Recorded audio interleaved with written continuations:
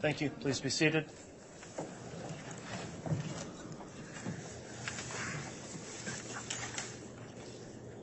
All right, Mr. Bailiff, we can have the jurors brought in, please.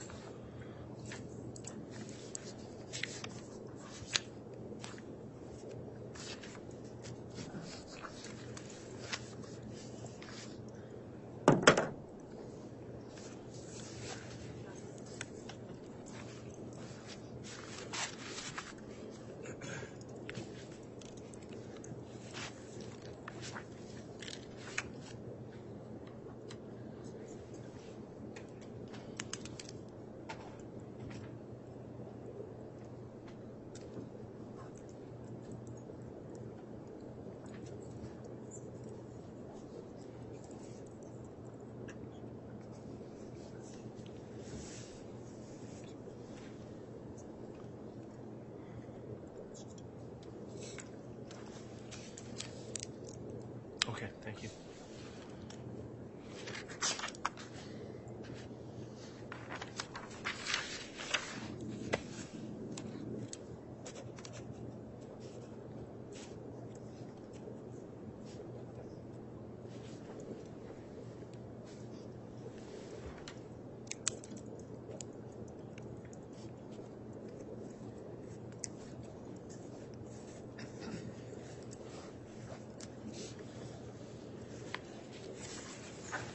All right, then.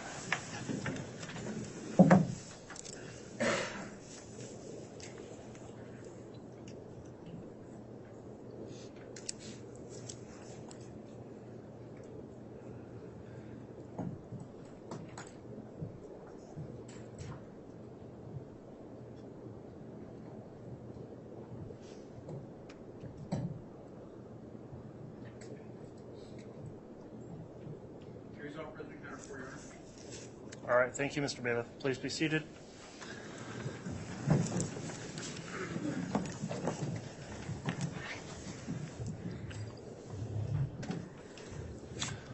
All right, good morning, everyone. We're going back on the record on case CR 22-21-1624, State of Idaho versus Lori Noreen Vallow. The state's continuing with its case in chief. I'll note that we do have our conduct order in effect in the courtroom and the remote viewing locations that prohibits the use of any electronic devices from transmitting any sounds, images, or videos during this trial. I would ask the public to please continue to comply with that order. I would also note all the jurors are here and accounted for, and I believe we've received the juror affirmation from all the jurors. Is that correct, Mr. Bailiff? Yes, Your Honor. All right, thank you, and thank you again to the jurors for your continued service. When we left off yesterday, Mr. Wood, you were conducting your direct examination, I believe, of Agent Daniels, and I'll just briefly inquire as to Agent Daniels and insured. Did you view any of the trial testimony in this case between yesterday and today when you're testifying again? No, sir. Okay, thank you for that. I'll remind you you're still under oath for your testimony, and Mr. Wood, if you'd like to continue with your direct, you can. Thank you, Your Honor.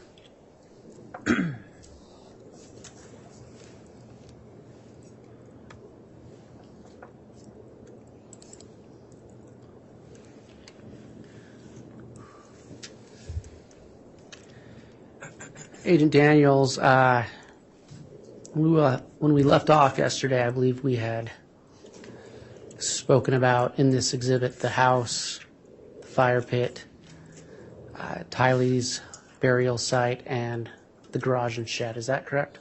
That is correct. I'm going to call your attention to the north portion of the map, what's labeled as Site 1.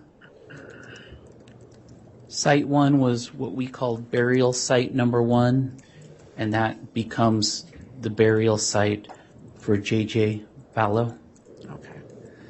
And I believe we may have already started this, but if you could just briefly remind the jury what we're looking at here. This was just what I would call an overall photo leading toward what became burial site number 1. And burial site number 1 ends up being in the vicinity of where that laser pointer is. And this is just kind of a showing you an overall of what the vegetation looked like, the higher level vegetation in that area, and then we'll gradually get closer to the site. Yeah. Just 1 second, Your Honor.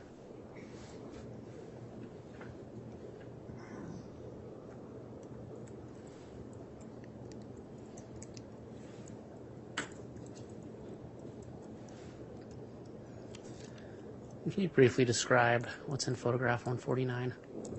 This is just a photograph as we get closer now to burial site number 1, and this is the actual burial site here. So you can see the thicker vegetation, higher vegetation around the burial site, and then the actual burial site has the thinner layer of vegetation on top. And then when you're there in person, you can see that it was actually a little raised berm that was the actual burial site. Okay. And I believe that we covered this photo yesterday, and in this photo. Correct. And just to refresh everyone's memory, was this the preparation site or preparation of site 1? Correct.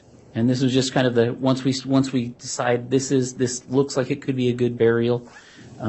Our process for these burials, and JJ's burial was the first burial that we located on the property on June 9th.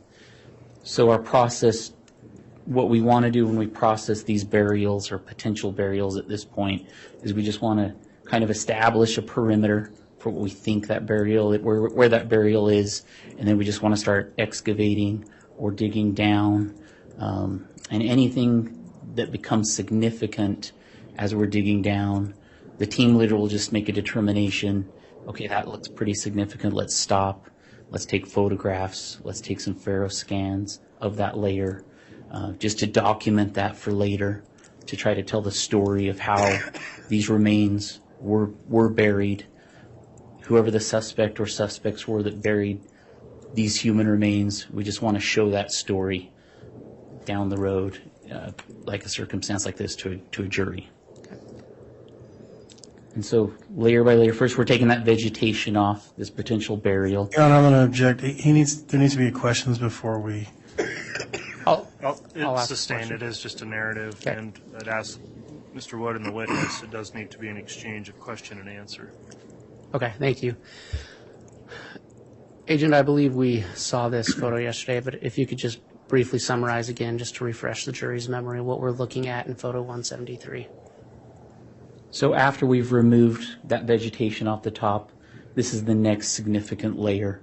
So now the vegetation's gone, and now we can see those rocks that were protruding through the ground. And what's interesting now is just the precise way that these rocks are laid out. You can start to see the cut roots around this grave, especially the bigger roots. So somebody's taken time and effort to cut through these roots. And then you can start to see some board. Agent, to clarify, when you say someone has taken time to cut those roots, was it your team that cut those roots, or were they already cut? They were already cut, so our team did not cut these roots. So this is just how we found these roots in this grave or burial site number 1, as we called it at this time. And when we were there at this stage, we didn't know if this was burial site number 1 or if there would be human remains here. But this was a very good indication that somebody in this part of the field or property had deliberately placed these rocks that shouldn't belong there in this precise manner. So it's a good indication that this is a burial at this time. And what did you observe in photo 181? So once the stones and rocks were removed from that last layer, this was the next layer. So underneath those stones, rock, there's 2 planks that were observed. And so that was a good point to stop, take more photos, and do some scans. And again, you can just see the same tree roots keep becoming exposed. Detective Agent, you've described these boards and these rocks. Have you had, through your work with ERT, multiple experiences discovering and uncovering clandestine graves? Yes. So through my experience, I've probably excavated approximately 5 to 7 burials. Out of all of those burials, this is the most precise. Somebody's taken the most effort to bury these remains. And what I mean by that is I haven't seen it. Oh, Here, let me ask the question. Sorry, Agent. From your experience, you talked about the deliberateness of those items placed there. Was there anything else significant or that stuck out to you about those items being placed there? So by placing these planks and rocks, a couple of things stuck out to me, and that would be you would do that in order to prevent wildlife potentially from getting to your human remains. So if wildlife got to the human remains, they could then scatter those human remains. And if they scattered the human remains, then obviously a neighbor or somebody else could find those human remains. So then the grave's not as hidden as these person would like them to be. Also, I had already described how this grave was found. There was like a raised berm. When human remains decompose, that usually means that if it had been level, there would be like a sinking of the soil once the human remains decompose. So somebody's put some thought into if the human remains decompose and there is like a sinking of that top layer, if there's a berm to it, then that will kind of level out over time. So in my experience tells me somebody's put some thought into preventing wildlife from getting to the human remains and also thinking about once those human remains decompose, not having such a depression in the soil from above. So trying to keep the remains hidden. Thank you. Agent, can you describe what we see in photo 183?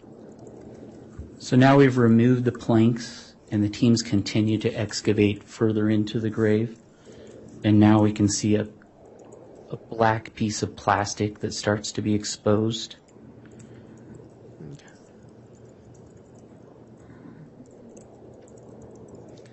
And can you describe what we see in photograph 190? And it's at this point is when I get into the burial and I take my hands and I just kind of brush aside the soil from the black plastic. So I just kind of make an oval shape in the ground, and that has the fill of a human skull, and that's what I presume it is. And at that point, I take a razor blade, because we need to determine, at this point we still don't know for sure if this is a burial and those are human remains. So we have to make that determination. So I take a razor blade and I cut into this black plastic bag. And that black plastic bag, as you can tell, it's tight. It's sucked tight to whatever's inside. So I had to pull that black plastic bag off whatever was inside, and then I make a razor blade cut to that black plastic bag, trying not to disturb any forensic evidence that might be on it. Agent, can you describe what you see in photo 191? So underneath that black plastic bag, once it was cut open, ends up being this white plastic bag. And so I kind of do the same thing, kind of pull that white plastic bag away from what ends up being the skull, the head of the human remains. And I do the same thing. I make a razor blade cut to that white plastic bag. And as I'm doing that cut, you can see kind of the human hair starts coming out, with that razor blade into my hands. And that's the point that we decide this is human remains. And so at that point is when that absolutely becomes burial site number 1. and that ends up becoming JJ's burial site. And can you describe what you see in photograph 192? This is just a better picture showing the hair that came off with the razor blade. You can see the cut that was made to the white plastic, and then you can also see some duct tape that was also inside those plastic bags. Can you describe photograph 195? And then from that point, we know we have the human remains. This is a burial. So now the team just needs to continue excavation of the entire burial site so that we can remove the remains. Same process, just continue to excavate down until we can see the entire remains. Maybe there's other evidence in here also. So we're, and this site, we talked about it before the other sites, but we did have a sifting operation happening at this site too. We divided this grave in half. So the top with the head was grid A, and the side with the feet was grid B. So we kind of sifted both areas, the dirt that was inside, just in case there was other evidence there. And in grid A, we had like a charcoal piece. We had a charcoal piece in B, and there's a plastic piece found in grid A. So there's other things being done too with these within the burial. You can describe what's in photo 200. The teams just continue to excavate, so we're just getting a little bit deeper. We're getting further down in that excavation process, and then you can just kind of see that the roots are still there, so just things are showing up better. And what kind of tools was your team using at this point? So when we do these burials, there's multiple tools depending on how far away you are from the human remains. We can use, when we're further away from the human remains, we can use shovels, rakes to maybe get through some of those upper layers. As we get closer to the human remains, depending on what they're inside of or wrapped in, we can use those trowels that I talked about before, which are metal. When we get closer to human remains, and these ones are wrapped, so it just kind of depends on who's excavating and what the soil's like. Soils are all different, but we have metal trowels. They're hand tools that you can hold, and they're kind of angular at the top. We have wooden tools, so we like to use, if we get closer to flesh or organic material, we have wooden tools. We have clay molding tools, so they're just little different shapes. So if you get closer to skin, closer to flesh, then sometimes those clay type tools are useful. Or tongue depressors. Everybody knows what a tongue depressor is. Those are really good tools if you get closer to skeletal remains, so you're not damaging skeletal remains. So anyway, we have a wide variety of tools we can use. So it just depends on what we're facing in these different burials. Can you describe what you see in photograph 204? This is just kind of the continuation of the same process. It's a slow, methodical process. If you've ever done one of these, or we just take our time and we go slow, because we don't want, you can start seeing duct tape on the black plastic bag, and for forensic people, duct tape has really good evidence on it. So we go slow and methodical because we don't know what we're going to find, like the duct tape, so we try to preserve that. We don't want to hurt it, and we don't know what else we're going to find, so we just kind of go really slow, trying to find those key things and preserve those. So it's just we just keep going down, and maybe that duct tape, something just every so often we'll just, again, it's the team leader's discretion when we stop, take photographs, and just try to, so when we're at this stage, just try to have these photos for everybody to review later. Okay. And can you tell us what you see in photograph 209? So now we're pretty much complete with the excavation of the human remains, and now we're ready to remove those remains. And what do you see in photo 215? So once those remains were removed, provided to the coroner, this just shows that there was decomposition that was leaking out of those plastic bags and has been left inside the burial. And then we did take samples of that decomposition.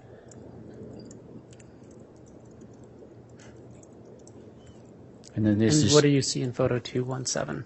this is just a close-up of that decomposition that remained inside the burial.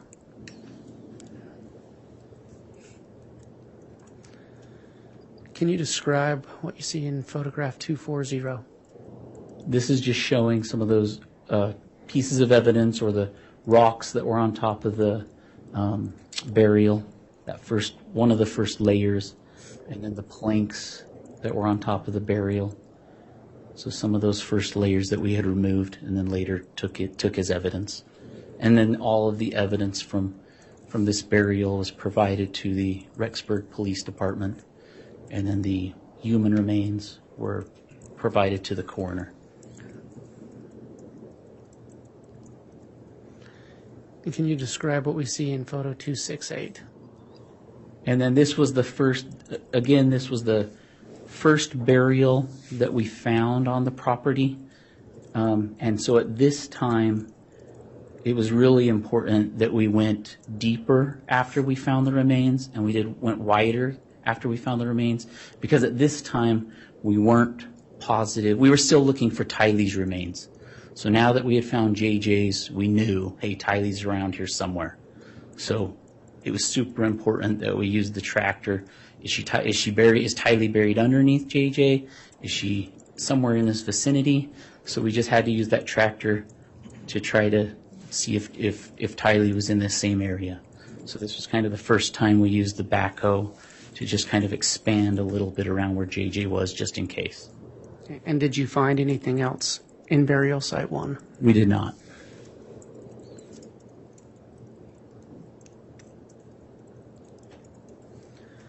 Agent, we've spoken about Faro scan data. Was the Faro scanner used at burial site 1? It was.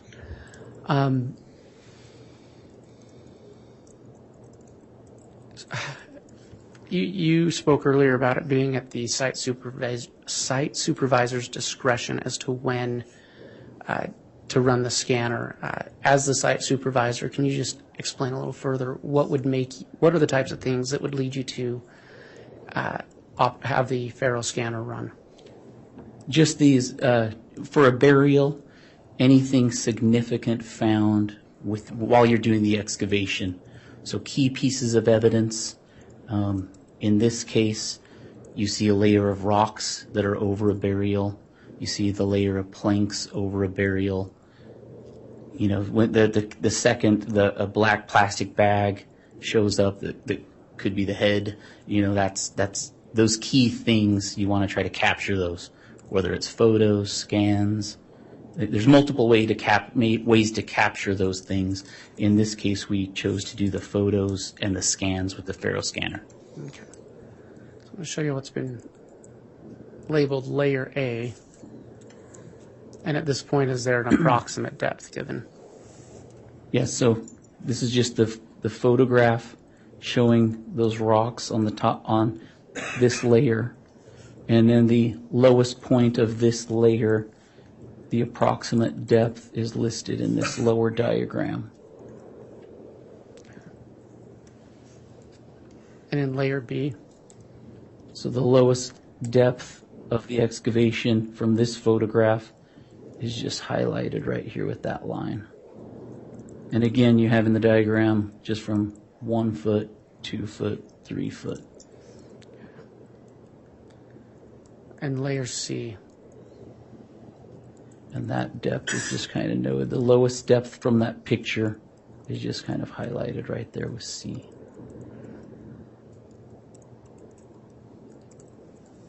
And what can you describe for layer D?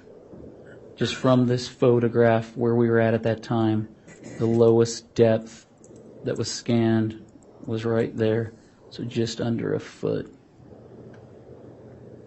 Okay. And finally in layer E. So this is when that excavation was complete. We were ready to remove the remains, and then the lowest layer scan depth that when that picture was taken was just above 2 feet. Okay.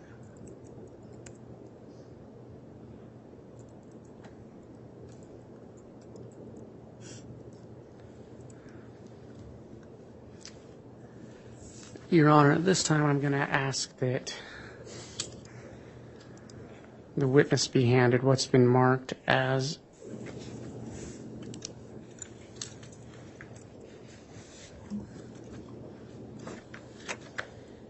Exhibits 170A through 170U.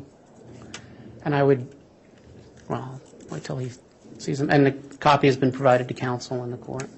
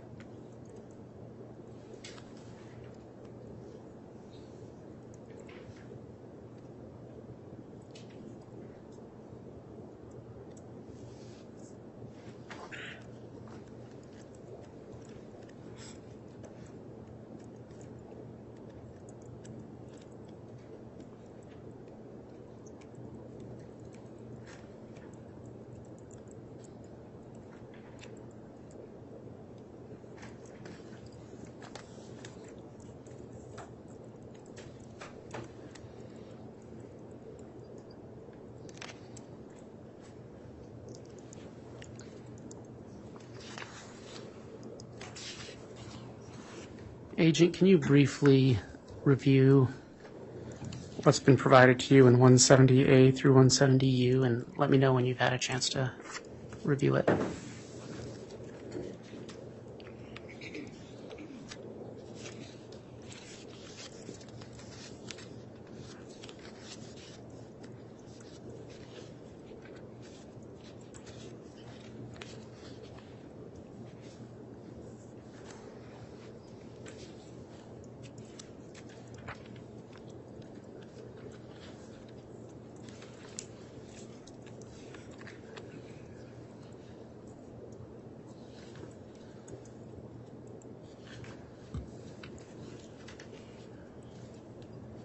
Okay. Do you recognize that exhibit? Yes. What does it purport to be? Looks like our ERT photos that were taken June 9th and June 10th. And are those, are they the same photos that were used in your exhibit? Interactive, yes. Are those true and accurate representations of what you observed on June 9th and 10th? Yes. Your Honor, the state moves for admission of state's exhibits 170A through 170U into evidence. Any objection? Your Honor, may I have voir dire in aid of this objection? Yes.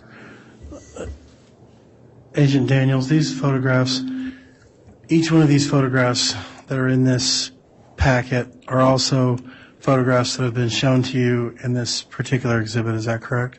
In the exhibit, the PowerPoint exhibit? Correct. Okay. Your Honor, my objection would be that it's cumulative evidence and that it's just not needed. All right, response, Mr. Wood? Thank you, Your Honor. The reason the state is putting these into evidence is for ease of the jury in reviewing the evidence. Where this exhibit is interactive and they may not be familiar with it, it's just a simple paper copy of the pictures. So it's just simply for the ease of the jury. All right. Well, I would note that Exhibit 171, which is the interactive exhibit, does have these photographs already within it. There's an objection made that it's cumulative. I am considering that objection because the photographs are essentially all being proposed to be admitted 2 times, the same photographs. However, given the nature of the different format and having considered whether or not there'd be any undue prejudice to have the paper copies of certain photographs, I'll find that it's not cumulative and it may assist the jury, would not be overly prejudicial, so I'll allow for the admission of exhibits 170A through 170U to be admitted.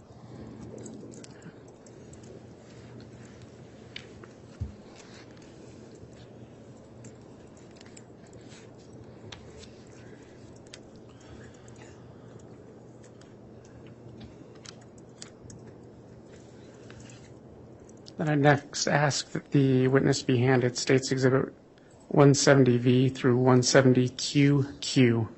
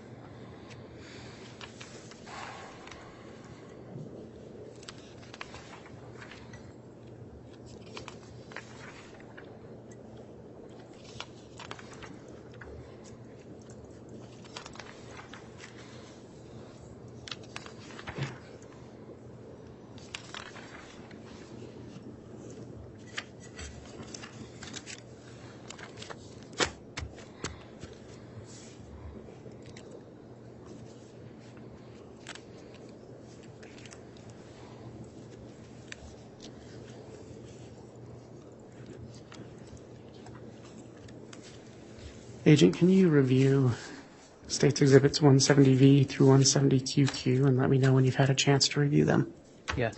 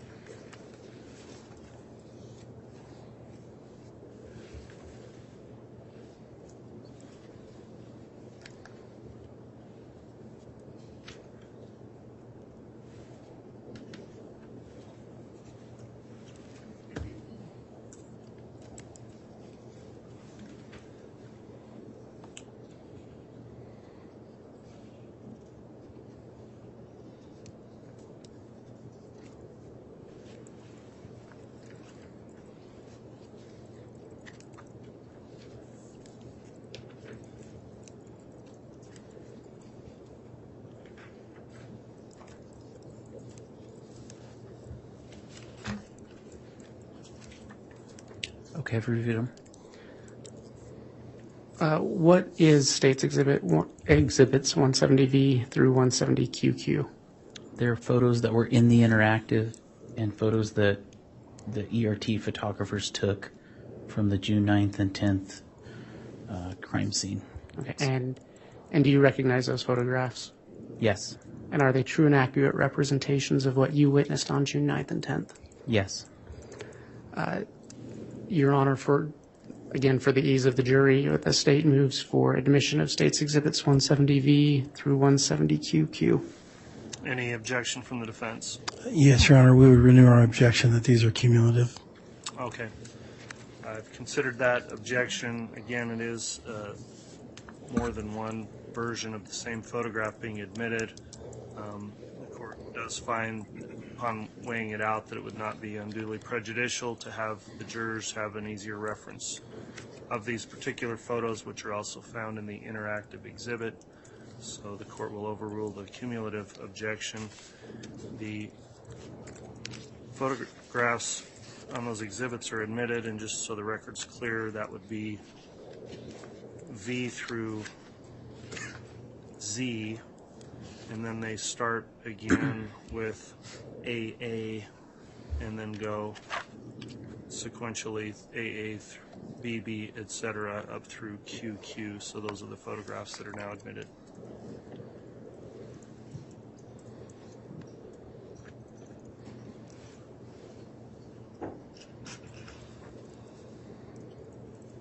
And then if this witness could be handed State's Exhibit 170RR through 170XX.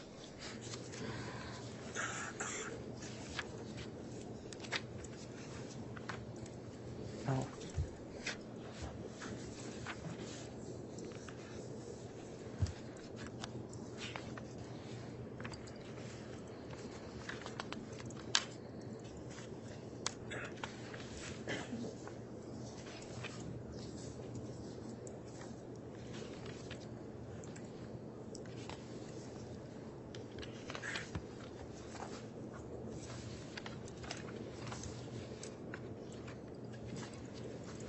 Looks like there's 2 copies, is that right? Yeah, I accidentally handed you my copy as well. Okay.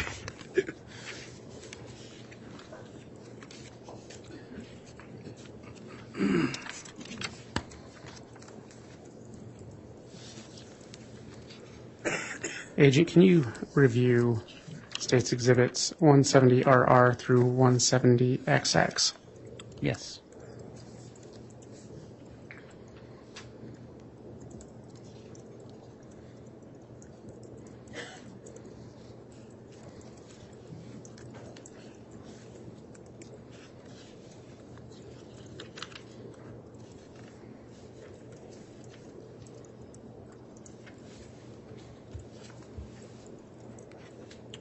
Okay. Agent, what is State's Exhibits 170RR through 170XX? They're photographs from the interactive. Okay. And what portion of the interactive exhibit are they the photographs of? They're from the house. Okay. And are they true and accurate representations of what you observed and witnessed on June 9th and June 10th of 2020? Yes, they are. Your Honor, the State moves for admission into evidence of 170RR and through 170XX. Any objection from the defense? Your Honor, the defense would object to these being cumulative. All right, thank you, Mr. Thomas. The court's again considered that objection. While these photographs are already incorporated into the interactive exhibit, I determined that they may be an alternative way for the jurors to more easily access the photographs and would not be unduly prejudicial. So I'll overrule the cumulative objection and allow for the admission of exhibits RR sequentially through XX.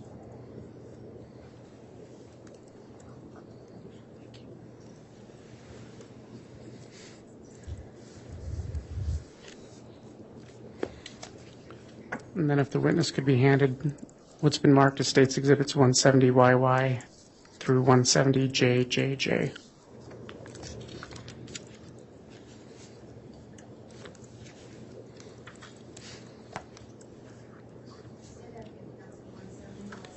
(170YY through 170JJJ).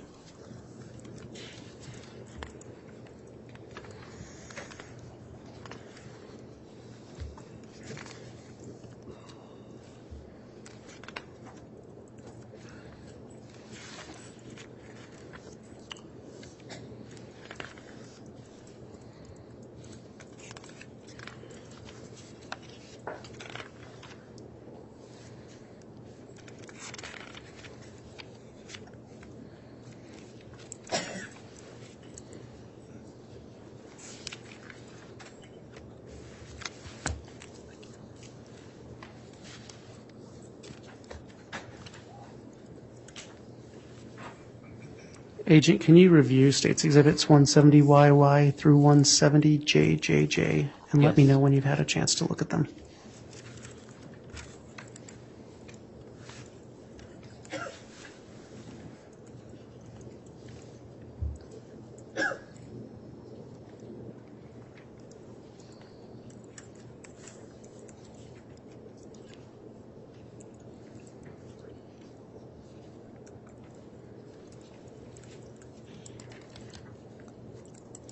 Okay. Agent, what is in States Exhibit 170YY through 170JJJ? Photographs from the interactive. Okay. What portion of the interactive are they photographs of? Photographs from the fire pit. Okay. And are they true and accurate representations of what you observed and witnessed on June 9th and 10th of 2020? Yes. Your Honor, the state moves to enter States Exhibits 170YY through 170JJJ into evidence. Any objection? Yes, Your Honor, same objection. We would object to it being cumulative.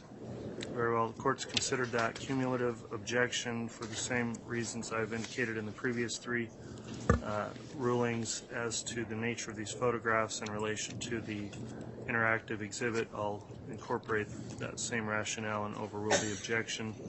So to be clear on the record then, exhibit YY and ZZ are admitted, and then it begins with AAA and goes sequentially through JJJ, and that packet of photos is admitted over the objection.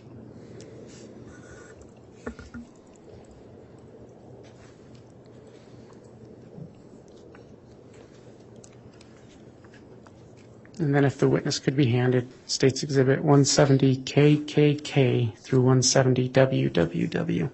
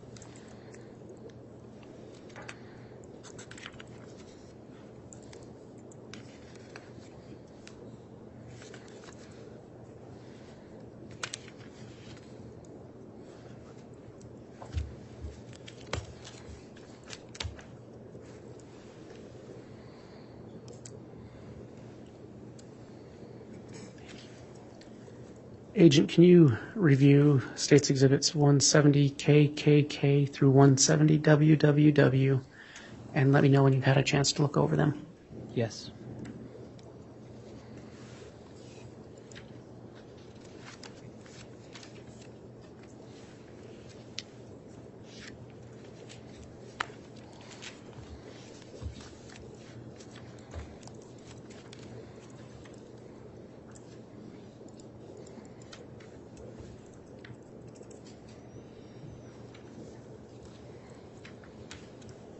Okay.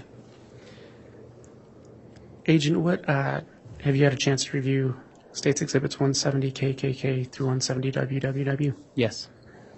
What do they purport to be? Photographs from the interactive. Okay. And they're the same photographs you used in your interactive? Correct. And which portion of the interactive are they photographs of? They're photographs of the garage or barn. Okay. And are they true and accurate representations of what you witnessed on June 9th and 10th, 2020? Yes. Your Honor, the state moves for admission of States Exhibits 170KKK through 170WWW into evidence. Any objection? Yes, Your Honor, we would object to them being cumulative evidence. All right, court's considered that objection as to this set of photographs, and I'll overrule the objection for the same rationale previously stated as how these photographs relate to the interactive exhibit that was admitted. So for that same rationale, the court overrules the cumulative objection, and exhibits KKK through WWW sequentially have been admitted. Thank you. Just one moment, Your Honor.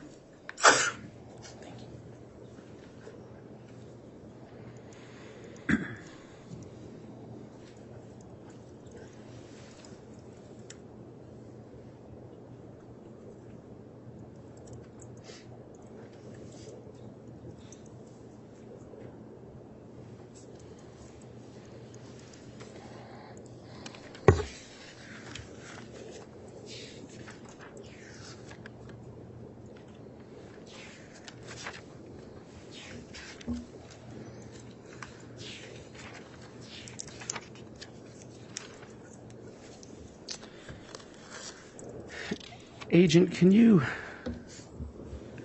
based on the testimony you've given and your experience and training, to you, what were the differences or the contrast between the gravesite of Tylee Ryan and JJ Vallow?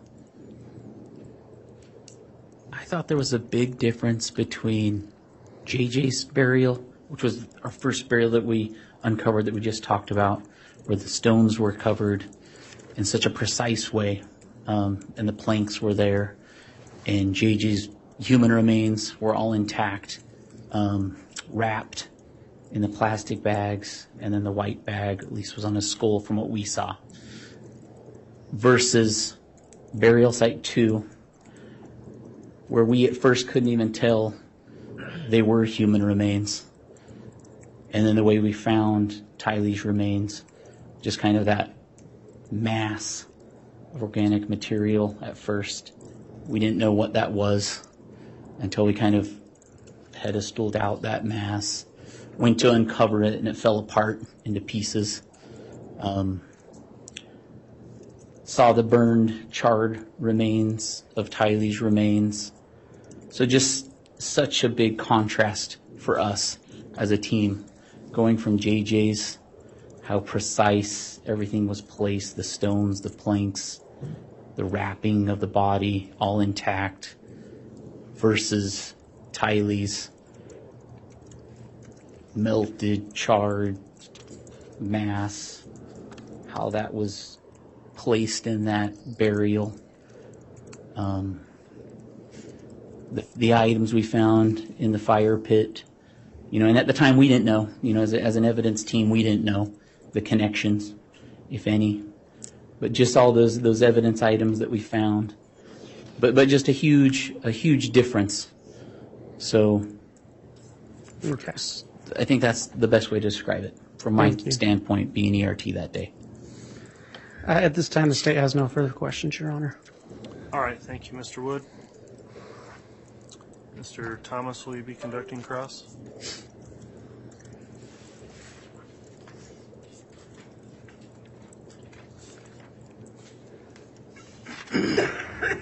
Yes, Your Honor.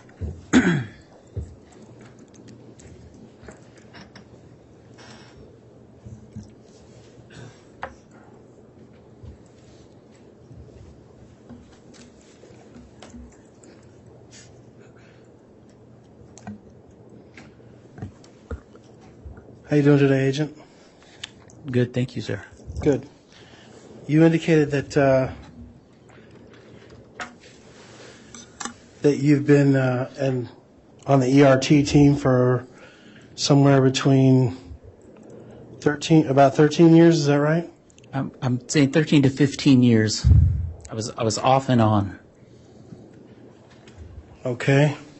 And during that time, you've been to 5 to 7 covered burials. Is that right? That's a Covered good 5 to 7 approximate. burials? Yeah, that's a good approximate. Sorry, I didn't mean to talk over him. Yeah, let's make sure we don't get into that with the court reporter keeping the records, so please don't talk at the same time. So 5 to 7 burials over the past 13 to 15 years. I was on and off ERT, so I would say over the last 12 years, approximately 5 to 7 burials. Okay. And where were those burials? Were they all in Idaho? I've always been in the Salt Lake City division, which covers Utah, Idaho, and Montana. Okay. And where was your first uncovery of a burial? I'd have to look that up. You don't recall? I don't remember. Okay. Would you consider this 2 separate burials, or would you consider this particular case 1 burial? I would consider this 2 separate burials, mainly because of the contrast that I just described. Okay. So I guess what I'm asking is, when you say 5 to 7 burials, are you saying 5 to 7 different events, or 5 to 7 sites that you, or like, I don't know, how would you describe it? I would say some of those burials were in the same burial, and some of them were individual in one burial. Okay. So how many sites, like how many times have you gone out and done a burial uncovery over the course of your career? I'd say approximately 5 times. Okay.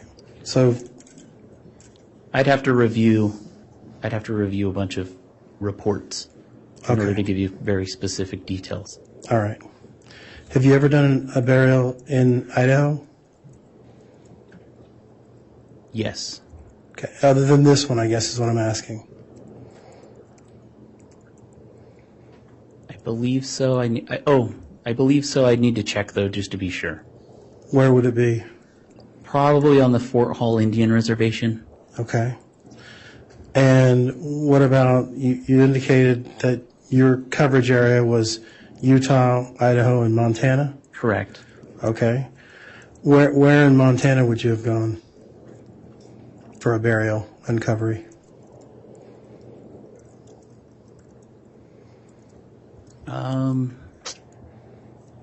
We recently were in, well, I probably shouldn't say the place. I probably shouldn't talk about specific cases. Well, it kind of goes to your credibility as to, you seem to have a little bit of knowledge recall issues, and so. How about I just say near Missoula, Montana? Okay. I've been on call-outs near, let's say, Moscow, Idaho. Okay. And a lot of those involve fire pits. So I've done multiple fire pit excavations, and that's excavating human remains from fire pits. Okay. And there was a fire pit in this particular excavation? Correct. That's why I think those are important to mention. Okay. All right. And so when you do these, you mentioned how you kind of made it sort of a grid, right? Correct. All right. And on the grid of the fire pit, it wasn't like exact squared off. We're going to do 3 foot by 3 foot grids, right? And we're going to sift everything in that 3 foot section, and then we're going to move to the next section, and everything that gets pulled from that section gets put in this pile, right? That's not how it worked. We created our own grids, so we didn't have 3 foot by 3 foot grids. We just created our own grids that we showed on the map. Right. And then we sifted things from different grids. Okay. So what we collected from one grid was collected out of that grid. So we did keep track of what came from one grid and then collected that as evidence. And where did those, like they were in the fire pit area, there were 4 grid areas, right? There was 4 or 5. I'd have to look at our chart. 4 or 5. Okay. So the fire circle itself, was that one grid? Yes. Okay. And anything outside of the fire circle, there was a box or some sort of not necessarily a square, but some sort of an angular area, right? There were grids outside of the fire pit, and the fire pit was one grid. Okay. And everything that you collected inside the fire pit went to a specific area? Correct. To a specific blue tarp? That went to a blue tarp. That went to a sifting area and was sifted. Okay. And the other areas within that fire pit area that had other grid areas, were they sifted in a different spot or in the same spot? I'd have to check with our team members. I don't know if we sifted the other areas. Okay. So you definitely sifted the fire ring. Correct. But you're not sure if you sifted anything outside of the fire ring. Yeah, I don't know. I have to ask the other team members if we sifted anything from the other grids. All right. Well, we had about 3 years to prepare for this. This didn't come up over the last 3 years? I didn't discuss this, no. Okay. All right.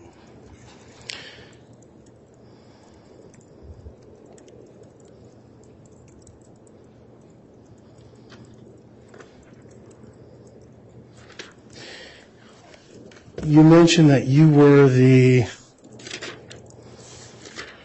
Let me get it right here.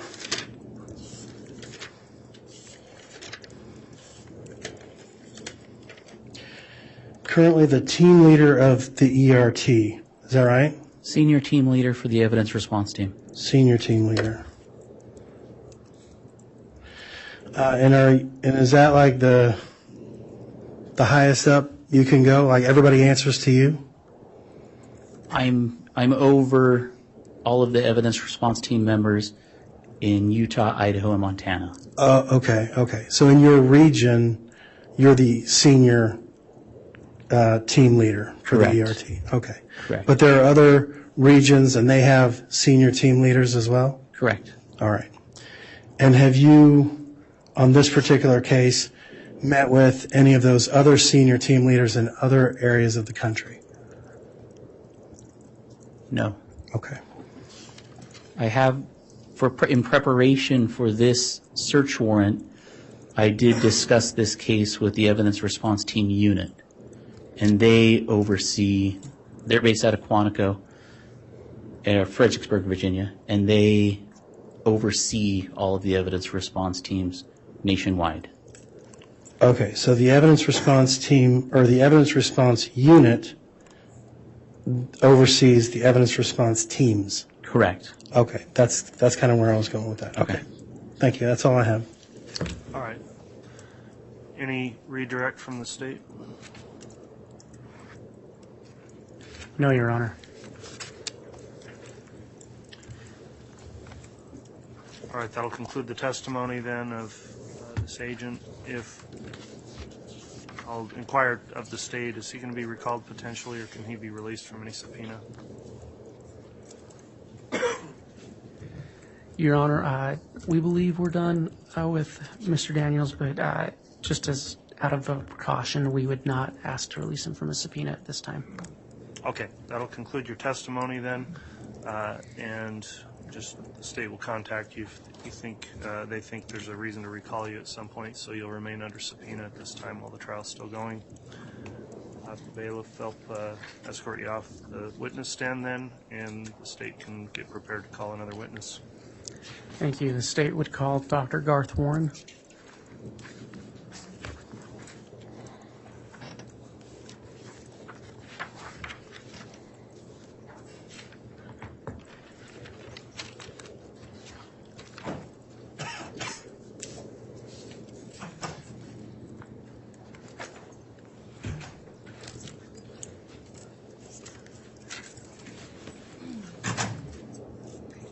solemnly swear or affirm that the testimony you're about to give will be the truth, whole truth, and nothing but the truth, so help you God?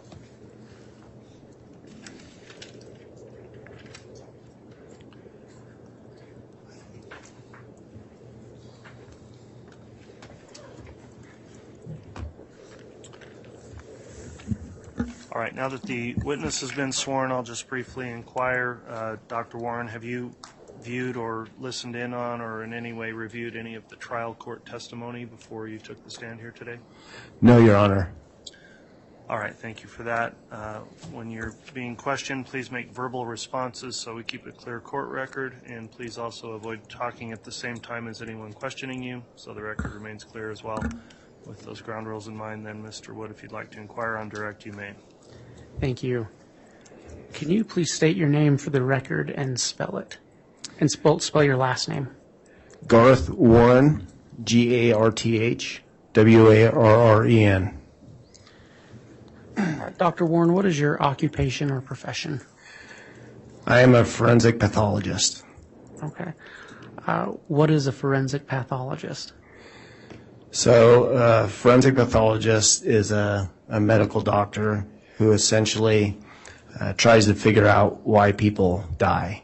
And the main tool that we use is an autopsy. We use additional studies as well, but the main tool is the autopsy, and ultimately we determine the cause and the manner of death. Okay. So you said you're a medical doctor. Are you a duly licensed physician in the state of Idaho? Yes. How long have you been licensed to practice your profession?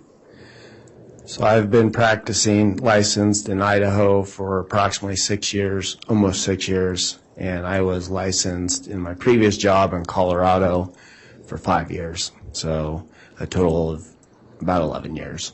Okay.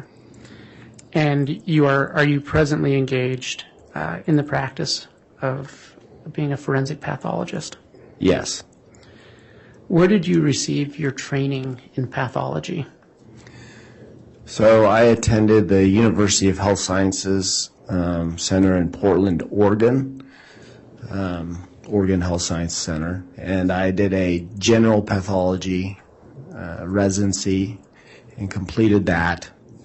And after I completed my general residency, I stayed on for 2 more years and did a 2-year fellowship or just additional years of training in neuropathology, which is just the study of the pathology that of the brain and the spinal cord. And then I went back to Denver, where I went to medical school, and I did a 1-year fellowship in forensic pathology. And I've been doing that ever since. Are you employed by the Ada County coroner? Yes. And what are your duties as a medical examiner in Ada County? So certain types of deaths fall under our jurisdiction at the coroner's office. Typically those are non-natural deaths. They can be natural deaths, a sudden unexpected natural death in a young individual where the cause of death isn't apparent. We would take jurisdiction. But really anything else, accidents, suicides, homicides, any suspicious cases would fall under our jurisdiction. So we have a whole team at the Ada County Coroner's Office. I play one role as the forensic pathologist. I essentially will either perform an autopsy or some kind of examination to try to determine why people die when they come into our jurisdiction. Okay. To your knowledge, does the Ada County Coroner's Office have a contract with Fremont and Madison counties for you and other medical examiners to perform autopsy work? Yes. Okay. During your experience in the Ada County Coroner's Office, approximately how many autopsies have you performed? So it's usually between 200 and 250 autopsies a year. And so I've been practicing in Idaho for almost 6 years, so about 1,200 to 1,500 cases. And if you include Denver, it's between 2,000 and 2,500 cases. Okay. Are you on the staff or are you affiliated in any way with any universities or academic institutions? Yes, I am a adjunct professor at ICOM, Idaho College of Medicine, that's in Boise. We frequently have medical students who come and observe autopsies, especially those who are interested in going into pathology.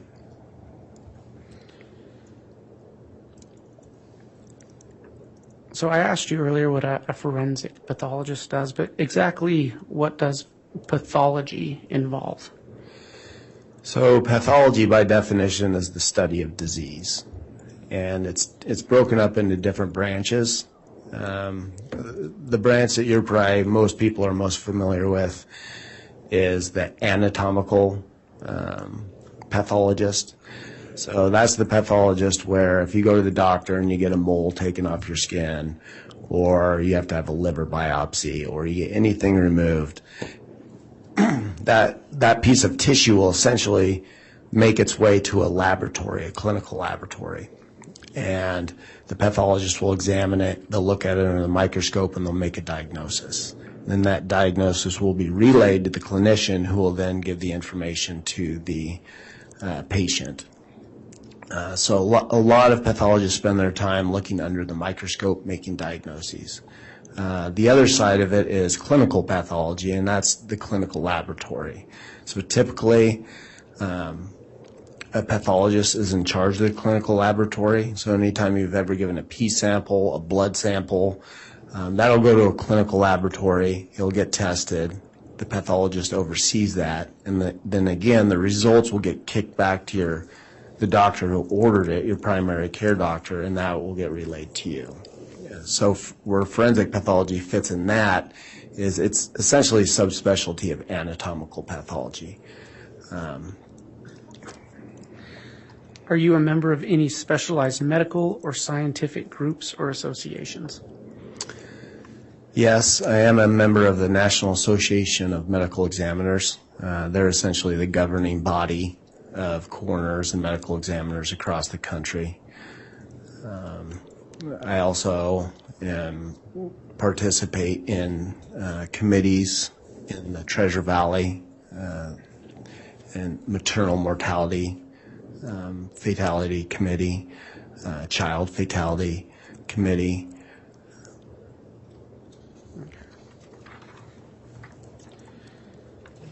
Are you a member of the American Board of Pathology? Yes. What is the objective of this board? So this board is the governing board that gives you your actual board examination. So after, for instance, when I completed my general pathology, I had to take a day-long test, and I had to pass that test. And then the American Board of Pathology says, okay, you are fine to practice now. And the same thing with my neuropathology and forensic pathology. You have to take these long tests. You have to pass them in order to practice pathology. So the objective of that board is essentially to make sure that its members are qualified. Yes.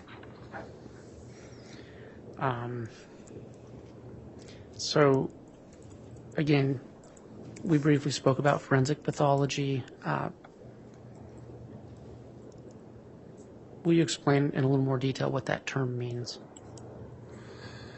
So forensic pathology, that is the study of disease or trauma in the setting of the medical legal death investigation system and the legal system.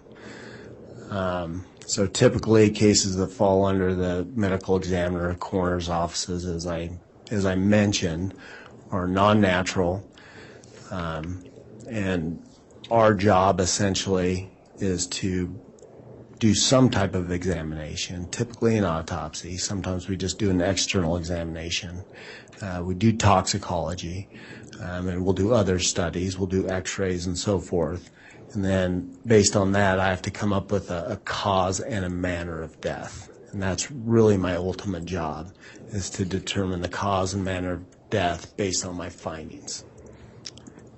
Can you explain the difference for the jury between manner of death and cause of death? So cause of death is what causes you to die. So that's a heart attack would be a cause of death. A gunshot wound to the head would be a cause of death.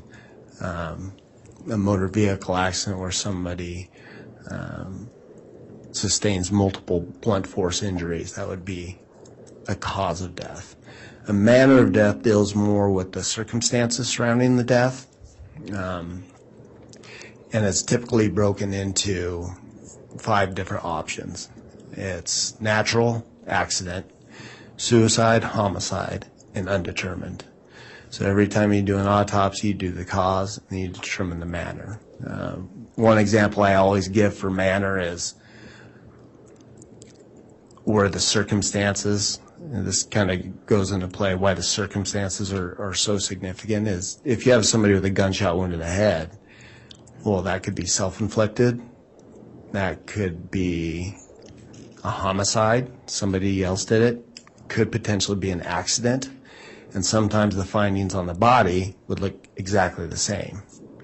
So in order to determine the manner, you have to have a good idea of what the circumstances were when that individual was found, the law enforcement reports, and so forth, to accurately determine the manner of death. Based on your expertise, can you tell the jury what an unattended death is? An unattended death typically means that the death is unattended by a clinician. So most state statutes, including Idaho, is if somebody dies, for instance, in the hospital, that's an attended death. There's doctors all over the place in the hospital. An unattended death would be somebody who dies outside the hospital in the absence of a doctor's presence. So at their home, that would be considered an unattended death. If somebody's found, say, in a park, that would be an unattended death.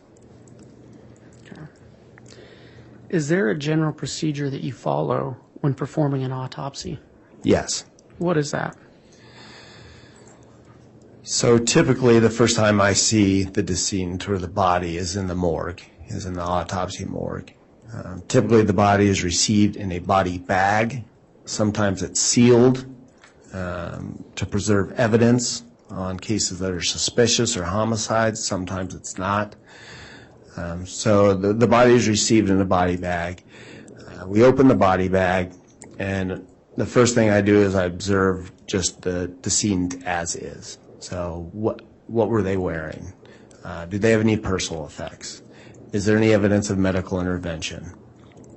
And once those are documented, I will take off the clothes, we'll take off the medical intervention, we'll gather evidence if needed. That's going to be case by case.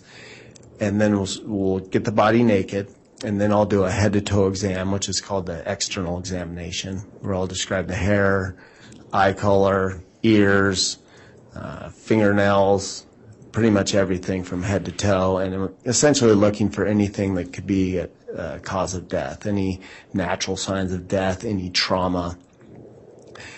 And then once I'm done documenting that, I will do the internal examination, and that's what most people think about the autopsy. We will make incisions that allow us to look at all the organs in the body, the heart, the lung, the liver, and so forth. And with those organs, we'll weigh them, we'll examine them, we'll dissect them. Again, same idea. I'm looking for anything, any natural disease process, any traumatic injuries that could explain the decedent's death. Also, during the autopsy, we obtain specimens for different reasons. We typically try to get blood, urine, and vitreous fluid, which is fluid from the eyeball, and we will use those to perform a wide variety of different tests. We can do toxicology, we can look at electrolytes in the body, we can look for glucose, if somebody has diabetes. So we collect all those as well. During your years as a medical examiner, have you had occasion to observe many cases in which the manner of death was homicide or was linked to a homicide? Yes. Okay. Do you know approximately how many? I would say on average about 20 a year for 10 to 11 years, so over 200. Okay. Doctor, were you involved in the autopsy of Joshua Jackson Vallow? Yes. Okay. If it's okay with you, I'm going to refer to him as JJ from here on out. When were you involved in that autopsy? On June 11, 2020. And where did that take place? That took place at the Ada County Morgue. Was this the first time you had ever seen JJ Vallow? Yes. And approximately how long did that autopsy last? It took approximately 4 hours. Okay. And did you write a report summarizing your findings for that autopsy? I did. Based on that particular autopsy and based upon your education, training, and experience, have you formed an expert opinion concerning the cause of death of JJ Vallow? I have. What was that? I determined the cause of death to be asphyxia by plastic bag over the head and duct tape covering the mouth. And then there's another segment that's other significant conditions. I put bound with duct tape, bruising of the arms, and abrasion to the neck. But ultimately the cause of death was asphyxia by plastic bag over the head and duct tape over the mouth. And do you make a determination as to the manner of death? If the autopsy is performed in Ada County, I do. We mentioned that there's a contract between other counties. We perform autopsies for a wide variety of counties around the state of Idaho because there aren't enough forensic pathologists out there. In those cases, our contract essentially says that we'll do the cause, and then the coroner will do the manner of death. Okay.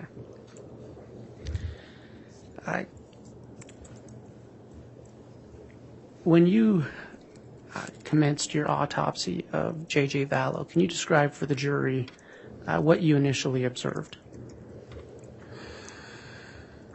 So initially, the body came within a sealed body bag, and it's sealed because we want to preserve evidence. It's just a way of us feeling confident that nobody's gotten into the bag or something's happened. So it's for evidence preservation. So we broke the seal on the bag and opened that bag up, and then the body was further enclosed within a black plastic tarp that was held together with multiple strips of duct tape. And then we opened that up, and that was the first time that you could actually see the body. Right from the beginning, there were some things that obviously jumped out. One, there was a white plastic bag over JJ's head, and it was wrapped around the face multiple times with duct tape all the way down to the neck. In addition, the forearms and the hands were bound with duct tape, and the ankles were bound with duct tape. JJ was wearing red pajama tops, red pajama bottoms, and black socks. Another thing that was quite obvious is the body was in a state of decomposition. There was decomposition fluid and dirt and mold on the pajama tops and bottoms. You could tell even with the clothing on that the body was in a state of decomposition by the color of the skin.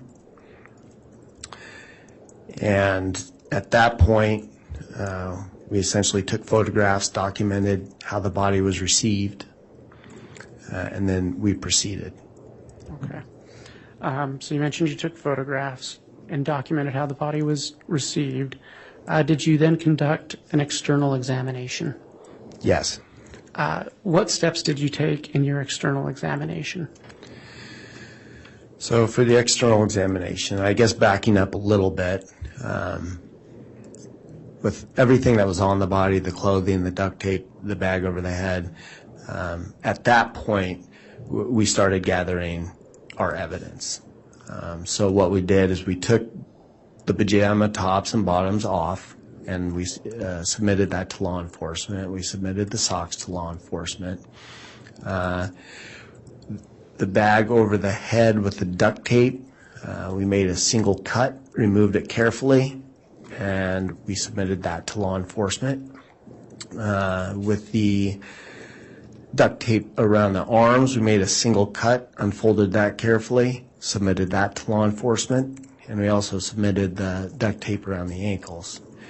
In addition to that evidence, we also did fingernail swabs for evidence. We did hand swabs.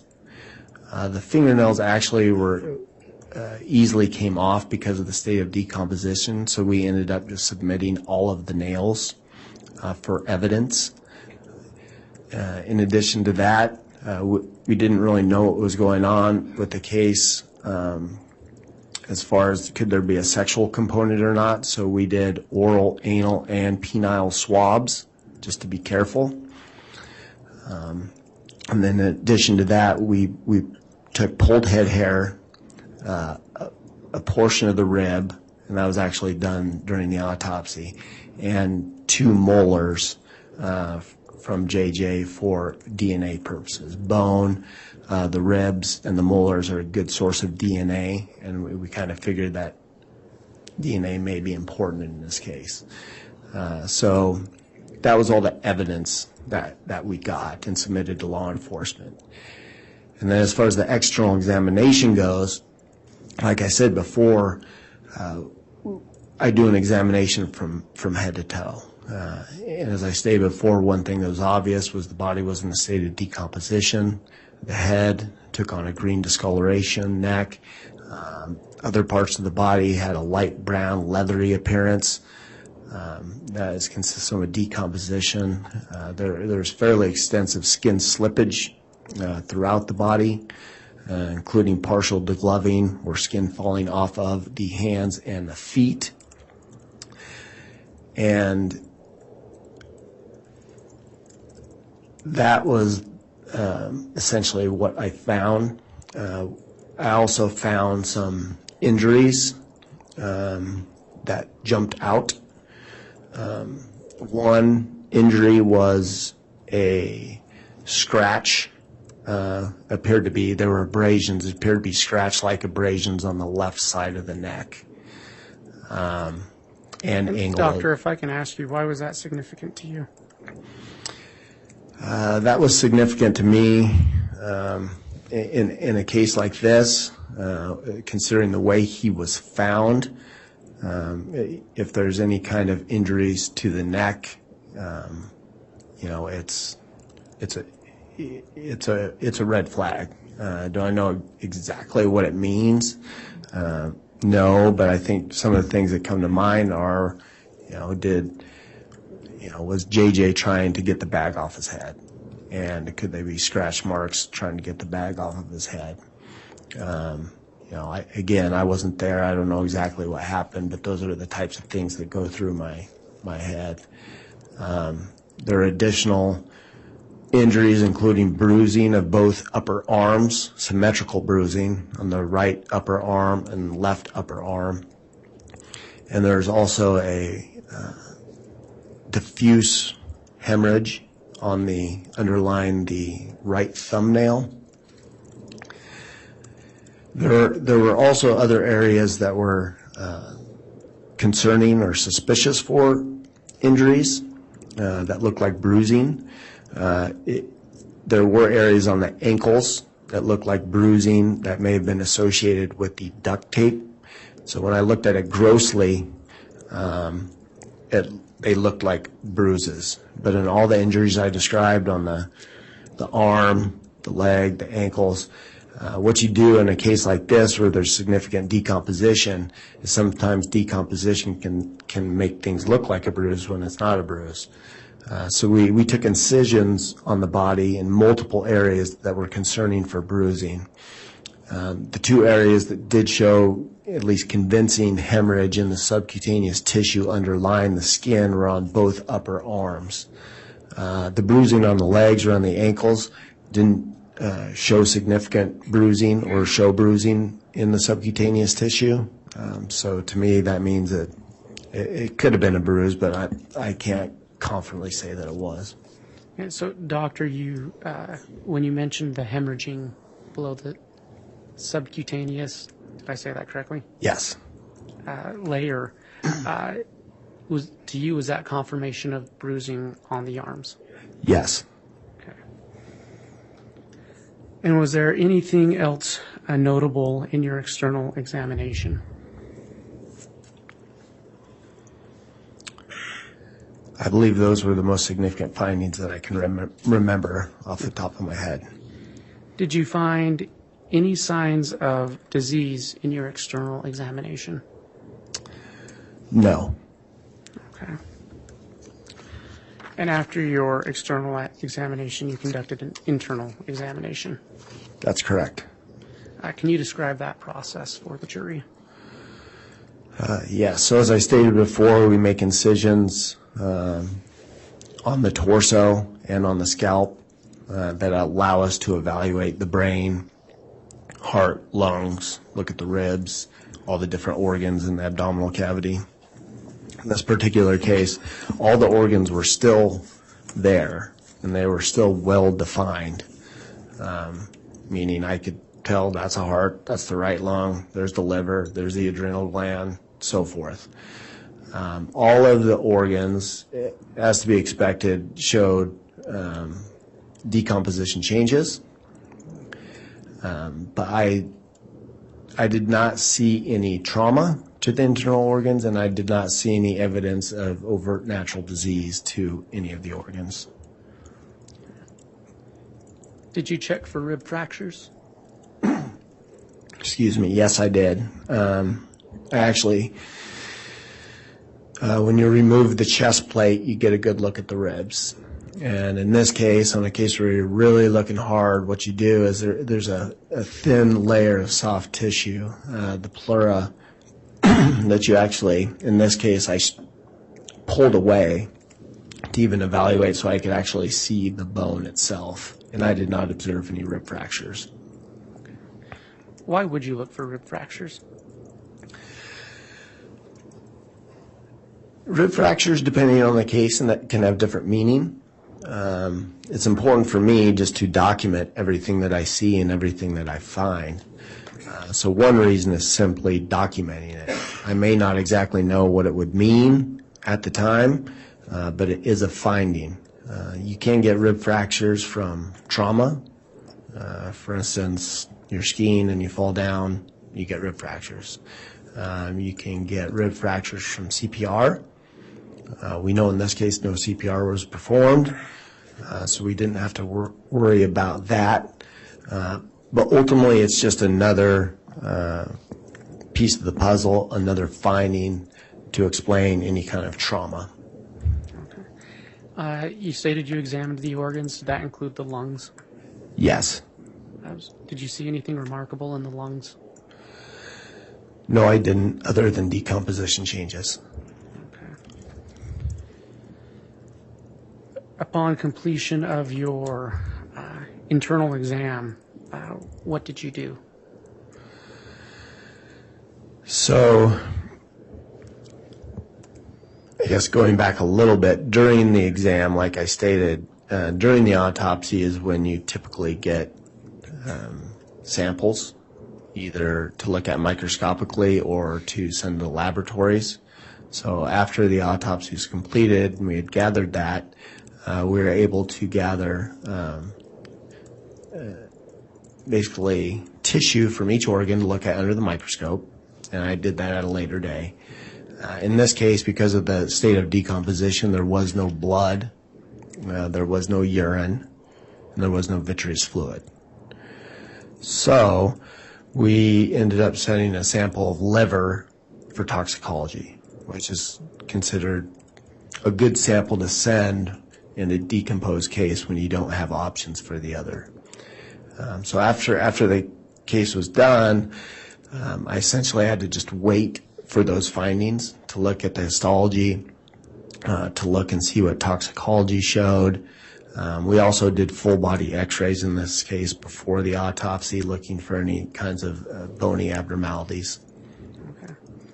Okay. What were the results of the x-rays? The x-rays did not show any overt bony fractures or bony abnormalities. Okay. And you mentioned that you sent off portions of the liver for a toxicology report. That's correct. And did you receive the results of that? Yes. What did you find in the toxicology report?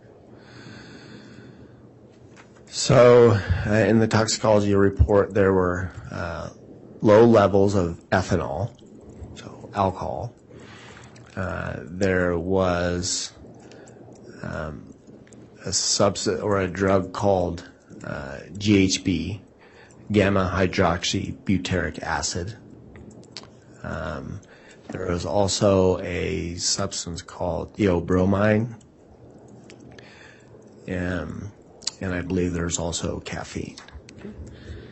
Do you know what theobromine is? Theobromine it can be found in cocoa and tea products. And GHB, what is that?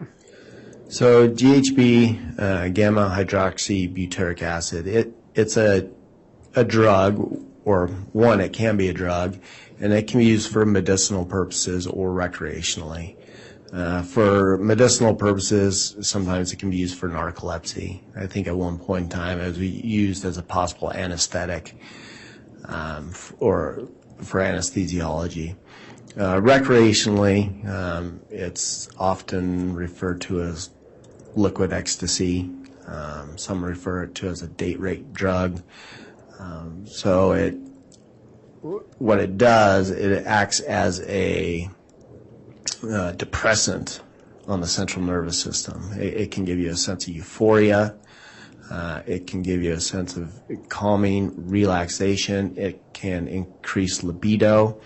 It can cause amnesia as well, which essentially would be loss of memory during the time that the substance is on board.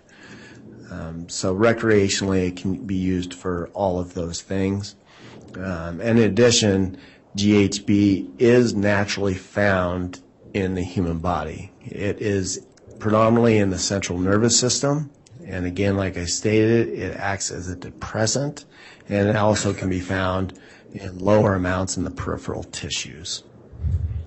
Okay, and were the amounts of GHB, how would you characterize the amount of GHB found in JJ Vallow? The best way to describe it is inconclusive. So GHB was found.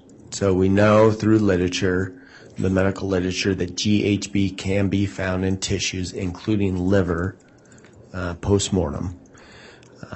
There's really no way for me to tell for sure whether this is just a naturally occurring product in the body that was there, or if JJ was given GHB. I can't say one way or the other based on the levels. Okay. Your Honor, we're about to enter a different portion of this questioning, and I wonder if this might be a good time for the mid-morning break. Okay, agreed that it is. So we will go ahead and take our mid-morning break and try to come back on in about 20 minutes or so. I know they are having some technical issues with the simulcast, so perhaps they can work on that. We'll see where things stand for that, but we'll take that mid-morning break and come back on soon. All right, please.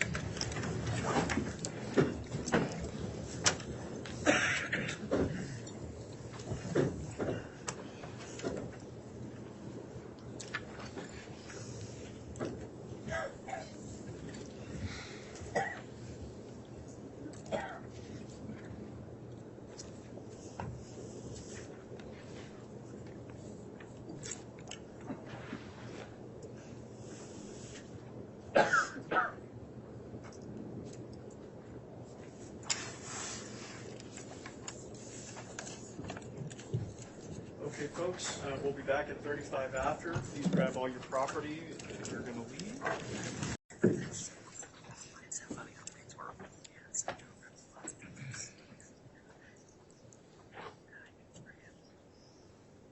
Thank you. Please be seated.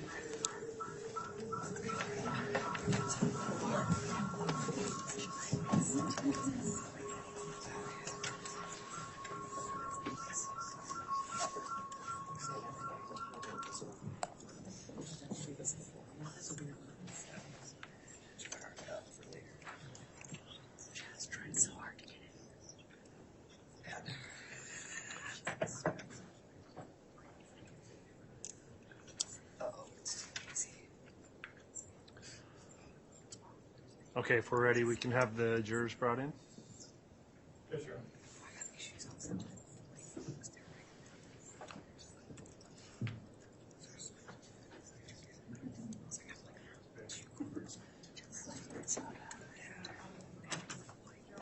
Yes. Okay.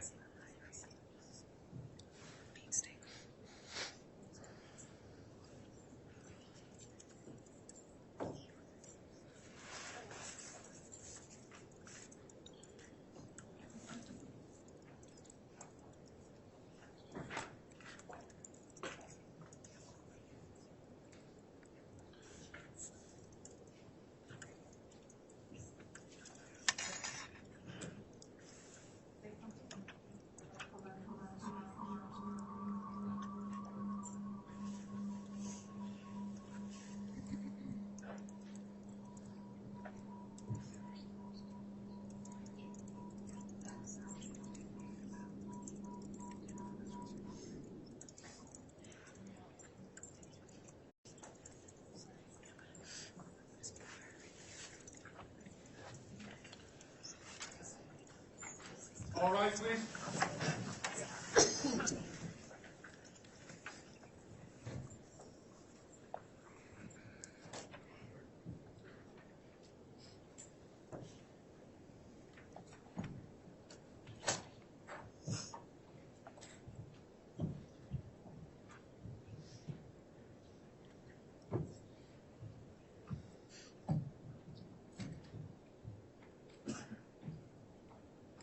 Here's how busy you can for you.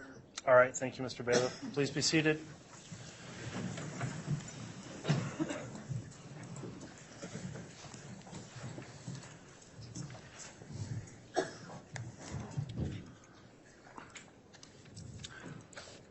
Okay, we're back on the record on case CR 22-21-1624, State of Idaho versus Lori Noreen Vallow. Mr. Wood, you can continue with your direct examination of this witness.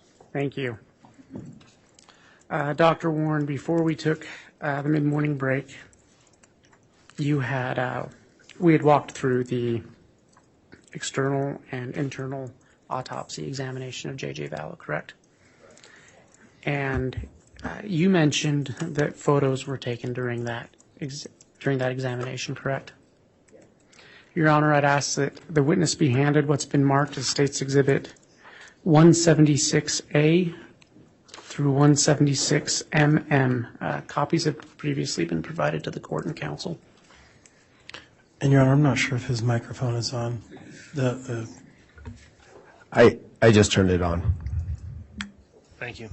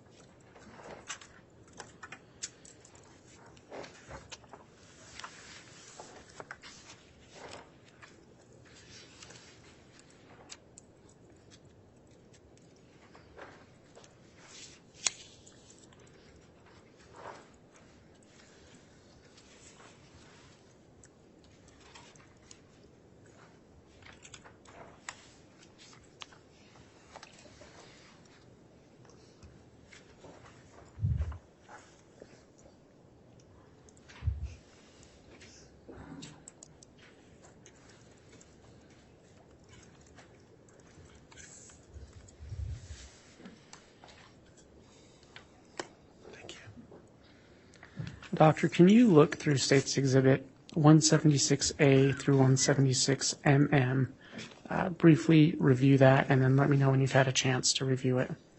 Okay.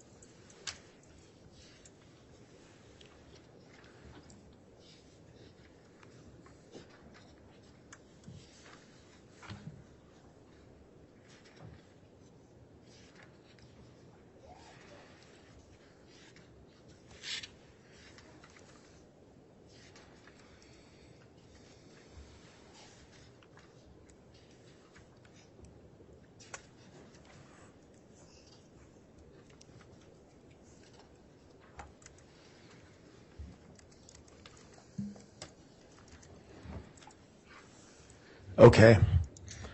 Do you recognize States Exhibits A through, or I'm sorry, States Exhibits 176A through MM? Yes. What do they purport to be? These are photographs that were taken during the autopsy. And this is the autopsy you discussed earlier on June 11th of 2020? That's correct. And you were present for that autopsy? Yes. And do you recognize these photographs as true and accurate representations of what you witnessed and observed on that day? Yes. Were some of these taken at your direction? Yes. Okay. Your Honor, the state moves for admission of States Exhibits 176A through 176MM into evidence. Any objection? Yes, Your Honor. Under Idaho Rules of Evidence 403, we'd ask the court to exclude these based on the fact that we believe they are more prejudicial than probative.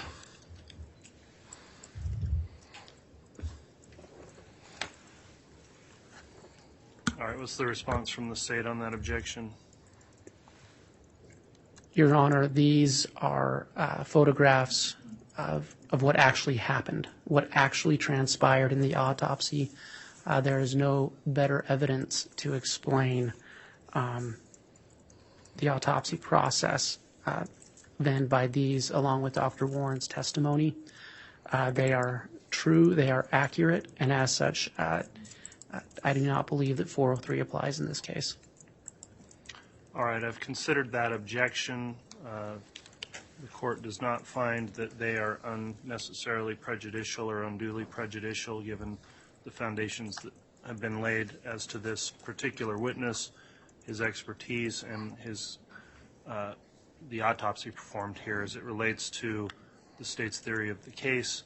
So having considered that objection, the objection will be overruled, and for that reason, photographs 176A, and so the record's clear that goes through 176Z, and then starting at 176AA through 176MM are admitted.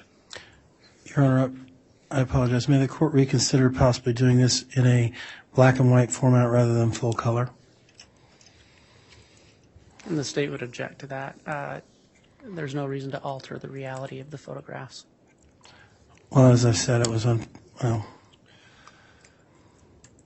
All right, and I've considered that objection as well.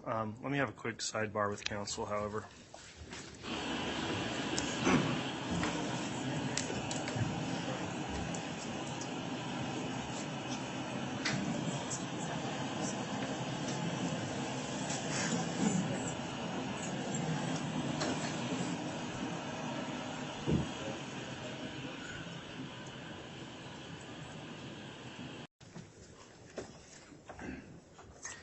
Thank you. Please be seated.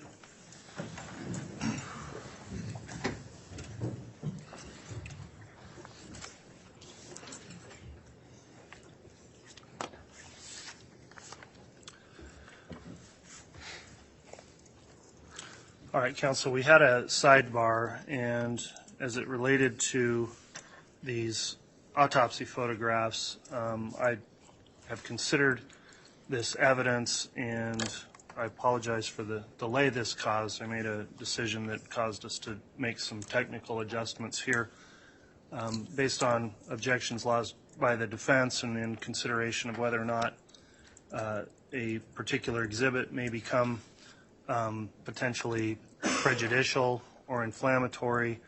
The courts determined that, number one, it would be inappropriate for many of these photographs to be publicly demonstrated because of the graphic nature of the photographs.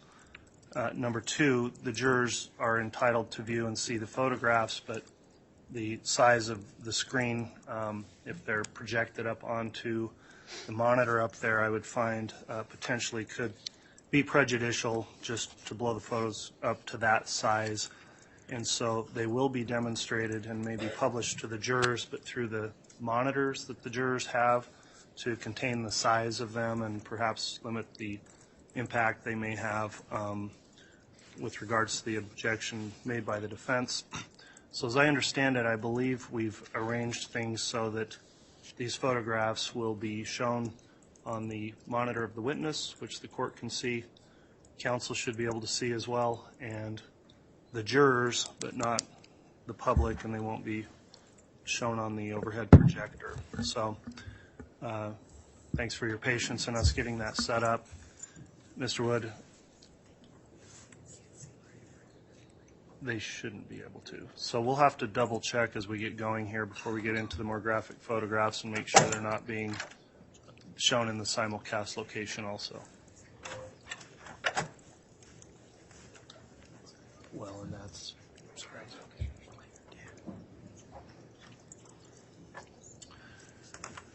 And counsel, just with the state's monitor, perhaps if you could also just position yourselves in such a way that it's not just totally visible to all the public here. So that's the ruling I've got in terms of publishing these.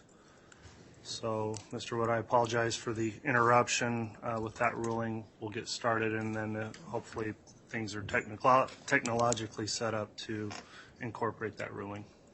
Thank you, Your Honor. I would just note for the record the state did not take a position on that and just left it at the discretion of the court. Okay, thanks, Mr. Wood. That's correct.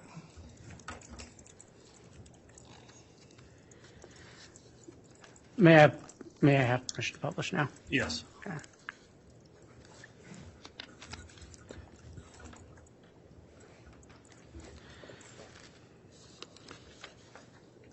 Dr. Warren, do you see that on your screen? Yes. Okay. Your Honor, I would note I'm a little bit blind as to how this looks to the jury and on the screen, so I may need some feedback on But I it. think your counsel can probably help Okay. you as well with their monitor. What is depicted in State's Exhibit 176A? This is a photograph that the decedent was in when I first saw the decedent, how the body was received in a black sealed body bag. You can see there's a red seal that's sealing the zipper of the body bag, and the ruler is simply that's the case number that we have assigned to this particular case. Can you read that? Sorry, can you read that case number into the record? It's 200611-15. Thank you. What is the significance of that lock or seal?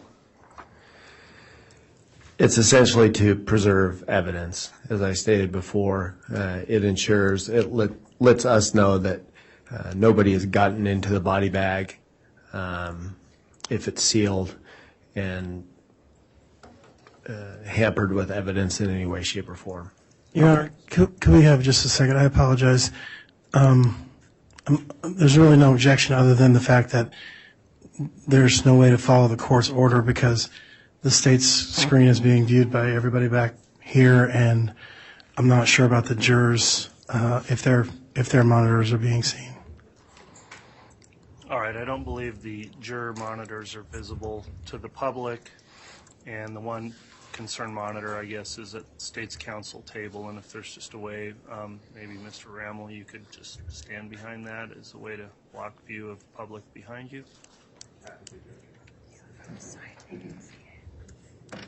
I knew having this many prosecutors would come in handy at some point.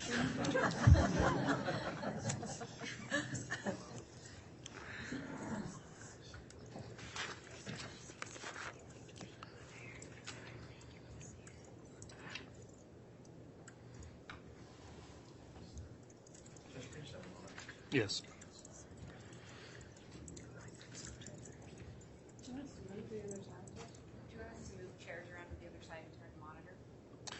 You could do that as well. I mean, I'm that just trying to think of the most effective way to do it. if the monitor would turn around, maybe just for this portion, you could do that.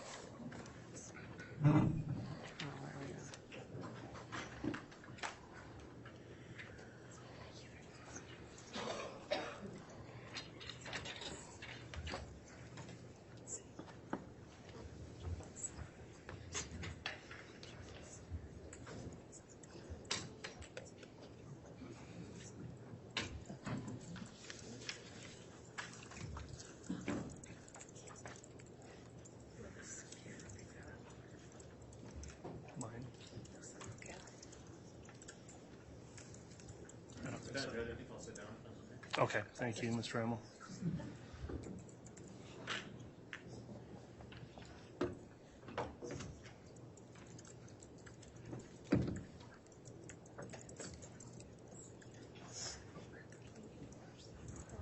This camera, put it up on that screen.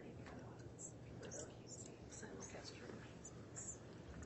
Your Honor, can we request another sidebar? Yes.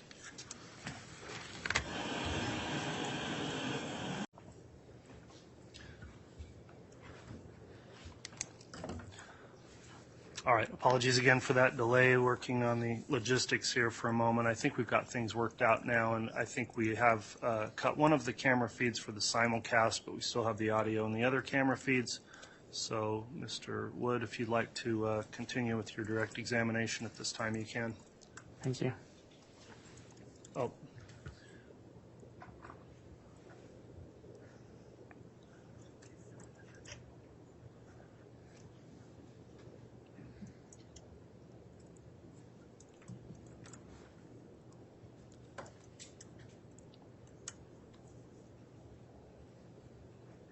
Okay, we're okay.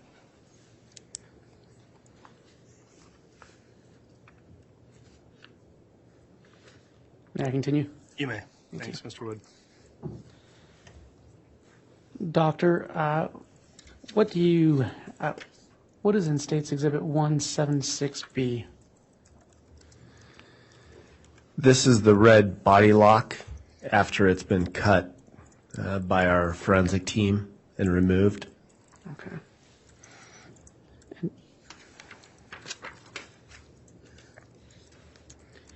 Can you describe what you see in State's Exhibit 176C? So after the sealed black body bag was opened, and you can see here that the body is further enclosed within a black plastic tarp that's held together with multiple strips of duct tape. Okay.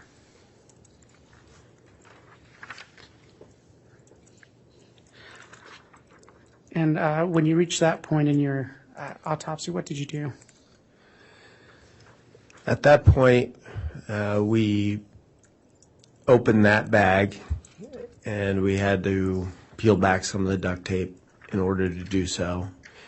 And then we handed over that black bag to law enforcement as evidence.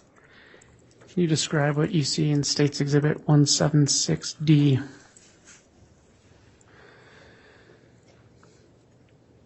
So you can see here the decedent is within that black body bag. So I guess at this point we actually haven't submitted as evidence yet. But this is when we opened up that black bag with the duct tape. And this is the first view of JJ, the decedent. You can see, you can't see it real well on this photograph, but there is a white plastic bag over the head, and it's wrapped multiple times with duct tape. Can you describe what you see in State's 176E? So this is a better photograph that shows the white plastic bag over the head and the duct tape over the head. You can see there is a defect right above the duct tape on the white plastic bag, and I was informed before the autopsy started that law enforcement had made a small tear in that bag just to make sure that there was human hair and it was identifiable. And so that's why that is presumably there. And is the area where I'm pointing my pen the defect you're referring to? Yes. Okay. In addition, you can see JJ is clothed in a red pajama top that's partially soaked with decomposition fluid. And you can also see that the forearms and the wrists and the hands are tightly bound with duct tape as well.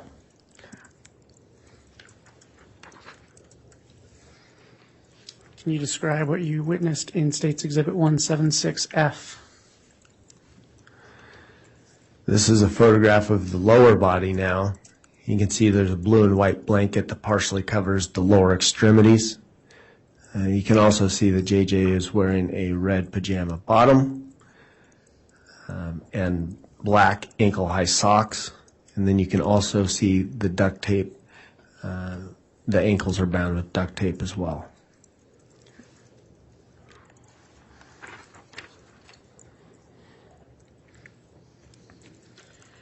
Doctor, can you describe what you witnessed in States 176G?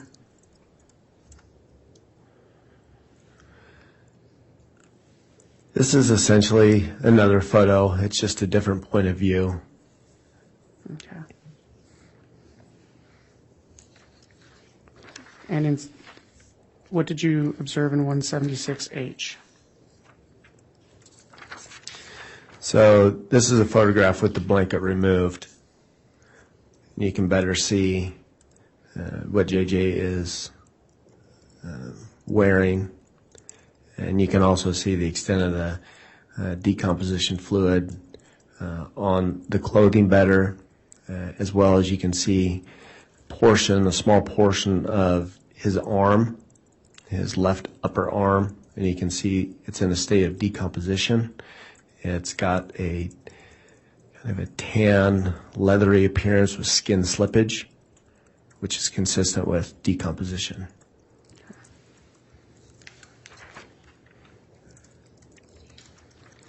Can you describe what you witnessed in States Exhibit 176I? And this is simply a photograph of the lower half of the body with the blanket removed, just better showing the pajama pants that JJ was wearing. And in 176J? Again, the lower half with the blanket removed, you can see the ankles are bound with duct tape.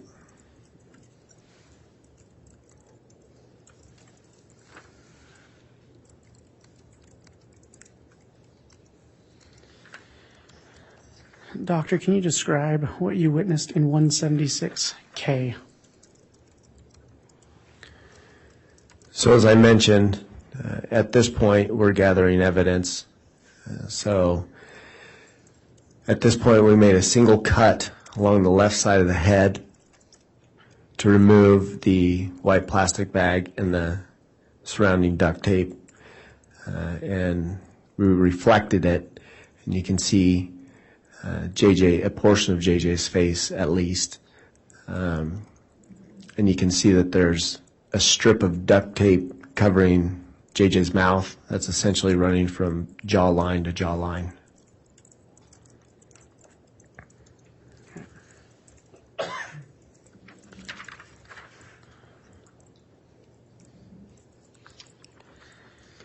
Can you describe what's in States Exhibit 176L?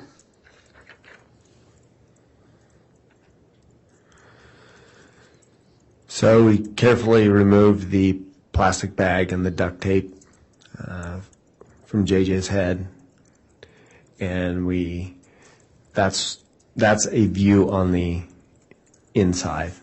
So that would have been where JJ's face was, and you can see there is some fluid and there is some tissue, decomposed tissue, and that fluid is I interpret it as being decomposition fluid. It's common to get decomposition fluid or purge fluid after somebody dies, especially when they're going through the decomposition process. So my interpretation was this was some sloughed off skin from JJ's face and decomposition fluid or purge fluid.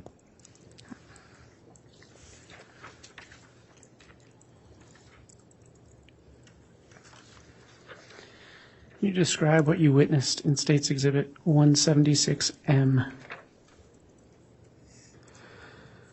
So this is a photograph with the bag with duct tape removed, better showing the strip of duct tape covering JJ's mouth. You can also see that JJ's face is in a state of decomposition. It's has a diffuse green discoloration, and there is skin slippage, predominantly near the forehead, and you can also see his hair. Doctor, just for clarification, where I'm pointing my pen, is that where you're describing skin slippage? Yes. Okay.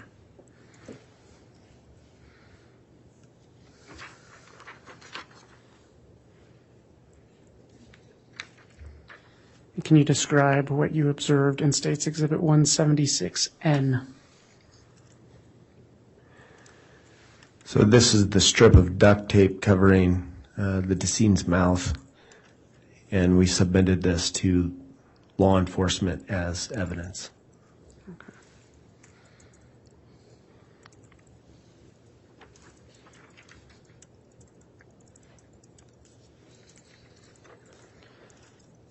Doctor, will you describe what you observed in States 176O?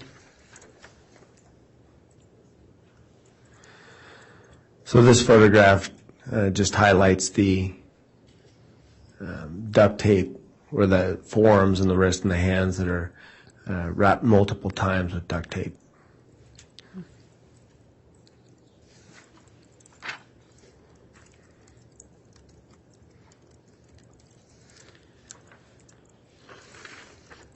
And can you describe what you observed in States 176Q?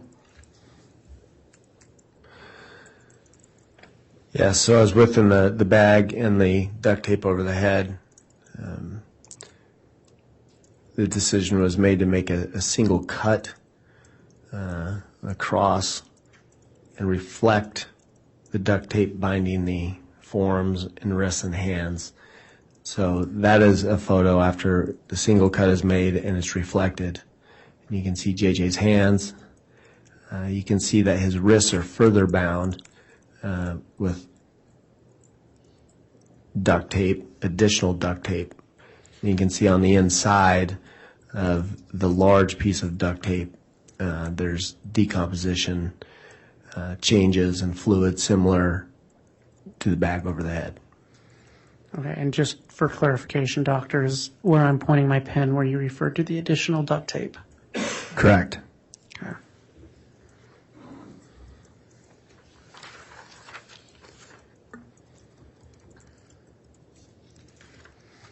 Can you describe what you observed in States 176R?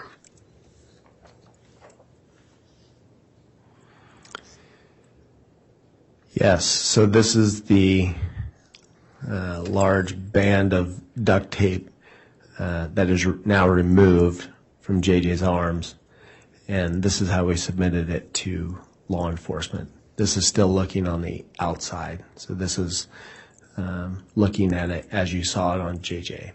Okay. And can you describe what you observed in States 176S? Oh, sorry. This is the same duct tape, and it's just flipped over, and now you can see the inside of the duct tape. I guess the only thing that's really notable is that you can see the decomposition staining on large portions of the duct tape.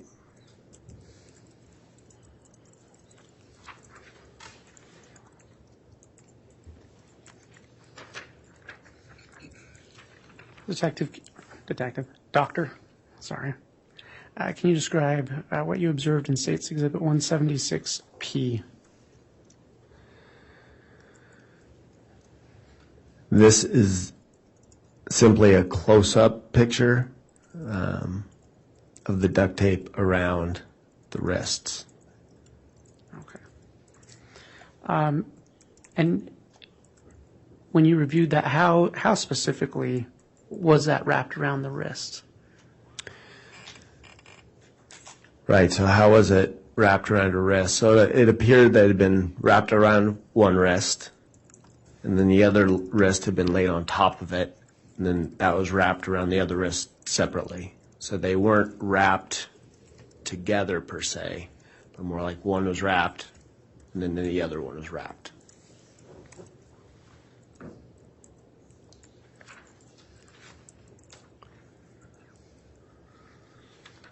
Can you describe what you observed in States Exhibit 176T? This is a photograph of the duct tape after it's been removed around the wrists and how it was submitted to law enforcement. And is that the same thing as in States Exhibit 176U? Yes, Just the opposite side? that's correct. Thank you.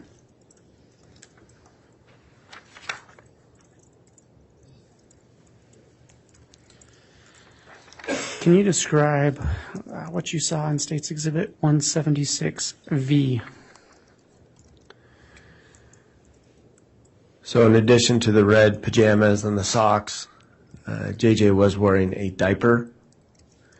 This diaper, as you can see near the top of the photograph, it's still, you can see the white and the blue, the normal coloring of the diaper. In the mid portion, especially towards the bottom of the diaper, that's all decomposition fluid and probably decomposition sloughed off tissue. Okay.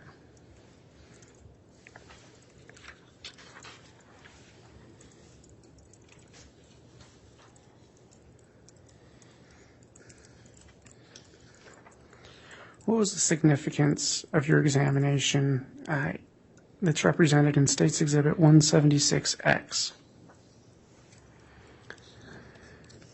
This is a photograph of JJ's face.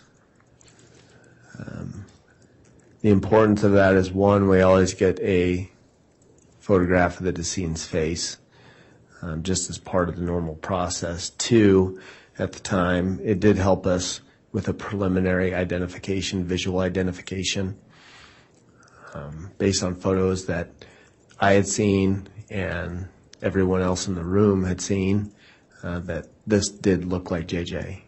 So it served that purpose as well.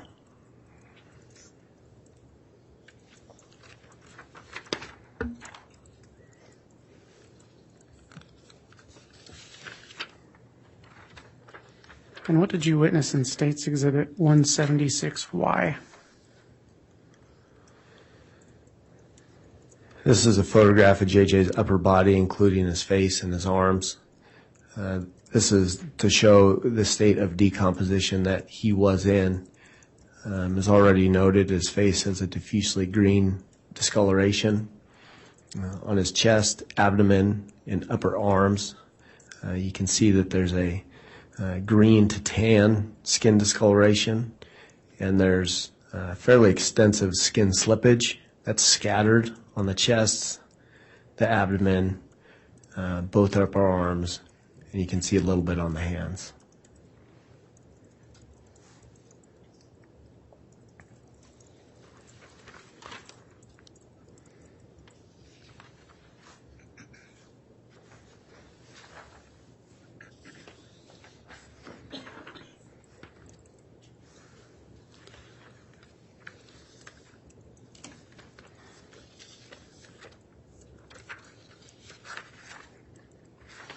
Can you describe what you observed in States Exhibit 176AA? This is a photograph of JJ's lower half, his legs and his feet, and has a very similar appearance to that of his chest and abdomen, in that there's a obvious discoloration, tan greenish discoloration, and there's scattered skin slippage on both thighs, knees, shins, and both feet.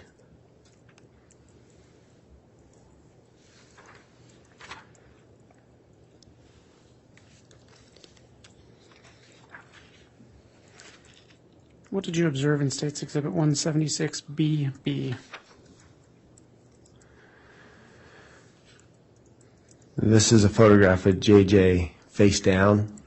This is standard procedure in our autopsy photographs. We always get photographs of the scene laying face down so we can better evaluate the back, the anus, and the lower legs on the back side.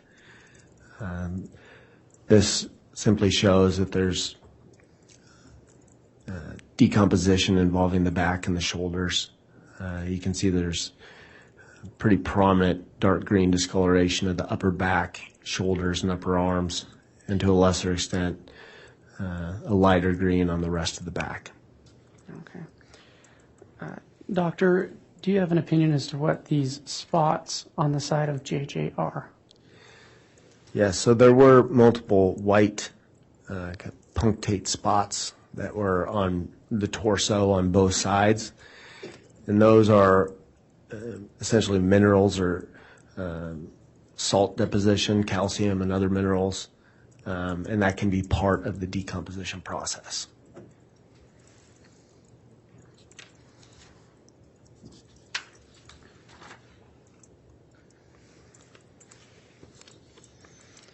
And can you describe what you observed in State's Exhibit 176CC?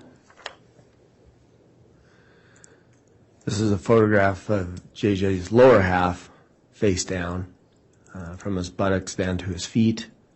Again, showing the evidence of decomposition in the discoloration of the skin. And there was also partial degloving or significant slippage of both feet.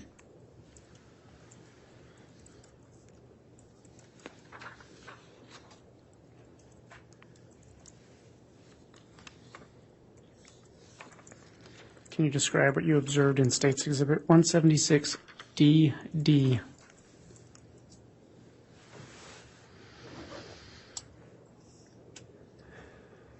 Yes. So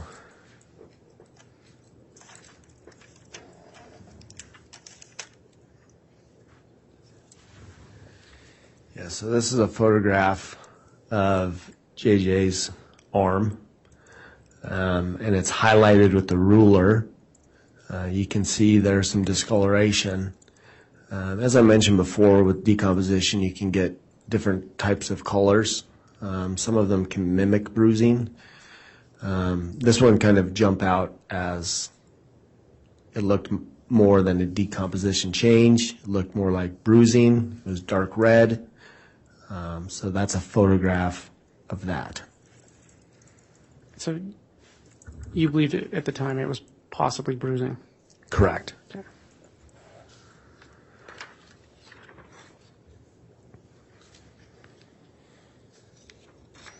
And what did you observe in State's Exhibit 176EE? So this is just a closer up photograph of what appeared to be bruising on JJ's arm.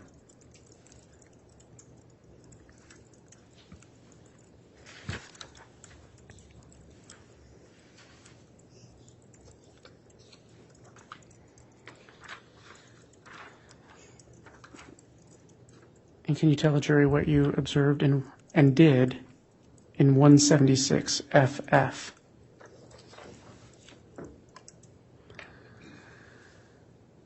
So this is a photograph of that same area of what I thought to be bruising. And oftentimes what I will do and what other forensic pathologists will do in cases where the body is decomposed is we'll make an incision into that bruise and we'll look for hemorrhage in the subcutaneous tissue and the soft tissue. The idea being that if you do see actual hemorrhage in the subcutaneous and soft tissue, that it is true and true versus the artifact of decomposition. So you can see this is an incision. The forceps are holding it back, reflecting it, and you can see pretty obvious hemorrhage within the subcutaneous tissue and that yellow adipose tissue as well. Doctor, you may have already stated this, but what portion of his arm was this? So there were bruising on bilateral upper arms, and they were symmetric. So this was on the right arm. Okay. And when you talked about the hemorrhaging, just to clarify, where I'm pointing my pen now, is that the hemorrhaging you were speaking of? Yes. Okay.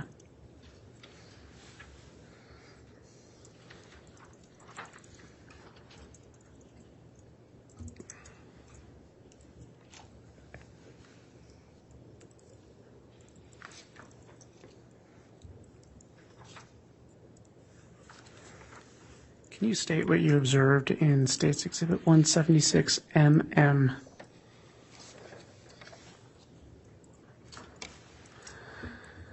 So this is a photograph of JJ's neck, the left side of his neck. And you can see, if I can orient you a little better, so at the top you can see hair. So that would be hair on the left side, on the left side of JJ's head. And then this is a photograph of the left side of his neck. So there's a couple things you can see. One, you can see a slight or faint impression of where the duct tape was around the neck. And it's fairly well delineated. And then in addition, you can see multiple brown to light brown abrasions, some with a small amount of red hemorrhage that are scattered on the left side of the neck and on the left angle of the jaw. Doctor, I'm going to ask you to pause real quick. I just realized I put this on the Elmo at my angle. Is it better seen at that angle? Yes. Okay, I apologize.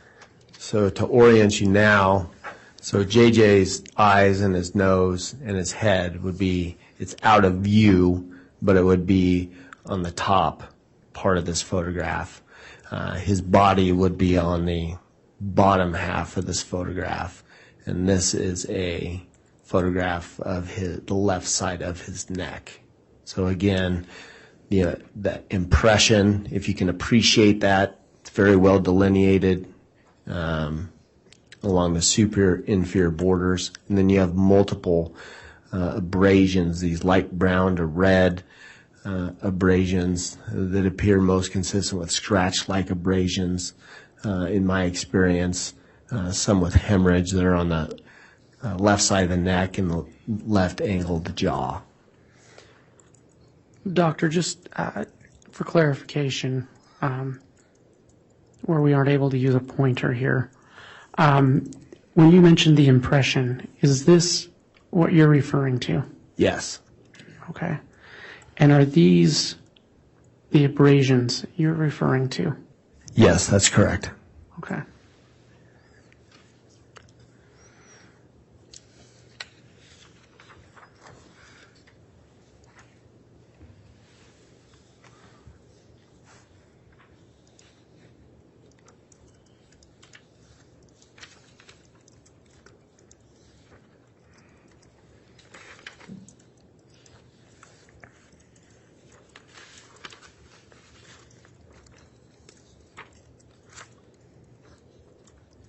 Doctor, can you point out what you observed in State's Exhibit 176II?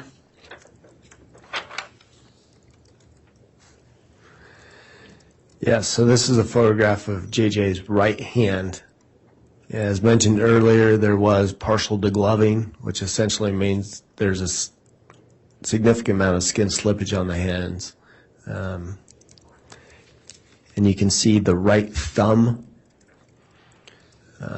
kind of sticks out.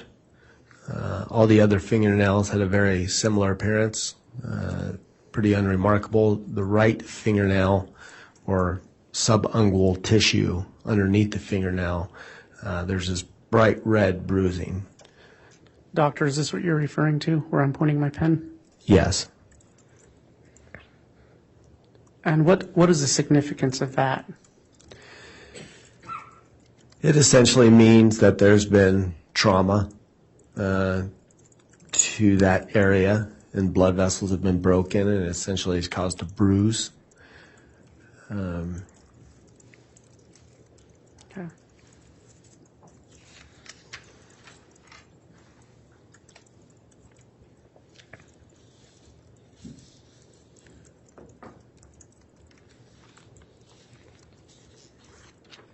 Can you describe what you observed in State's Exhibit 176 JJ? This is a photograph of JJ's lower leg, including his shin, left ankle, and portion of the foot. I believe I mentioned earlier that when we removed the duct tape from the ankles, it did appear that there may be some bruising that was associated with that. To the naked eye, just looking at it, it looked like bruising to me. I did the same thing as I did with the arm, and I made multiple sections looking for hemorrhage in the subcutaneous tissue, and I did not see any obvious hemorrhage in that area. So what does that mean? It's Objection, there is no question. I'll sustain. It's an error. When you did that incision and observed the lack of hemorrhaging, what did that mean to you? So it was inconclusive to me. I can't completely rule out that it's not a bruise, but I can't say that it really is. It could be part of the decomposition process.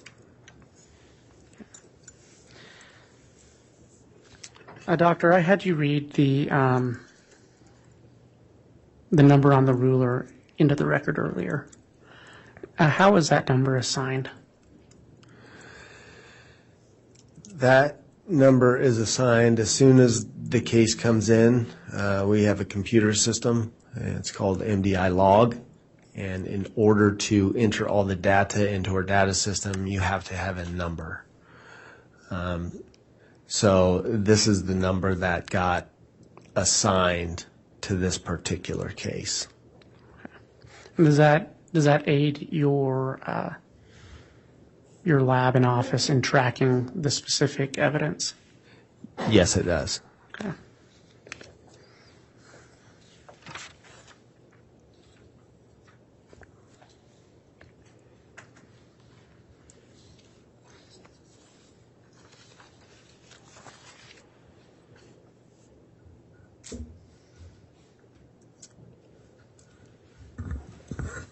Your Honor, I'm about to move into a separate discussion with Dr. Warren.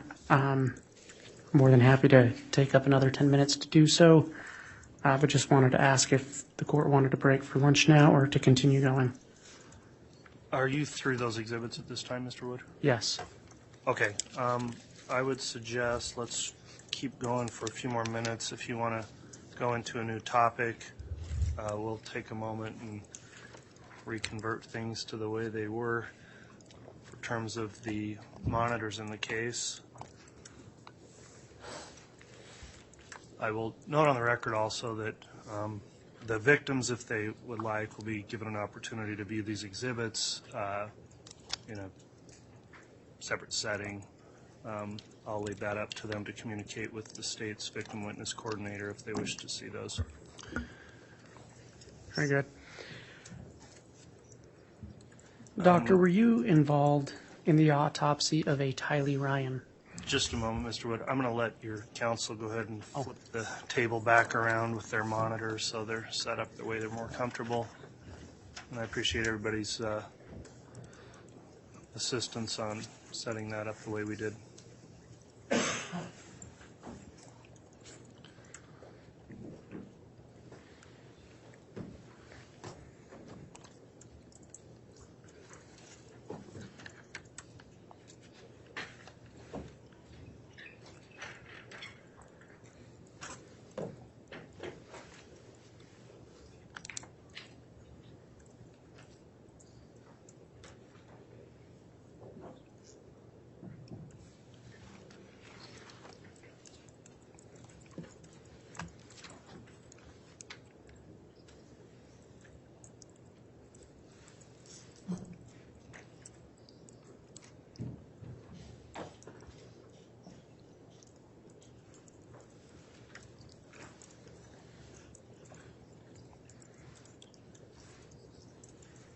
All right, Mr. Wood, you can continue.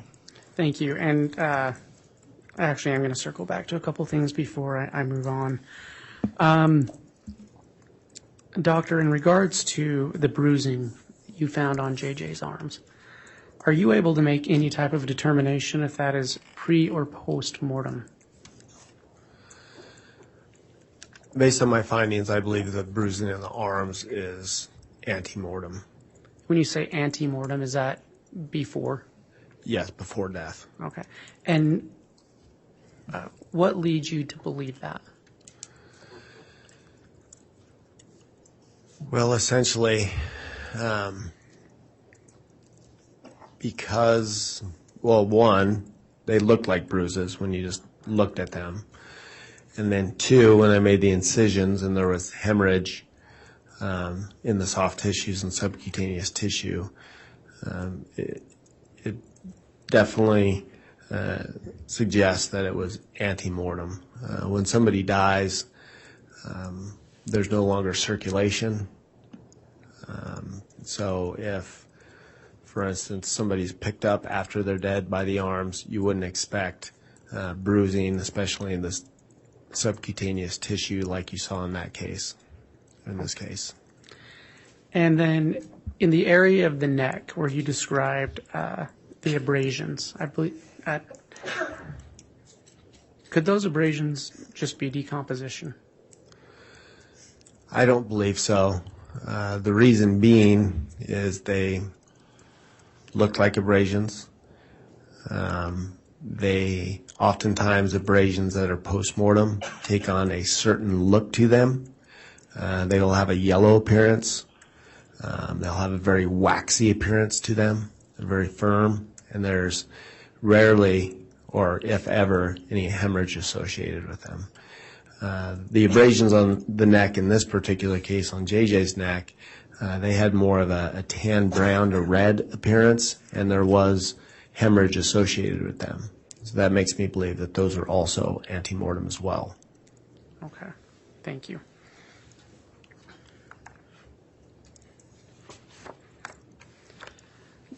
Doctor, were you involved in an autopsy of Tylee Ryan?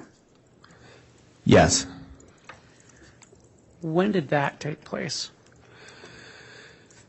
It started on the same day as JJ's case. After we finished JJ's case on June 11th, 2020, we took a very short break, and then we started Tylee's case. Okay. And was that then also at the Ada County Coroner's Office? Yes. How did that autopsy commence? What did you first observe? So this autopsy was different.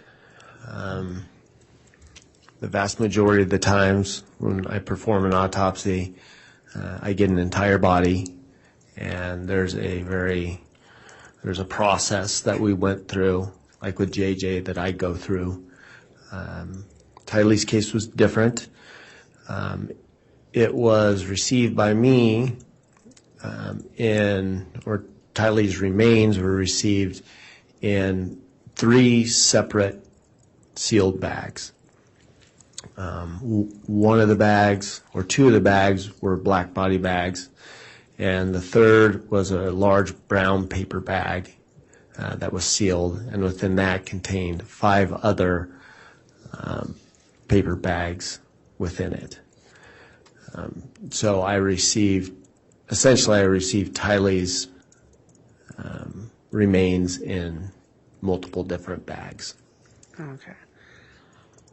How long did that autopsy last?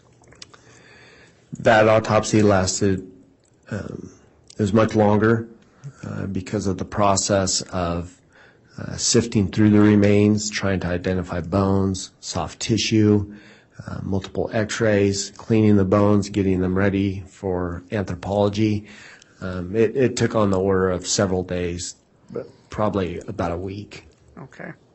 And I'm sorry, did you just say you x-rayed that material? Yes, we x-rayed all the bags and all the material that we received. And what was the purpose of those x-rays? You do that in order, you're looking for, one, what kind of possible remains you have, how many bones can you see in the x-rays. So what are we kind of looking at as far as how much did we receive? You're also looking for foreign objects. Most importantly, you're looking for projectiles such as a bullet. In this case, we had to keep an open mind. We were looking for anything, bullets, Is there any portion of a knife? Is there any other foreign debris that can be found on x-rays that we could collect as evidence? Okay, and did you find anything with those x-rays?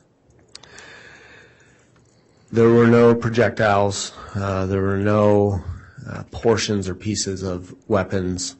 Essentially what we saw was collections of bones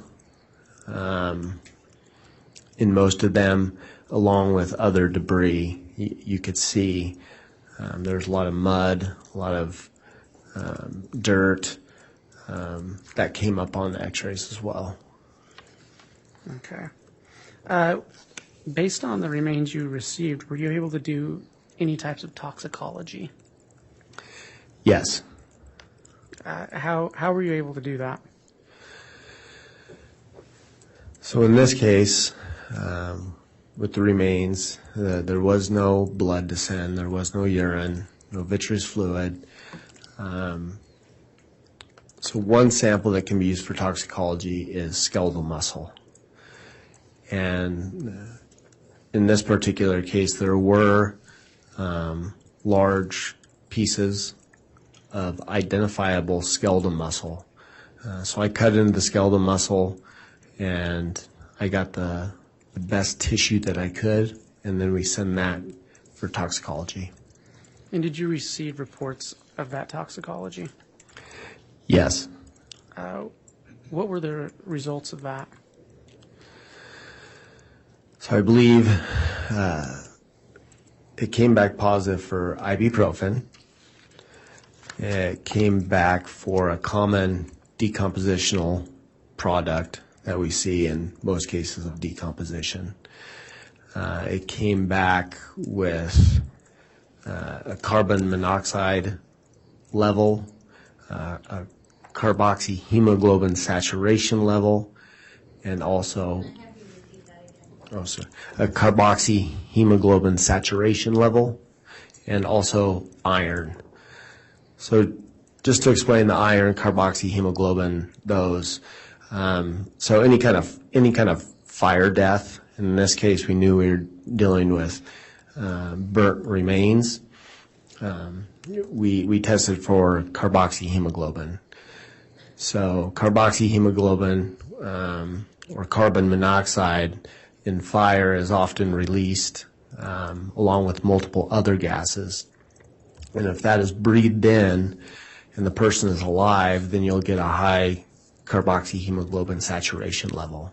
So that's why we even did that test. In this particular case, the carbon monoxide level came back extremely low, meaning that there's no evidence to support that Tylee was alive when she was burned. Skeletal muscle is not the best sample to test for that. Blood is, but skeletal could give you an idea. Okay. Were you able to find and identify any organs? Yes. What did you find? So amongst the debris of the dismembered body, we were able to find, I was able to find the heart.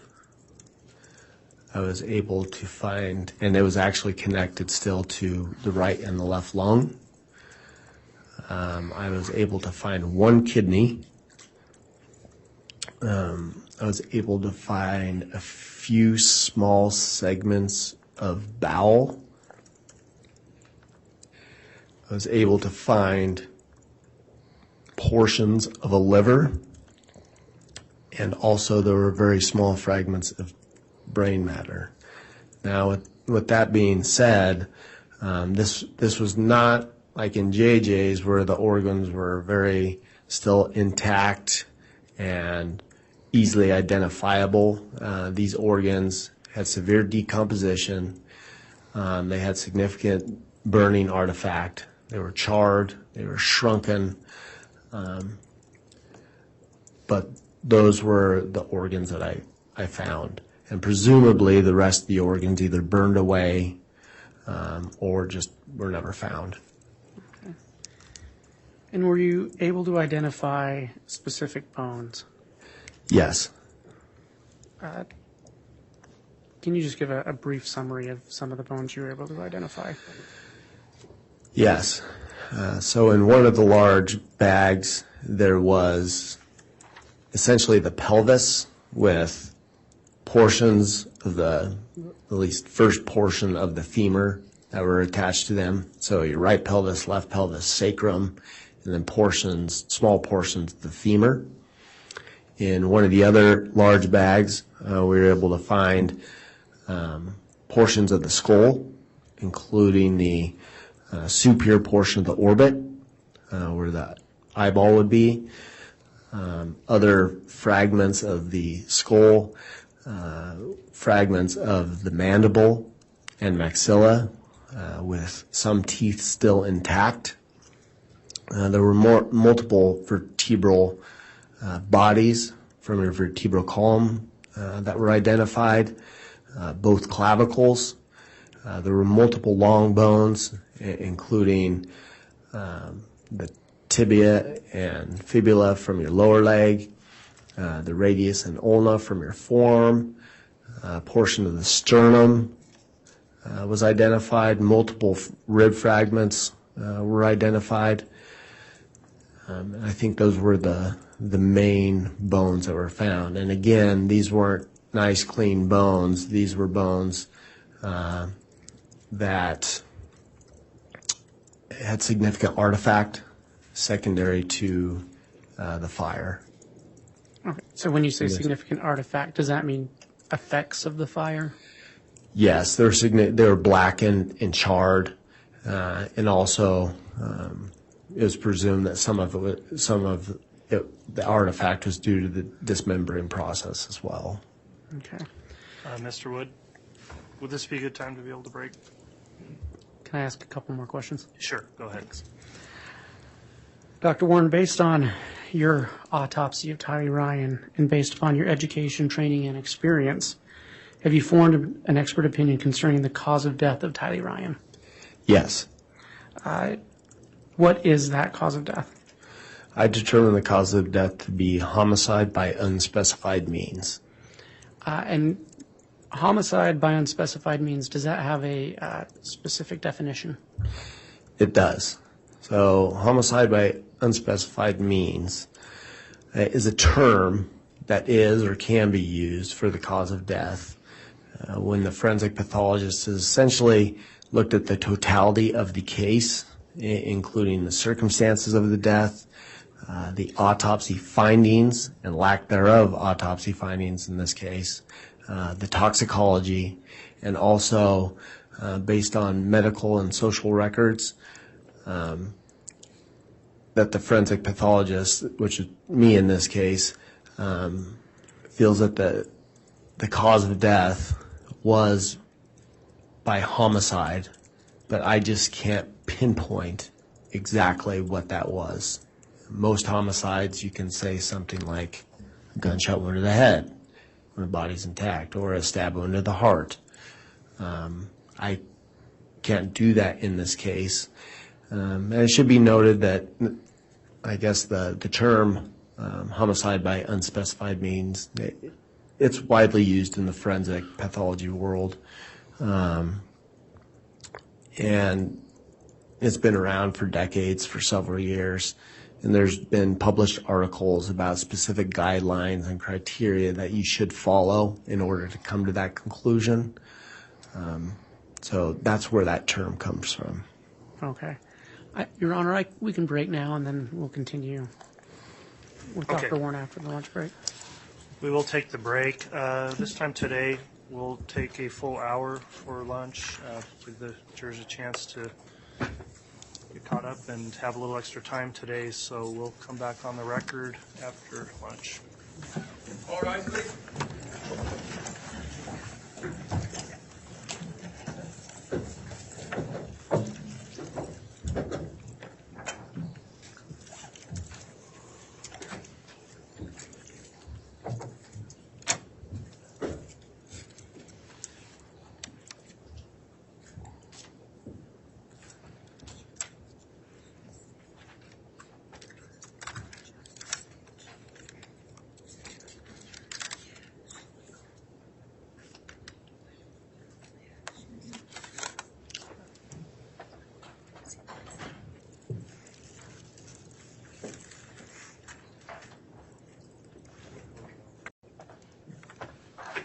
Thank you. Please be seated.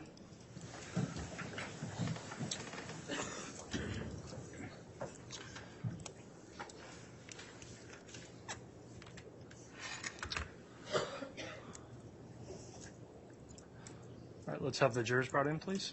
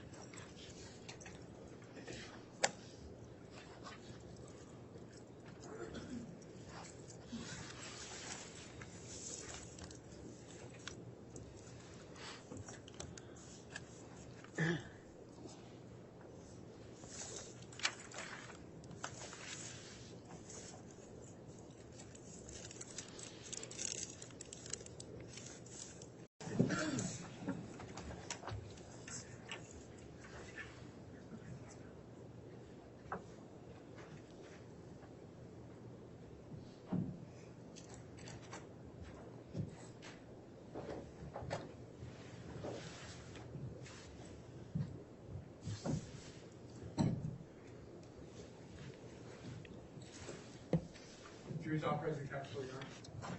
Thank you. Please be seated.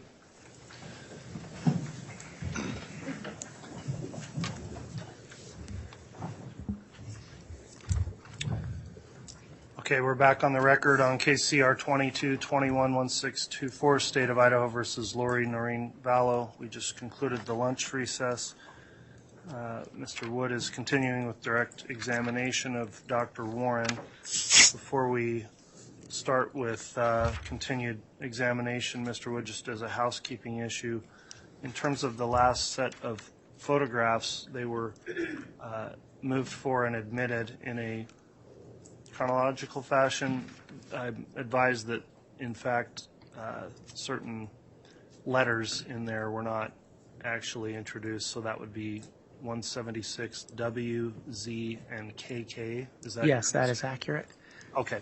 So, ladies and gentlemen of the jury, there will be an instruction given to you later that at times there may be gaps in numbering or lettering. So this would be one such instance where likely if your notes said something was admitted, those three were not in the sequence of those photographs. So you don't need to concern yourself with that, but we do need to have that clear on the record so somebody's not looking for those exhibits in the future if they look at the case file. So with that noted, Mr. Wood, if you'd like to continue at this time with direct examination, you may. The court would note all parties are present and the defendant as well, and you can continue to question your witness. Thank you. And just for clarity of the record, with the next exhibit, I will, as we admit it, there will be a few similar items. So, Okay.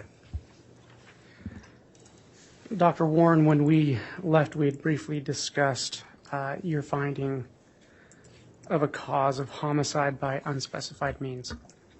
That's correct. And you were discussing criteria for reaching that conclusion. Yes. And just to refresh the memory of the jury and everyone, can you tell us again, what is the criteria for a homicide by unspecified means?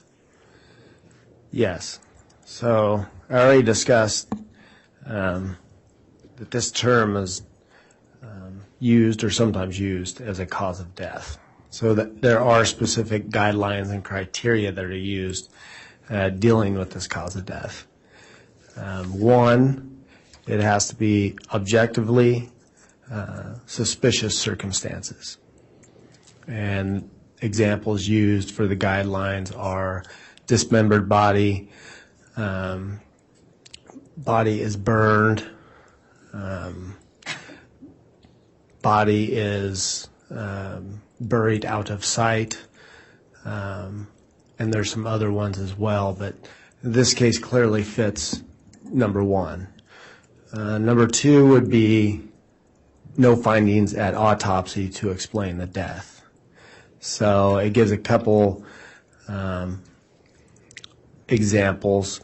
One is if you have a full body that's intact and you do an autopsy and there's no other cause of death to explain it based on your autopsy. Another example would be that there's not enough of the body present to determine the cause of death by way of autopsy. So that, in this particular case, that would fit the number 2. Number 3 would be toxicology. There's no toxicology. That would explain the decedent's death. In this case, the toxicology, I found no drugs or substances that would explain the decedent's death. Number 4 is more on the social / history, including medical records. There's not another reasonable explanation based on medical records, social records, why somebody should be or could be dead. So in this particular case, I felt like this met all the criteria, and that's why I called it as such.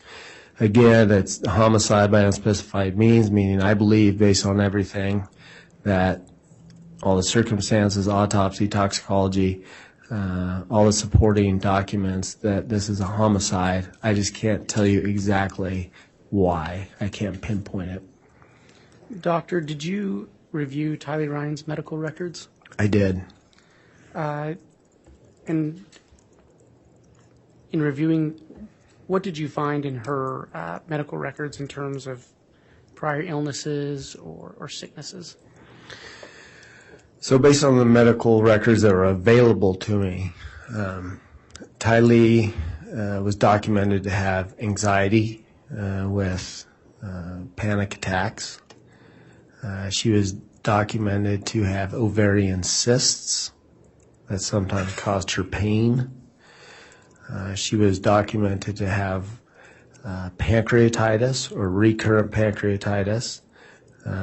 In her case, her pancreatitis often flared up when she took antibiotics, but there was, I believe that in the medical records too, there's mention of an possible autoimmune reason for pancreatitis. There's a wide variety of reasons to have pancreatitis. And then also she's known to have mesenteric adenitis, which would also cause her abdominal pain. So mesenteric adenitis is essentially your loops of bowel are held together with adipose tissue. And within that adipose tissue, there's numerous lymph nodes. So typically during a viral infection, your lymph nodes will get inflamed, they'll become enlarged, it'll cause pain. It's usually self-limited. And I believe those were, at least based on the medical records that I reviewed, that was part of her medical history. Okay, and is there anything in her medical history that would provide a reasonable explanation for her death? No, not in my opinion. Okay. As part of your examination of Tylee Ryan, did you collect any evidence to be sent to other labs? Yes. What was that? So I think we already mentioned that I sent skeletal muscle for toxicology, and we already talked about those results.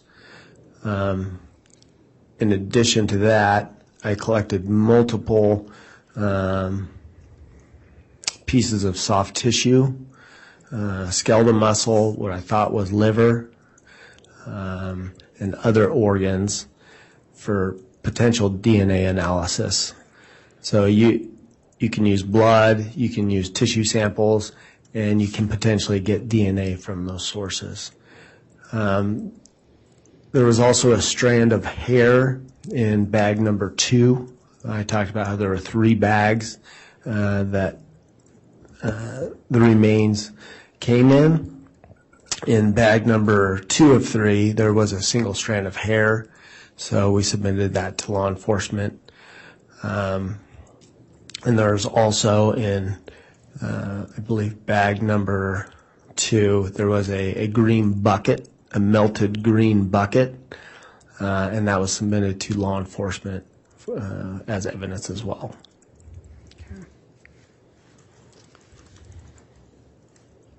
Dr. Warren, did you, as part of this autopsy, were photographs taken?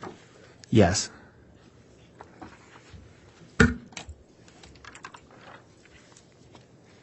Your Honor, I'd ask that the witness be shown State's Exhibit 177A through 177EE.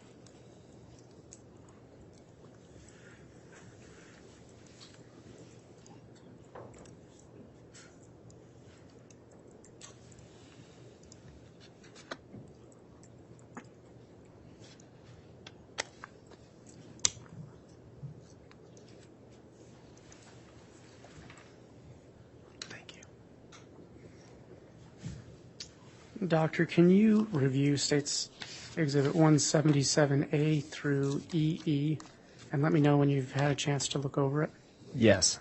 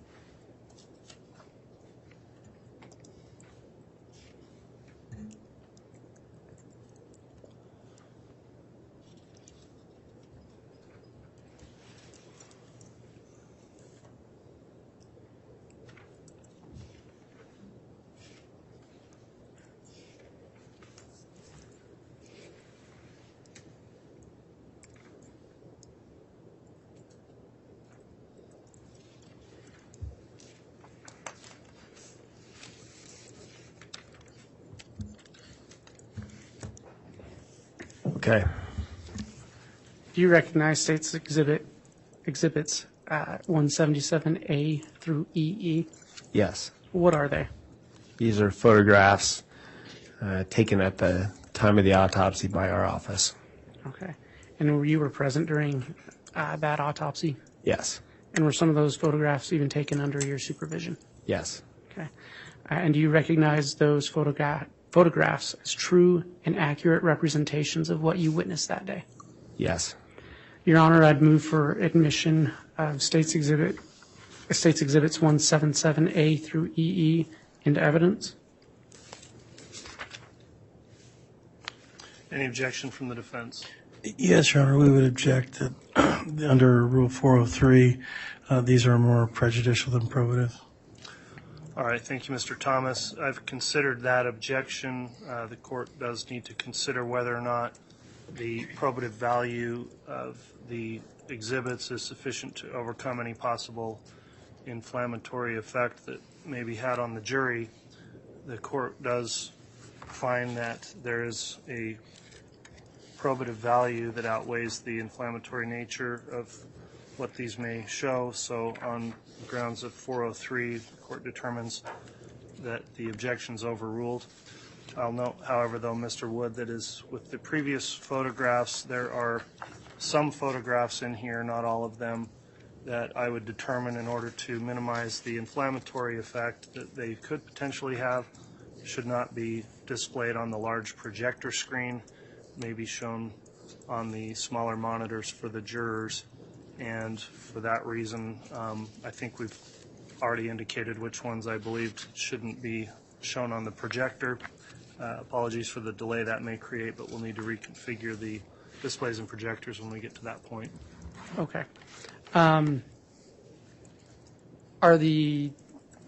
Is that exhibit admitted? It is. Okay. Your Honor, and just for clarity, for the record, if I may now list, there's a few numbers that are not in there.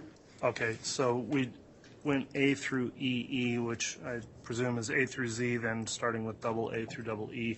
Yes. And what is not included in that exhibit? There is no 177L, 177N, as in November, 177R, 177U, 177W, and 177Y. Okay. And again, ladies and gentlemen of the jury, don't be concerned necessarily with numbers or lettering. Once you get exhibits, you'll be just instructed to consider all the evidence. So with that, Mr. Wood, you can continue. Thank you. Your Honor, your clerk did, I think, briefly show us the exhibits you did not want shown on the large screen. I'm wondering if I could get a copy of that so I don't inadvertently. Okay, the list I've got is D through H of 177 is the first set.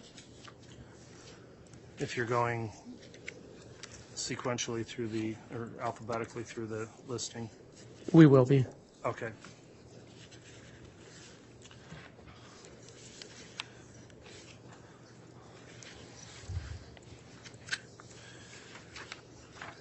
The second group then, Mr. Wood, is I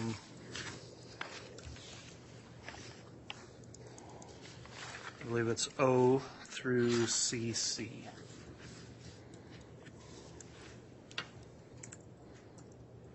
Okay.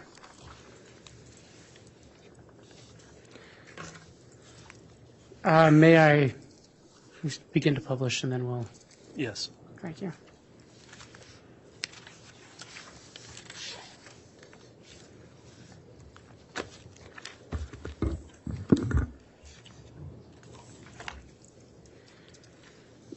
Doctor, can you describe for the jury what you observed in State's Exhibit 177A?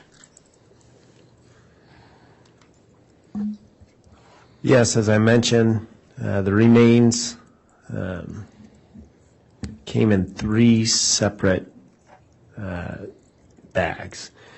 So this is labeled 1 of 3, and you can see there's a red seal through the zippers of the bag. Again, the seal is to preserve evidence. And was there a number assigned to Tylee Ryan's case or autopsy for your lab? Yes. Same with JJ. There's a ruler with the case number 200-611-61, and this is the number that was assigned to Tylee's case. And can you describe what's in State's Exhibit B? This is simply a close-up of the seal with number 506600, showing that it's intact. Okay. Can you describe what you observed in State's Exhibit 177C? So after we broke the seal and opened the bag, within the body bag, there were large clumps of soft tissue and bone and dirt, and there were also 2 brown paper bags. You can see one of them is labeled with burial site ? and the other bag was unlabeled.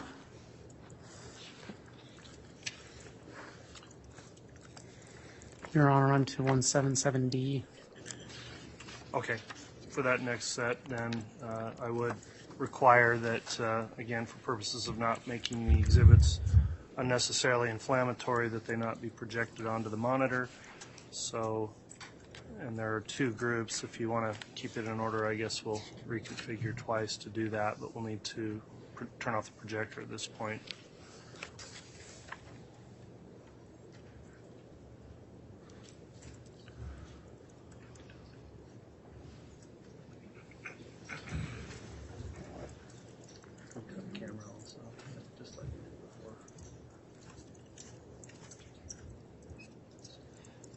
That's what I was going to have, yeah.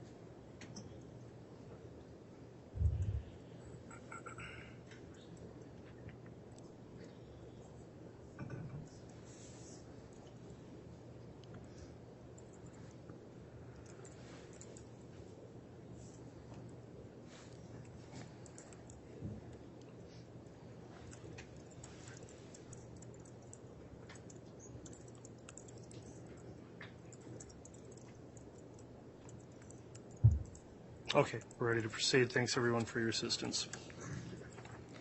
Doctor, can you describe what you observed in States Exhibit 177D? Yes, so we're still on bag 1 of 3. The previous photo showed you the 2 brown paper bags. The rest of what was in the bag is what you see. It's essentially charred remains of clumps of mud and dirt, soft tissue, and bone.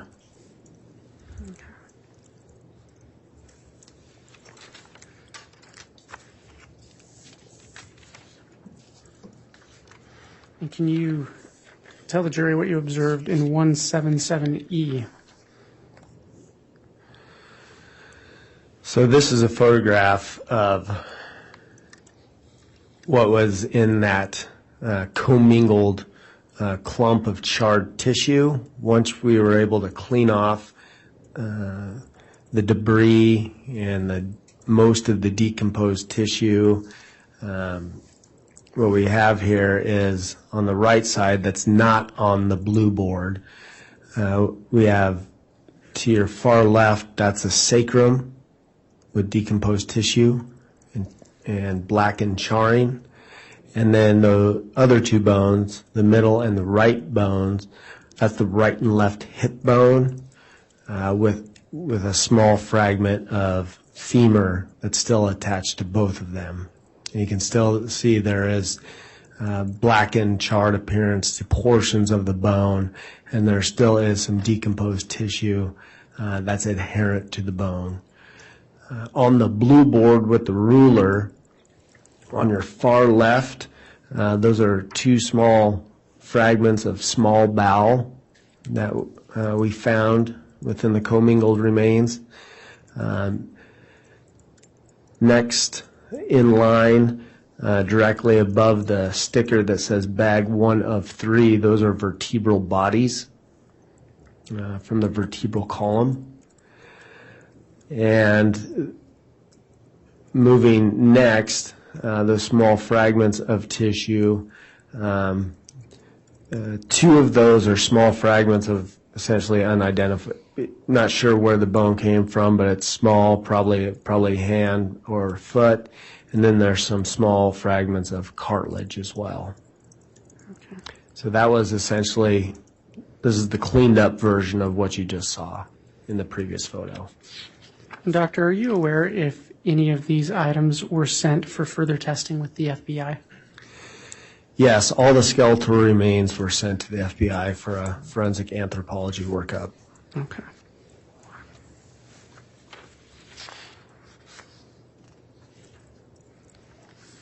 And can you explain what you observed in State's Exhibit 177F? So this is still bag 1 of 3. This is on your left, right above the ruler with the sticker bag 1 of 3. That was what was determined to be, to the best of my ability, charred and decomposed soft tissue. On the right, the blackened chunks of tissue, chunks of material, that was determined to be, those were charred clumps of mud, just ash and rock.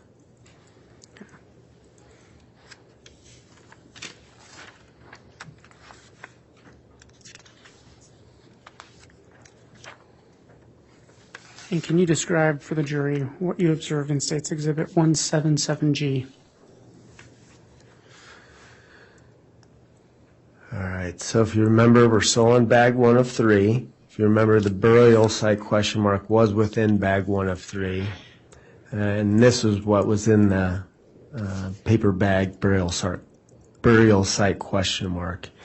You can see it came in a foil container, and there's multiple charred pieces of bone and other debris. You can make out on the far left, those are vertebral bodies. The remainder of the bones were just small fragmented bones that were charred.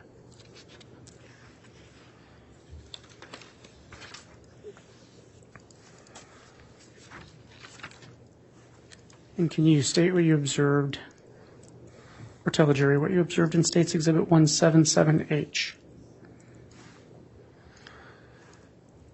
Yes, so this is the cleaned up version of what you just saw within that container. On the far left are 2 vertebral columns, vertebral bodies that are charred and partially burned away. In the middle, there's those 3 fragments of small bones that have some thermal artifact as well. In the bottom right, that black material, that was determined to be more just charred ash, dirt, twigs, and rock. And then up in the upper right, those are just small fragments of unidentified bone that were charred.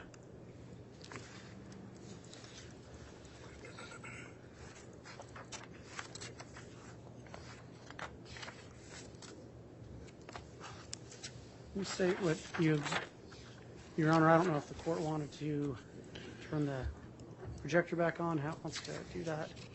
Okay, there are a series of 4 more that can be displayed on the projector. Actually, 3 more.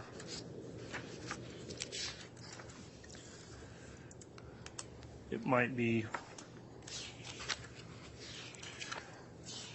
Mr. Wood, why don't you just keep going, since there's only actually 2 or 3 more that I think shouldn't be on the projector, and then once we get through the rest of that other set, we'll convert things back to normal. Very well, thank you. Thank you.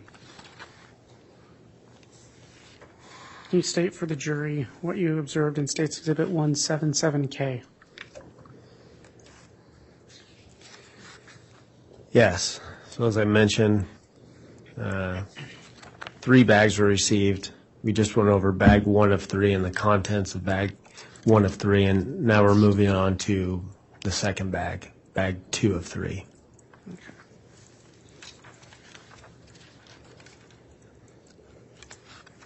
And what did you observe in State's Exhibit 177I?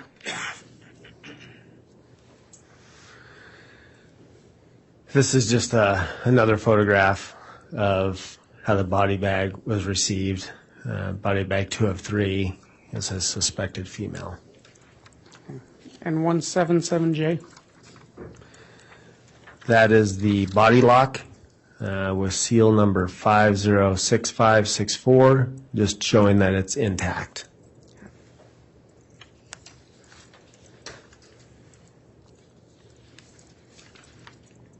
Can you state what you observed in State's Exhibit 177M? So this is once we broke the seal, opened the bag, and this is looking at one portion of what we saw within bag 2 of 3. And you can see there are just large masses and large clumps of, at this point it's hard to tell, but you can tell that there is clumps of tissue. You can feel the bone. You can also see, if you can see some green, I'm not sure if you're aware, if you can see that, but on the largest mass of commingled tissue, there's some green discoloration, and that was the green melted bucket that I was talking about. And just for clarity, Doctor, where I'm pointing my pen, is that part of what you're referencing? Yes. And is this part of what you're referencing? Yes. Okay.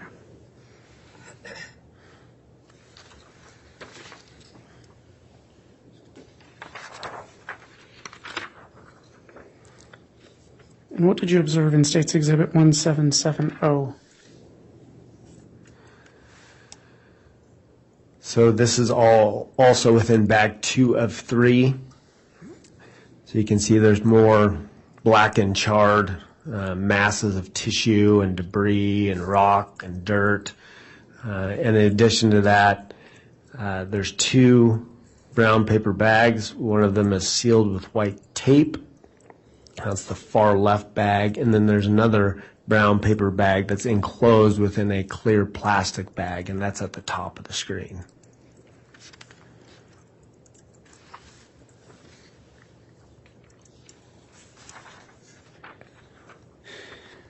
And what did you observe in State's Exhibit 177P? So after sifting and partially cleaning through the debris and the remains, this is a portion of what we found. At the top of the screen, that's the frontal bone, so that's the top of the skull. And you can see semicircular rounding off at the bottom of the skull, so that would be the top of your orbit. So that's where your essentially your eyeballs would be. So it's the top of the head. You can see there's some charring, there's some dirt still on it. Just to your left, on the far left, that's another large fragment and cranium. So that's a large fragment of skull that has significant charring and blackening secondary to the fire. And the most bottom piece of tissue is a portion of the mandible and maxilla. You can still see that there are teeth, if you can recognize it. It's significantly blackened and charred, but there were still some teeth that were intact.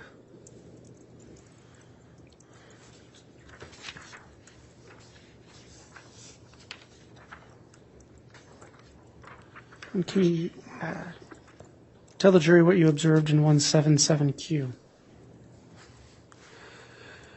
So as we mentioned before, there were some organs that were identified within that the remains.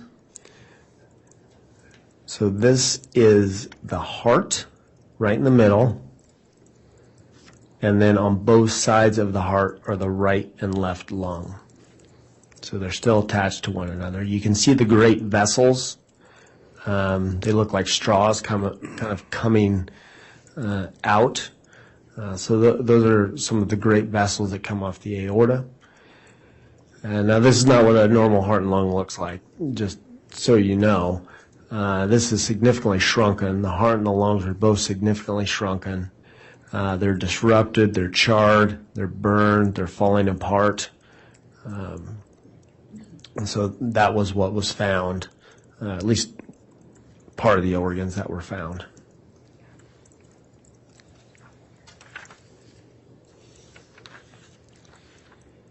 And what did you observe and do in States Exhibit 177S?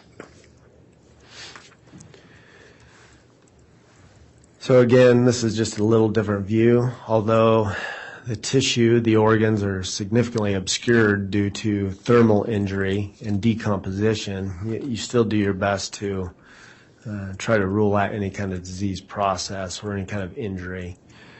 So right there in the middle, the largest piece, that is the heart. And you can see there's significant charring, there's decomposition, it's kind of falling apart. And then on the right side, that's the right lung that's been sectioned serially. And on the left side, that's the left lung that's been sectioned serially. So again, the lungs are significantly shrunken. The outsides are blackened and charred. And there's thermal artifact within the middle of the organs. Basically, your lung is typically nice and soft. It had become to the point where it was like a very hard sponge.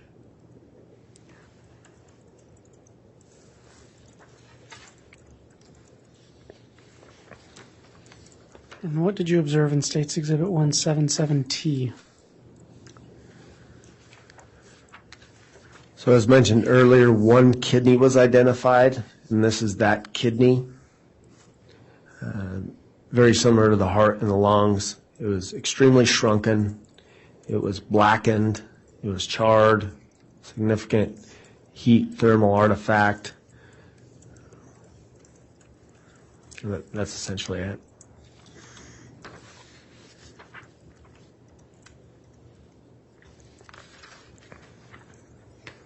And can you describe what you observed in States Exhibit 177V?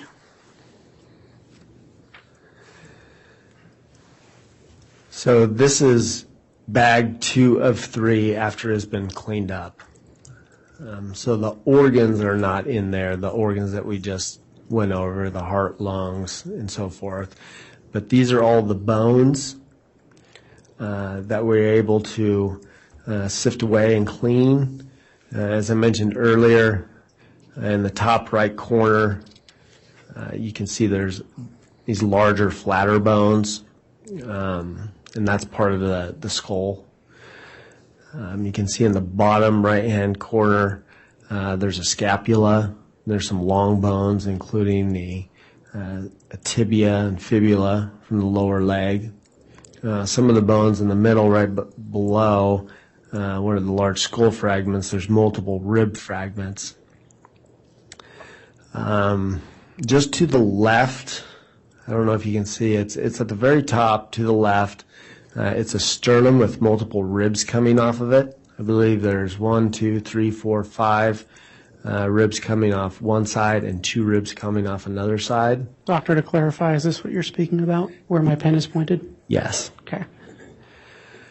And then there are multiple other just black and charred bones that are essentially unrecognizable. And then even further to your left are some smaller hand or foot bones, as well as burnt soft tissue or charred soft tissue in your very upper left. So basically what you're looking at is after a week of sifting through bag 2 of 3 that you saw earlier, those are the bones and the soft tissue that we recovered.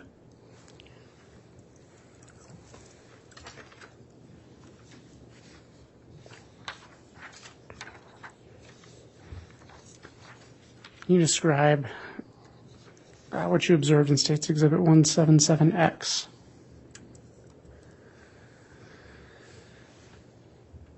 So if you remember, there were 2 brown paper bags within bag 2 of 3 as well. So within that paper bag, you can see on the left, there are multiple charred pieces of bone, unrecognizable bone. Most likely at the very top, those small, they look like little logs. Those are likely hand or foot bones. And that was what was in the brown paper bag.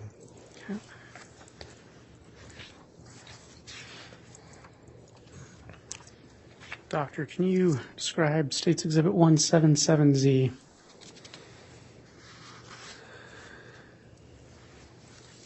So that was, we've completed bag 2 of 3. Now we're moving on to bag 3 of 3.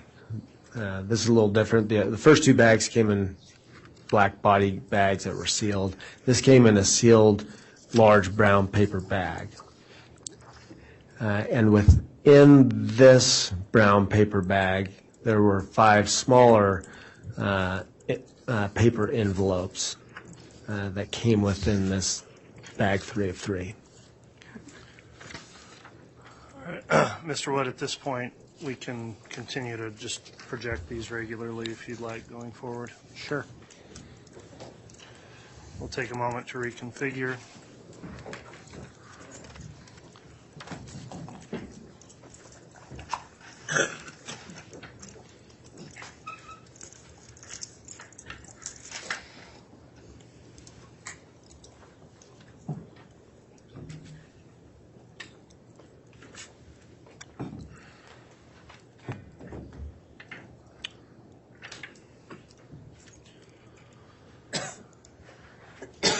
While we're doing that, I'll again mention that the victims will have an opportunity if they wish to view the photographic evidence. I'll allow the state to submit a request and we'll arrange for that.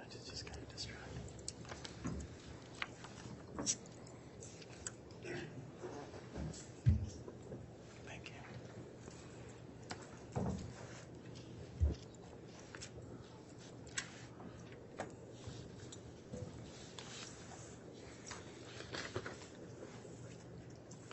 Doctor, can you describe what's in State's Exhibit 177AA?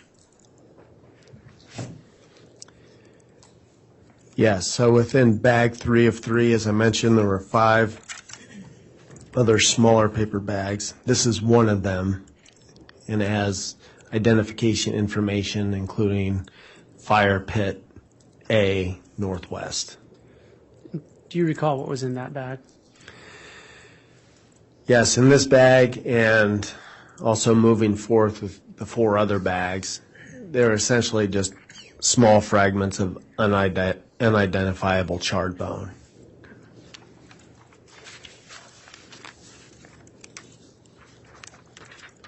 You identify State's Exhibit 177BB. So this was a second bag that was received within bag 3 of 3. It's sealed and labeled with identification information, including fire pit B. Okay, and what was in, you may have already stated it, but just for purposes of clarity for the record, what was in this bag? So there were small fragments of charred, unrecognizable bone.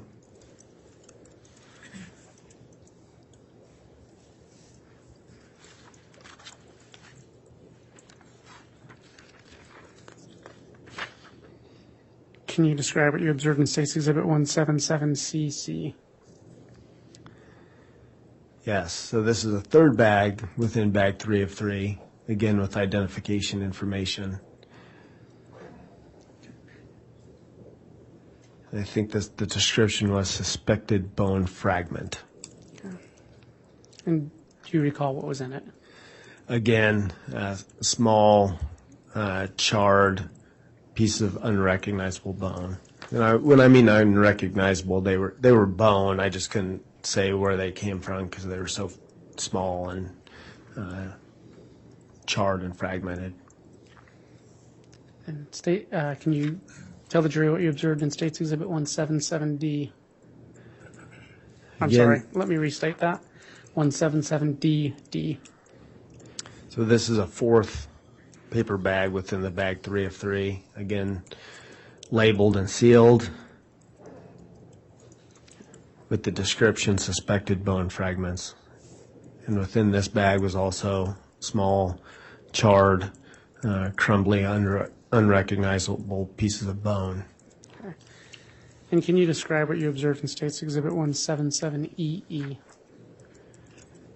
And this is the final fifth bag that is sealed with identification information and labeled suspected organic matter. So within this bag there was small charred fragments of soft tissue. Were you able to identify those pieces of tissue? No.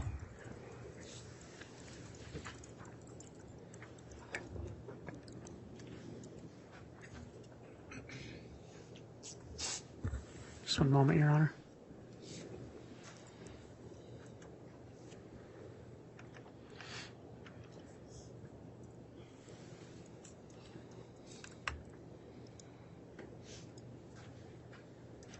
Your Honor, the state has no further questions at this time. All right, thank you, Mr. Wood.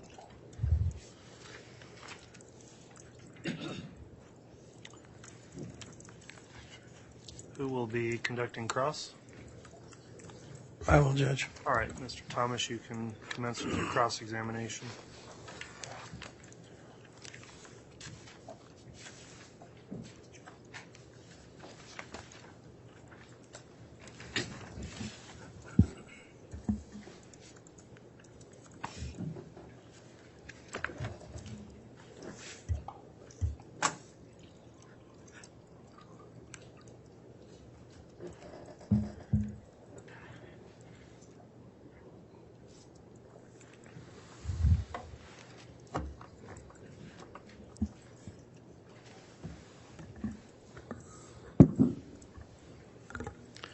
Good afternoon, Dr. Warren. Good afternoon. So it looks like you're a forensic pathologist, correct? That's correct. So where did you, I think you said you got your medical degree in Denver? Correct. The University of Colorado. Okay. And where did you do your undergraduate work? I went to Stanford University. Okay. And when was that? 1998 to 2002. Okay. Any other postgraduate work other than going to medical school? Other than, and we've already gone over this, but my general pathology residency, neuropathology fellowship, forensic pathology fellowship, and that's it. Where were those done? So the general pathology was done at Oregon Health and Sciences University in Portland, Oregon. The neuropathology fellowship was at the same place. I just stayed there for another 2 years. And then for my forensic pathology fellowship, I went back to Denver for the forensic fellowship. Okay. Now you talked a little bit about forensic pathology and what it is, and I believe you said that in a nutshell you try to figure out why people die. Is that right? Correct. Okay. You currently work at the Ada County Coroner's Office, right? Yes. That's not necessarily that's not an arm of law enforcement, right? That's correct. Okay. You're kind of an independent office. You don't work with law enforcement necessarily, right? I would say I don't work for them, but work with them often. Okay. All right. And in this particular case, well, I guess when you say you work with them, what does that mean? You are not an independent. You don't look at this case, each body. You don't look at it independently. You kind of look at it with an eye towards law enforcement. No. So we're our own independent agency, the Ada County Coroner's Office. We perform our own death investigation independent of other agencies. But in case of suspicious cases, homicide cases, we obviously rely upon information. You can't do an autopsy in a black box, right? You can't do it in a basement with no information. So we often rely upon information from law enforcement to help us determine the cause and manner of death. Okay. And so you say you do somewhere between 200 and 250 autopsies a year? Correct. And about 20 of those or 10% of those are homicide or some sort of suspicious circumstances? Yes. All right. And the state said that the prosecutor said that you have some sort of a contract with Fremont and Madison County. Is that right? That's correct. And you are to determine the cause of death, and they are to determine the manner of death. That's correct. Okay. So when you do these suspicious circumstances deaths, do you have any, let me back up, I'll withdraw that portion of it. Do you have any specific training on the collection of evidence that you turn over to the police? Through my training, yes. Okay, let's talk a little bit about your training with collection of evidence. Tell me about that.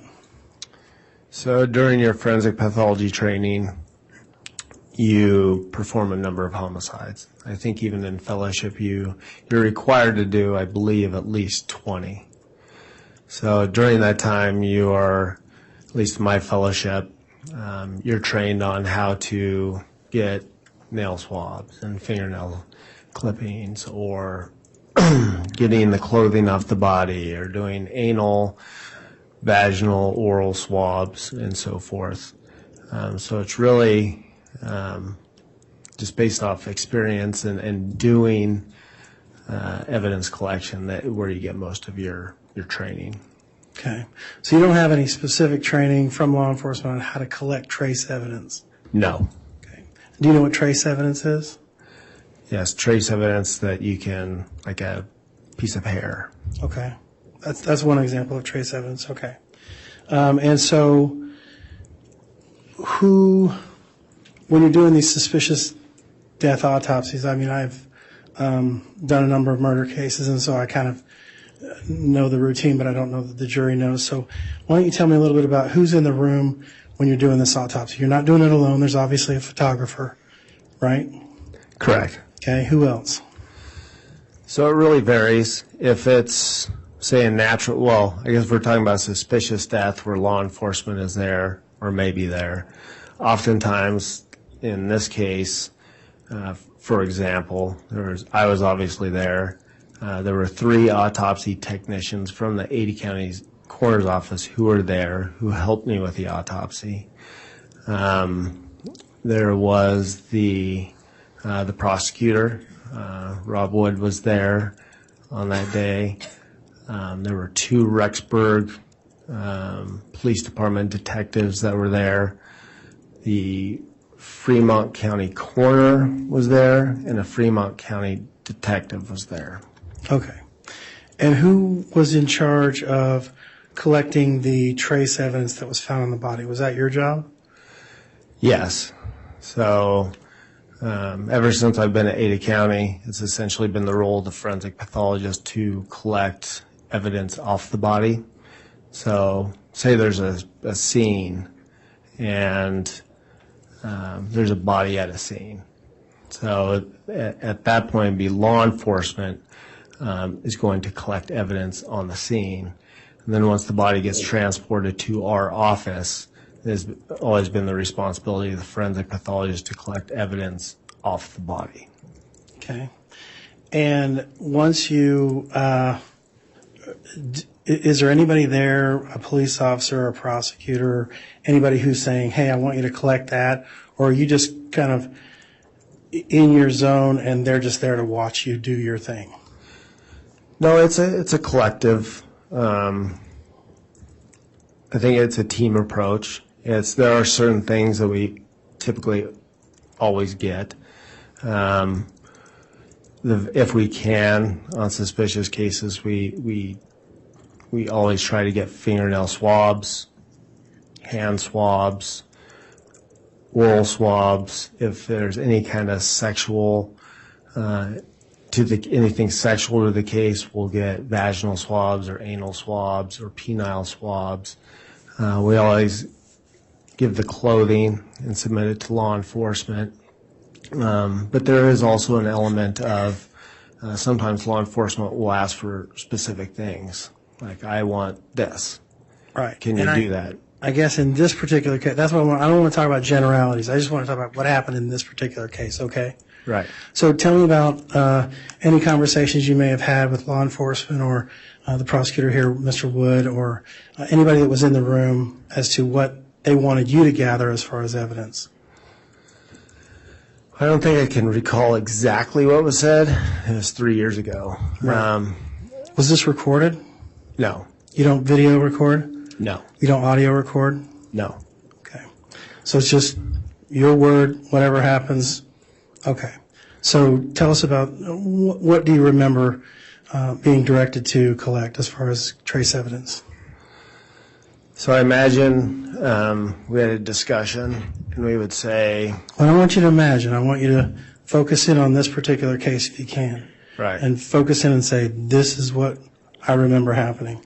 Okay, so what I remember happening, talking about what evidence would you like collected, we always collect clothing, fingernails, so I'm sure those are all part of it. And then in this case, there were some other things. We'd obviously want to collect the paper bag and the duct tape and the bag that the body came in with duct tape.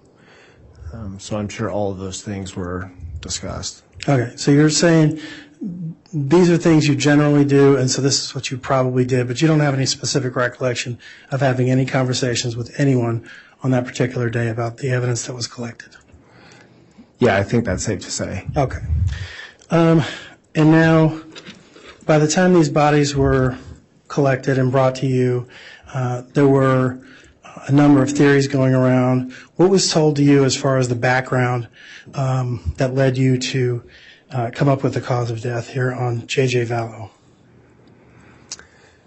For JJ Vallow, we did have a briefing before the autopsy. Met with law enforcement from Rexburg, from Fremont, and there was an individual from the FBI there as well. And I remember I got a timeline of what they knew at that point, kind of leading up to when they disappeared to when they were found. So I essentially got a general guideline or timeline, of the events that had happened up to that point. Okay. So now you mentioned that Fremont County Sheriff's Office was there, Rexburg Police Department was there, and now you indicate that there was also an FBI agent that was there? That's correct. At least one, or more than one? There's one. Okay. You don't recall his name or her name? I don't. Okay. Male or female, do you know? It is male. Okay. So you indicated the cause of death on JJ was, well, I don't want to get this wrong. Why don't you go ahead and tell me what it was? It was asphyxia by plastic bag over the head and duct tape covering the mouth. Right. Plastic bag over the head. So tell me what evidence did you collect? Did you collect any evidence inside the sinuses? Did you swab the sinuses and pull out any evidence? No. Okay. Did you swab the throat or go down the throat somehow and swab anything down there? Yes, we took oral swabs. Okay. And did you find any evidence of microplastics or something that might be consistent with someone being smothered with a plastic bag? Well, I wouldn't expect to find that, but no, we didn't find anything. Okay. So how is it that you're coming to the conclusion that this person was smothered with a plastic bag? Right.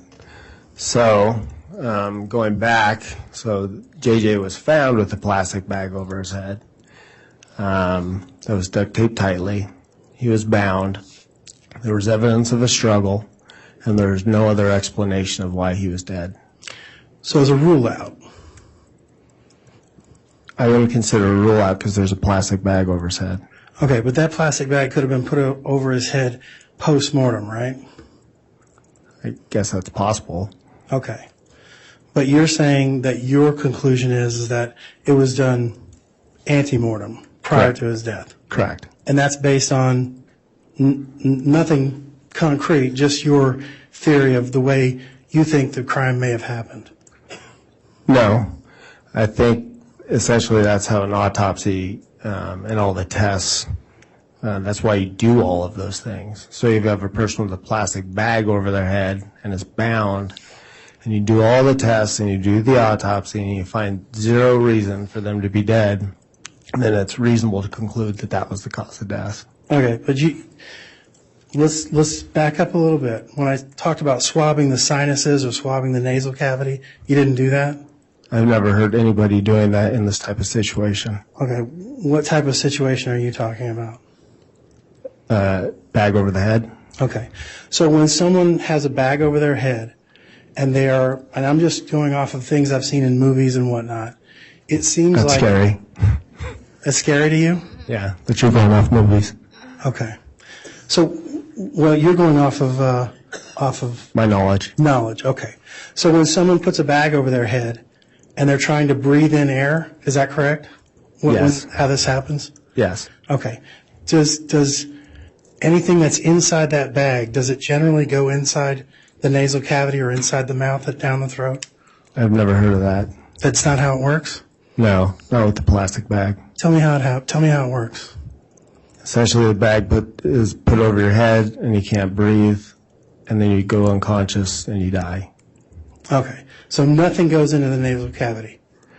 I don't know why it would. What are you breathing in? Air. From where? Nowhere. That's why you die. From inside the plastic bag? Correct. Okay.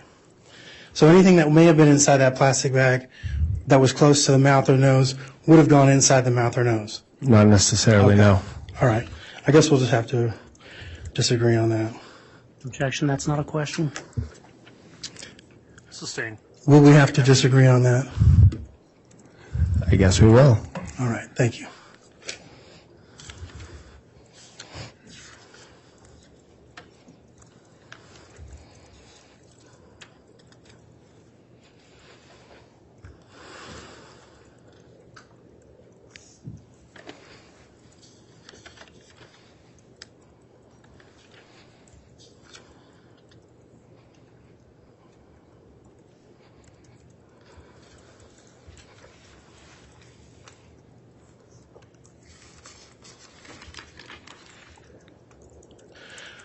So you turned JJ from face up to face down, and did you collect any trace evidence that was on his back or his buttocks or his legs?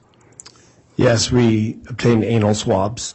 Okay, but there were no hairs, loose hairs, or anything that or other swabs other than the anal swabs. Other than that, you didn't take any swabs No, there was no trace evidence that I found to swab. that you could see Correct. with the naked eye? Yes. Okay.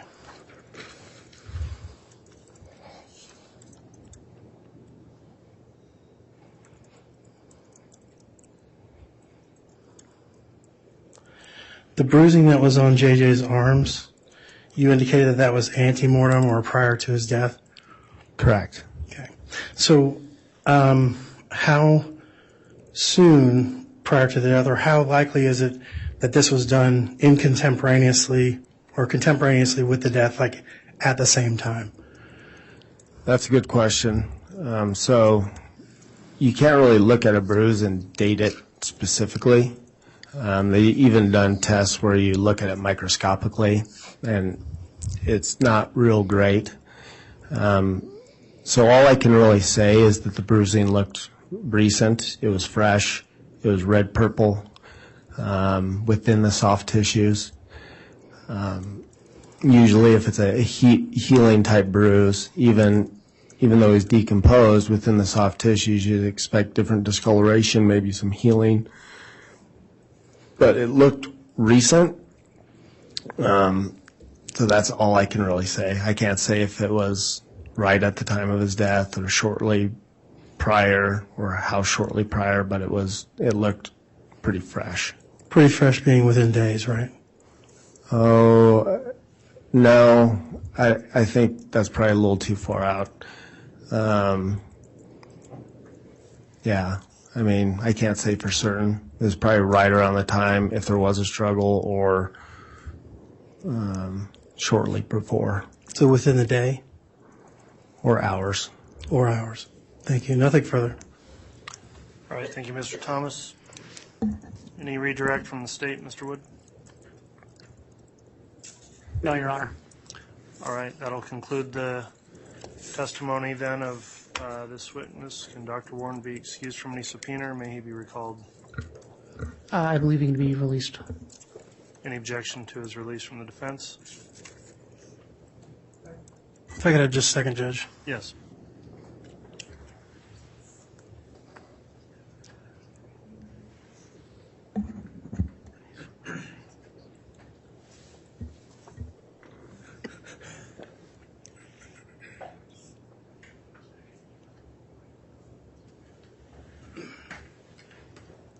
Judge, we may recall him, so we're gonna ask that he not be released from his subpoena at this time. All right, so Dr. Warren, then please maintain contact with whoever issued the subpoena while the trial is still pending. You could be recalled. Based on that, I'd also advise you to not view any trial testimony between now and the finish of the trial, just in case you are recalled. With that, you can be excused as a witness for today.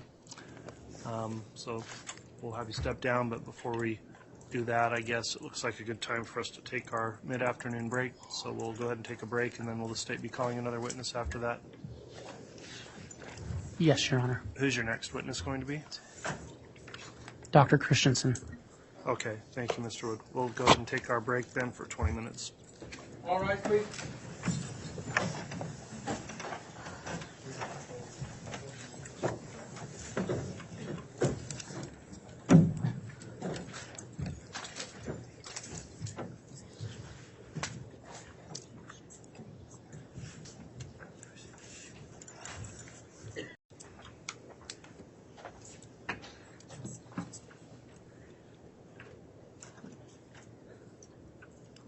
Thank you. Please be seated.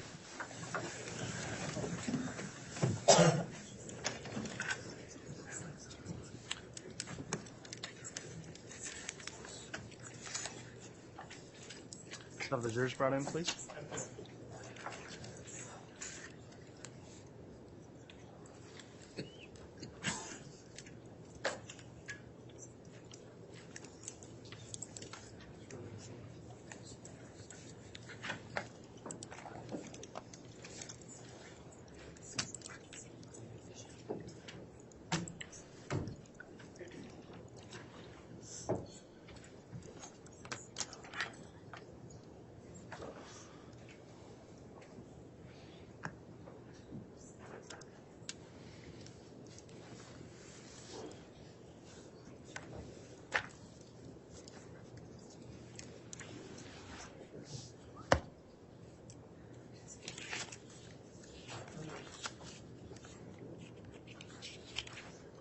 All right, please.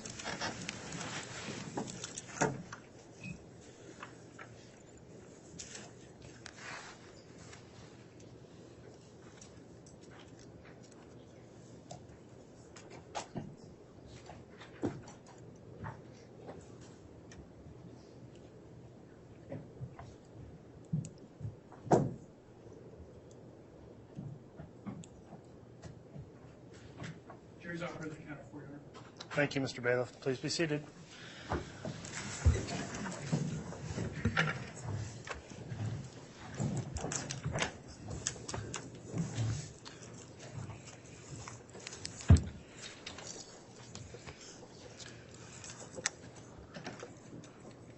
Okay, we're back on the record on CR 22-21-1624, State of Idaho versus Lori Noreen Vallow. Continuing the state's case in chief, the state can call its next witness. Your Honor, the state will call Dr. Christensen, Angie Christensen.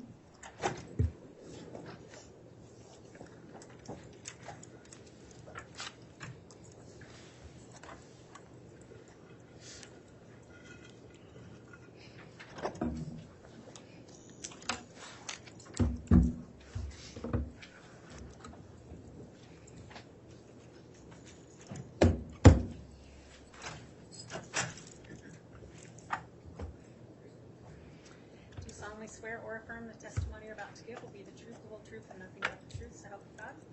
Thank you.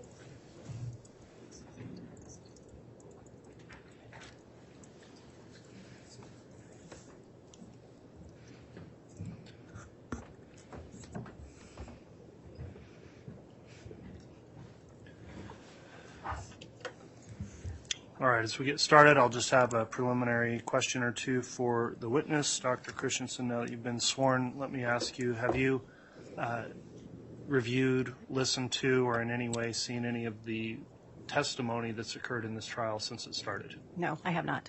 Okay, thank you for that. With that in mind, I'll ask you to please make sure to sit forward and talk right into that microphone to make sure we pick up your voice on the recording. We're making a court record as well, so please make verbal responses to any questions you're asked, and please try to avoid talking at the same time as any attorney that's questioning you. So with those rules in mind, Ms. Smith, if you'd like to inquire on direct, you can do so. Thank you, Your Honor. Good afternoon. Good afternoon. Will you please introduce yourself to the ladies and gentlemen of the jury and then spell your last name? My name is Angie Christensen, and Angie is spelled A-N-G-I. Christensen is C-H-R-I-S-T-E-N-S-E-N. Okay. Now, ma'am, are you a doctor? So should I call you Dr. Christensen? Yes, I have a PhD. Okay. Ma'am, can you tell us a little bit about what you do for a living? I am a forensic anthropologist at the FBI laboratory in Quantico, Virginia, where I've worked since 2004. Okay. Ma'am, can you tell us about your educational background, please? I have a bachelor's degree, a master's degree, and a PhD, all in the area of anthropology. Okay. And what is your educational background? For what schools? My undergraduate was from the University of Washington, and both my master's and PhD from the University of Tennessee. Okay. Do you hold any certificates? Yes, I am certified by the American Board of Forensic Anthropology and the Forensic Anthropology Society of Europe. And the Forensic Anthropology Society of Europe, how many people are allowed to be in that society? I'm not aware of how many are certified in that society. Okay. Just generally, what is anthropology? Anthropology is a very broad science that includes the study of humans and humanity in any way. So human language, culture, biology is a very broad discipline. Okay. And are you a forensic anthropologist, you said? Yes. What is forensic anthropology? Forensic anthropology is a specialized area of anthropology that includes the examination and analysis of skeletal remains in forensic or death investigation contexts. Okay. And that is your occupation at the FBI at Quantico? Yes. Okay. And just so that the jury's clear, what is the difference between forensic pathology and forensic anthropology? They are related and complementary, but different disciplines. Forensic anthropology, as I mentioned, emphasizes analysis of the human skeleton specifically, and forensic anthropologists are not authorized to determine cause and manner of death or to make a positive identification. So why would a medical examiner refer human remains or skeletal remains to a forensic anthropologist? Typically, if they're wanting a more in-depth examination of any features of the skeleton specifically. And so if a medical examiner wanted an in-depth analysis of skeletal remains, what sort of process, if there is a general process, would one go through in doing such an examination? A forensic anthropology examination is it can be pretty varied and depends a lot on what exactly is submitted and what type of examination is being requested. But generally speaking, an examination will begin with a visual assessment of the bones, looking for which bones are present, their general condition, and things like that. That might then progress to things like looking at bones under a microscope, taking measurements, or taking x-rays. Now, were you involved in a laboratory number, and I believe an FBI number, HQA329029? Yes, I was. And was that your internal lab number 2020-01332? Yes, that's correct. And that was referred to the FBI Quantico by the Ada County coroner? Yes, they're the ones who made the request to the laboratory. And they sent some human remains for their case number 200611. Yes. All right. And those photos have already been admitted, Your Honor, as the photos from the autopsy of Tylee Ryan. Are you aware that those remains have since been identified? Yes. Okay. And are you aware that those remains have since you looked at them been identified as Tylee Ryan? I may have learned this information at some point in the investigation, but I don't recall specifically when. In this specific case, specific process, what methods did you use? Specifically in this case, I did that initial visual assessment. I did take some measurements of the bones. I looked at some of the items microscopically, and I took CT scans, which are a three-dimensional X-ray. Do you have an idea of how many bone fragments you received from the Ada County coroner that turned out to be some of the remains of Tylee Ryan? I don't recall the exact number, but somewhere in the ballpark of 100 or more. Okay. Was there any decomposing tissue or any tissue with it? Some of the skeletal remains or bones did have some soft tissue still attached. And in your position as a forensic anthropologist, do you work with or analyze tissue? Skeletal tissue is technically a tissue, but it is a hard tissue, and I do not work with soft tissues such as skin, muscle, and organs. Okay. So let me ask, if you know, if the remains you received were all from one single person, do you have any idea of what percentage of the body you received in terms of the skeletal remains? Because of the condition of the remains in this case, which were fragmentary, I don't know the exact proportion, but all major parts of the skeleton were represented. So, for example, parts of the cranium, parts of the thorax, and parts of the arms and legs. Okay. Turning to your specific analysis in this situation, let me ask that you be shown two exhibits for reference, States Exhibits 182A and 182B, both of which have previously been given to both defense counsel and the court.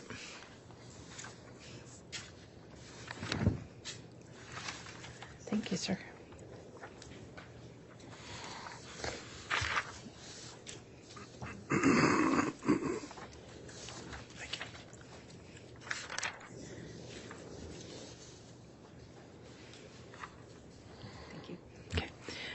Ma'am, do you recognize these? Yes. Okay. What are they? And if you could, what is Exhibit 182A? 182A is a schematic or just a general depiction of a generalized human skeleton. Okay. And what is States Exhibit 182B? 182B is a portion of that same schematic focusing on the pelvic region. Okay. And are both of those a fairly and accurately depiction of the general layout of the human skeletal outline? Of a general human skeletal outline, yes. Okay. Move for the admission for States Exhibit 182A and 182B. Any objection? No objection, Judge. Exhibits 182A and 182B are admitted. Okay. Thank you, sir. Okay. We'll come to these in a minute.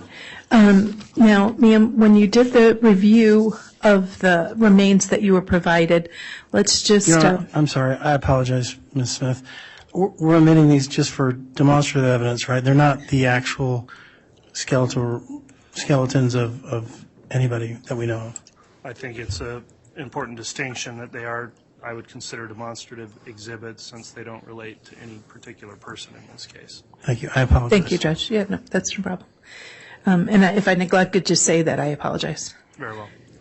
Now, turning to the specific examination that you did, what were your general observations of the skeletal remains and remains you received? The material I received was fragmentary in nature for the most part. There were many parts of the skeleton that were thermally altered or exposed to some sort of heat or burned. I also identified 3 bones with sharp trauma or alterations that were produced by a instrument or tool with a small surface area, such as a bevel or point.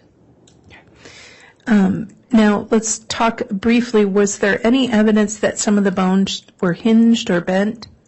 Yes, I believe there. Might I be able to refer to a copy of my notes? Absolutely. If Judge, she provided the state as she walked in a copy of her notes that she might need to refresh her recollection. Maybe she'd be given those. Yes.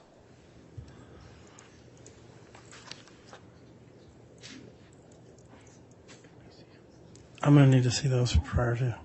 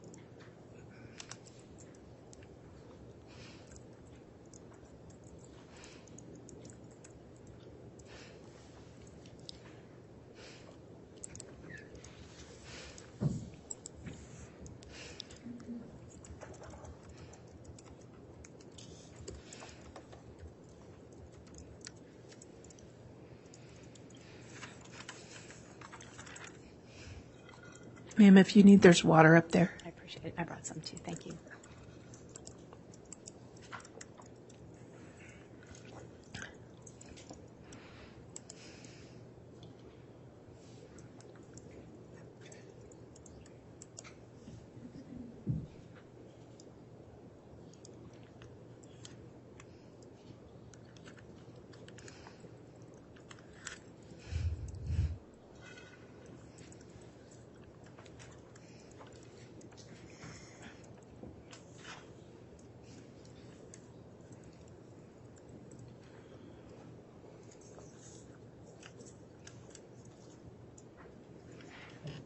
Thank you, counsel. Thank you.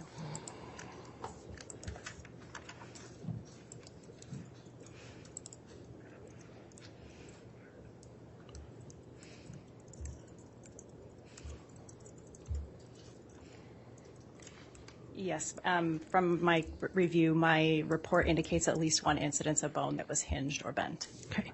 And does it indicate also that it was perimortem at the time? Yes. Okay, what does perimortem mean?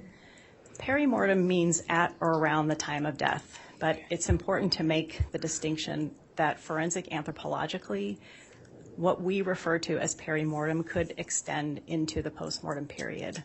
And the reason for that is when we are looking at just the bones and we're not looking at any of the soft tissues, all we can see is how the bone reacts to force. And the bone, if it stays in a what we call biomechanically fresh state, but basically just in a state that retains moisture and collagen and the things that make bone a bit flexible, if that's preserved well enough into part of the postmortem period, the bone reacts exactly the same way. So anthropologically, perimortem could be right at the time of death, but it could also be after the death event if the bone was still in that biomechanically fresh state. And so when you talk about that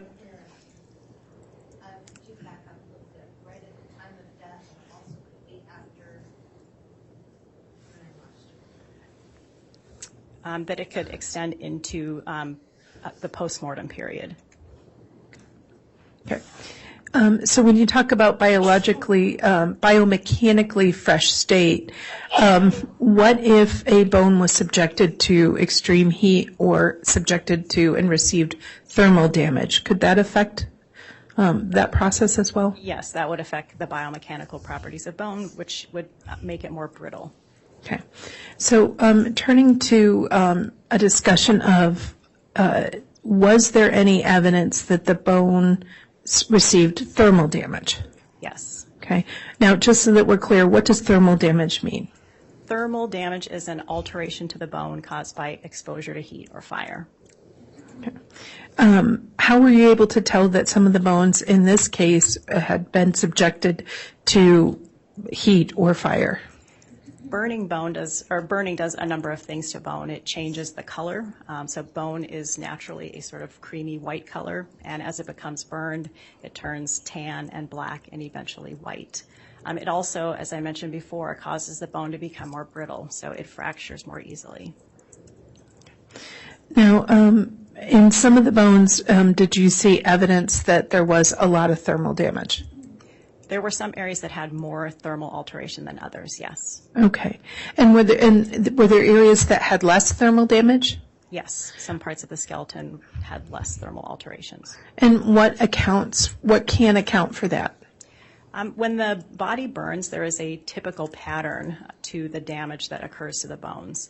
And basically what happens is the areas of the skeleton that have less soft tissue protection or less other tissues covering them tend to be burned and exposed first. So the knees, the elbows, these areas with just a little bit of skin covering them. Other parts of the skeleton, like those within the torso, are better protected by a lot of tissue and organs and then tend to be altered last by the fire. Okay. And did you take efforts to document the various findings you made? Yes, my findings are in my report. Okay. And did you take photographs? Yes, the photographs appear in my examination notes. All right. Your Honor, I'd ask that the witness be shown State's Exhibit 181A through 181I. Courtesy copy has been given to both the court and the defense.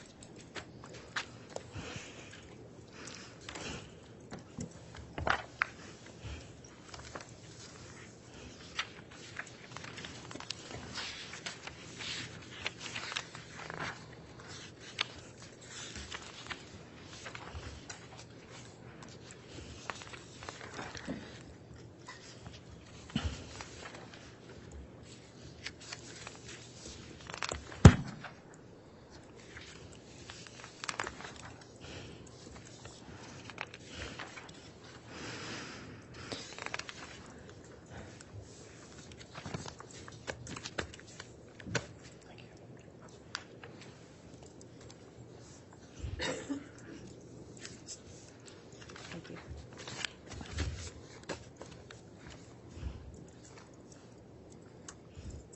And can you take a look at State's Exhibit 181A through I with that, and just take a look at them as a group?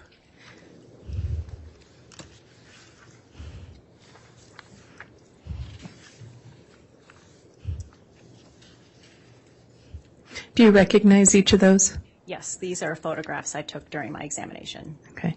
And these State's Exhibit 181A through I, are they all accurate copies of some of the photographs you took of the bones you examined of Tylee Ryan? Yes. Okay. Your Honor, we'll of course make an individual record, but at this time, for expediency's sake, I move for the admissions of State's Exhibits 181A through 181I, and for the witness's use in explaining her testimony. All right. Any objection to Exhibits 181A through I? May I have water and aid? You may.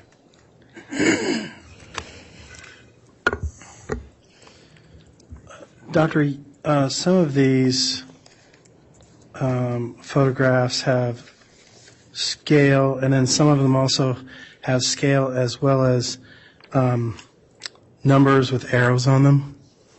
Is that correct? Yes. And those numbers with arrows on them, those were put on after the photos were taken? Yes, those were used to annotate the photos in order to demarcate and differentiate alterations that I observed on the bones. Okay.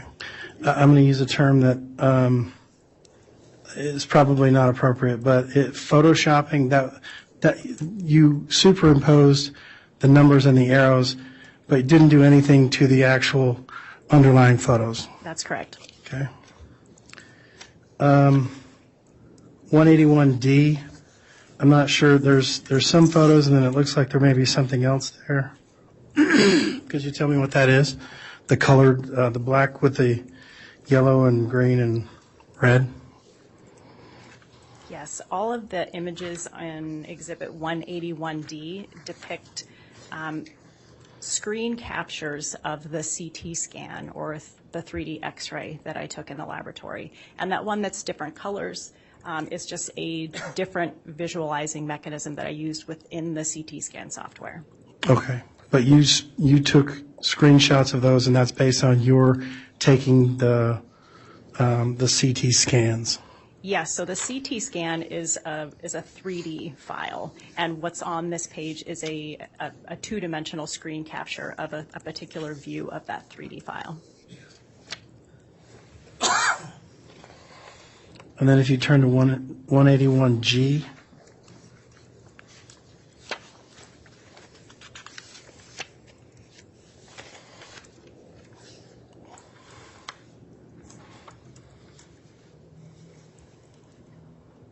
okay, is 181G has 3 photographs on it, correct?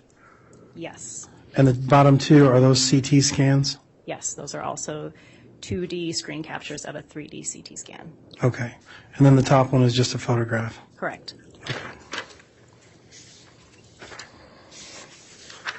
And then 181I? 181I is a traditional two-dimensional X-ray. Okay, so it's a radiograph? Yes. Okay, and did you do that yourself? Yes. Okay. Your Honor, based on that foundation, I have no objection.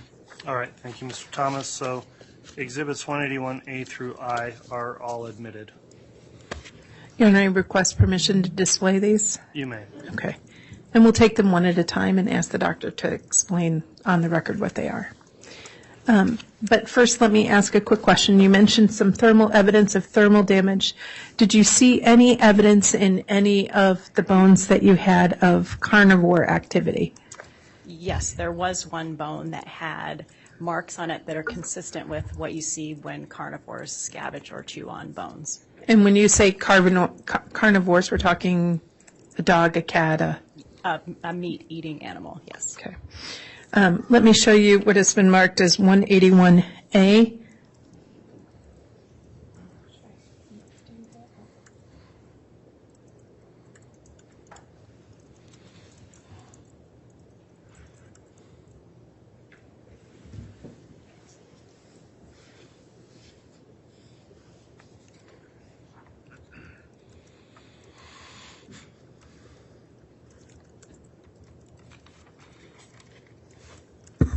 Do you recognize 181A? Yes. What is it? That is a photograph depicting portions of the left and right femur or thigh bones. Okay. And when you say the left and right femur, why did you take these particular pictures? I take pictures to document everything in my examination. Okay. And you earlier referenced that you'd seen some activity of carnivore activity? Yes. Is that depicted in this photograph? It is not. And in my notes, it indicates that this was noted on the trochanter, which is going to be on the back side of what's depicted here in this image. Okay. So in the back side of this bone is where you found the carnivore activity? Yes. Okay. Now, for reference sake, maybe people's memory of anatomy is better than my own, but for reference, let me show you State's Exhibit 182A. Do you have the laser pointer up there? Yes. Okay. Can you point to us where the bone you just referenced is? The femur is the thigh bone, which is this bone here. Okay. So State's Exhibit 181A is an image of both the right and the left femur, correct? Yes. Okay.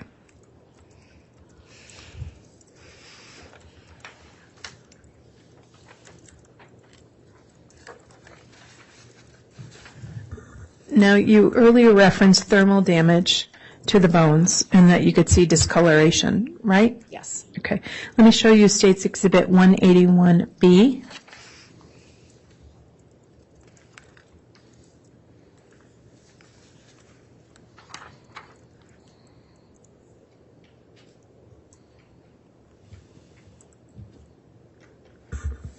What is 181B?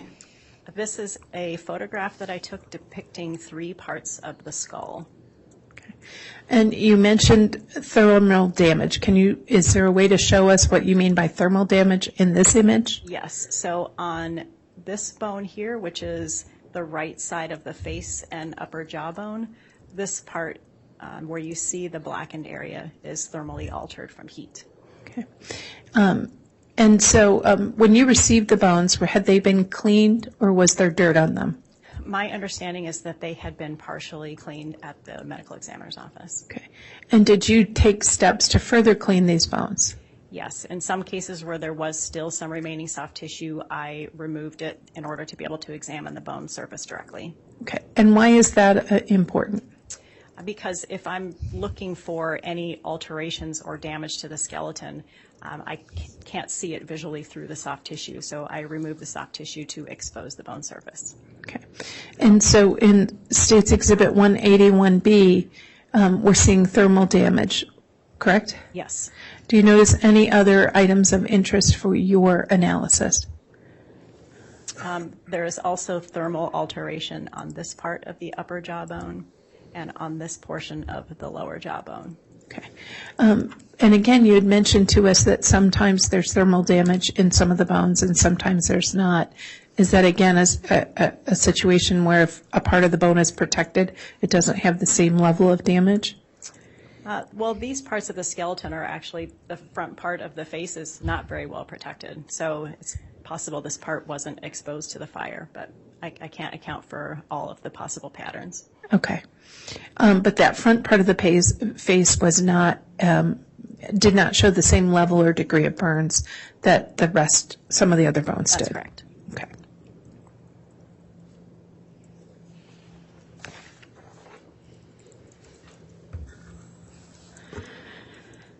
Now, do you have experience in examining items in bones that have experienced or show evidence of trauma? Yes. Okay. What sort of trauma have you observed in bones, just generally? Generally, the types of trauma on bone that can be categorized are blunt trauma, which is from something with a relatively large surface area moving at a relatively low speed. There's also sharp trauma, which is identified as trauma resulting from impact from an implement with a very small surface area, or such as a bevel or a point. Or high velocity projectile trauma, which is trauma due to a small surface area object moving at a high rate of speed. Okay. In the bones for Tylee Ryan, did you examine them for evidence of the trauma? Yes. Okay. And what sort of trauma, if any, did you observe? On 3 of the bones, I identified sharp trauma. Okay. Which 3 bones did you identify sharp trauma? That was the left and right innominates, or hip bones, and the sacrum, which is the back of the pelvis or the bottom of the spine. Okay. And for reference purposes, let me show you again, State's Exhibit 182A.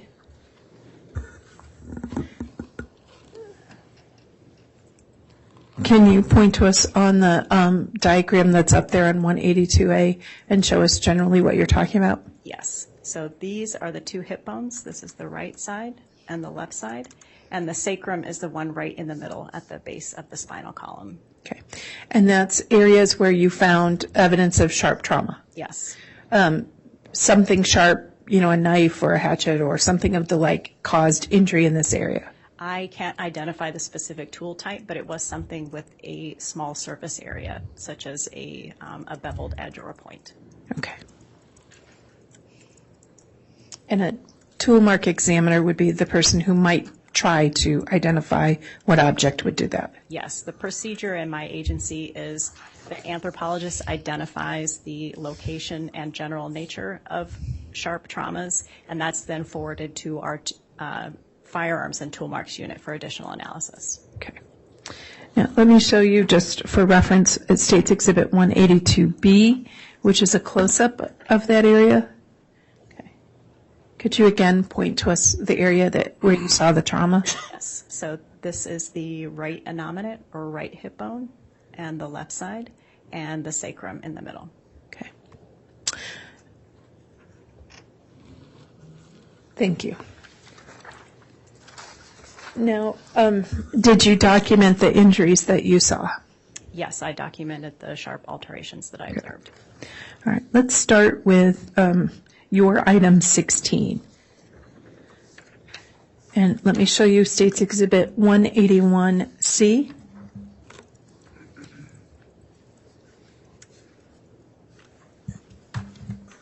Do you recognize that? Yes, that is a photograph that I took during my examination, annotated with numbered indicators of the sharp alterations. And those annotations were put in there by who? I added those. Okay. And I know you answered defense counsel's question, but since it's in front of us, why did you enter those annotations? So just to make it clear in my documentation and report where these alterations were located. Also because these two photographs are taken from two different views, and numbering them helps to clarify that some of them can be visualized on both sides of the bone. Okay. When you say visualized on both sides of the bone, that means the front side and the back side? Yes. Okay.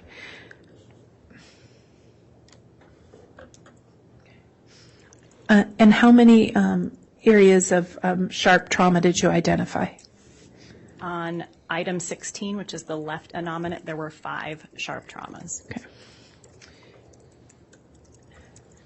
Okay. Are these type of traumas consistent with something happening inside of her, like a disease or a natural process? No.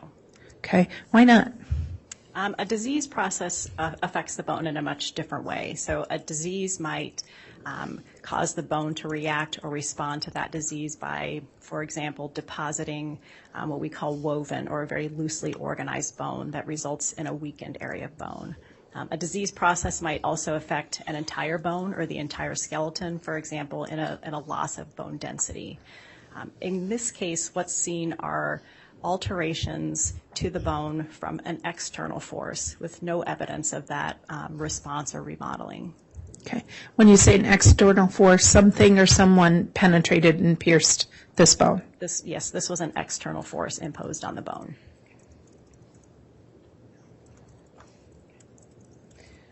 Now, have you had experience in looking at bodies that have been dismembered? Yes. Okay. Are there areas when a body is dismembered where you expect to see issues that are, or injuries as evidence of dismemberment? Typically, sharp traumas in dismemberment cases occur around joints. So when you say around joints, what does that mean? Around parts of the limbs and body that join together. So, for example, where the arms or legs or head meet the torso. Okay. So the 5 sharp instrument injuries that we see in your item 16 on the exhibit before you, are these all evidence of dismemberment? These would not be typical of dismemberment. Okay. What are they typical of? I can't say exactly what sort of action or implement caused them, but that some sort of external small surface area object impacted the bones. So why do you say they are not consistent with consistent with other injuries you've seen for dismemberment?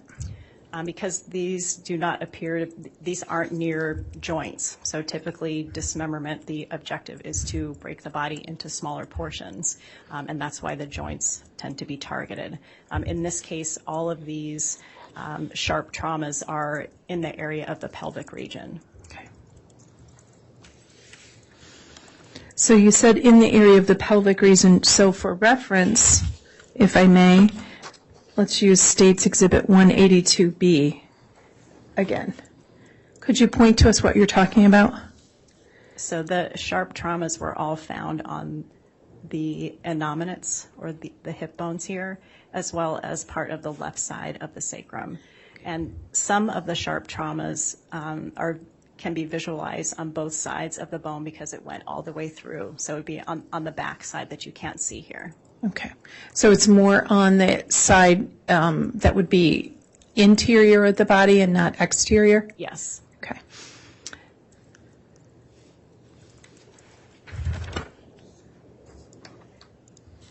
You referenced earlier with defense counsel having taken x-rays and CT scans of item 16. Let me show you State's Exhibit 181D.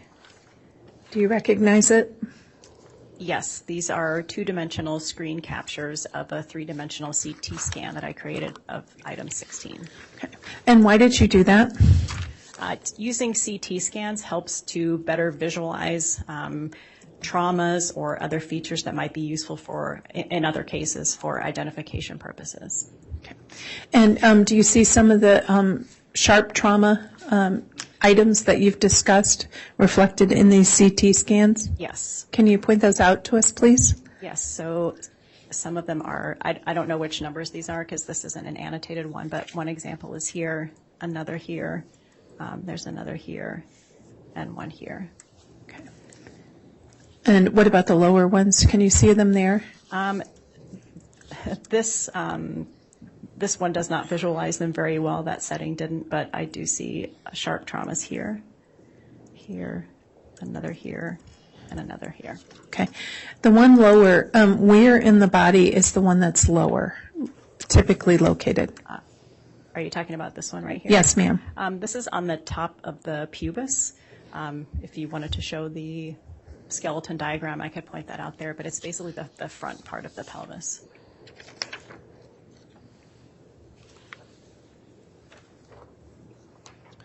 And for the record, I'm showing 182. Let me use the large one. Let me do 182B, Your Honor. All right. And Ms. Smith, we're drawing right up to our time to adjourn for the day. If you'd like to figure out a logical breaking point here soon. May I do this one and one more picture, and then we'll be on to another object? Yes. Thank you, Judge. And you were saying you asked to see this. Where is that area of the pubis? Yes, that previously indicated sharp trauma was approximately in this region. Okay. And it just for orientation for those of us how is that by your belly button? Is that by your uterus? Understanding everyone's different, but general region. Yes, so that's going to be below the belly button in the pubic region. Okay. And is that particular sharp injury, consistent with dismemberment or inconsistent with dismemberment? That's inconsistent with what's typically seen in dismemberment.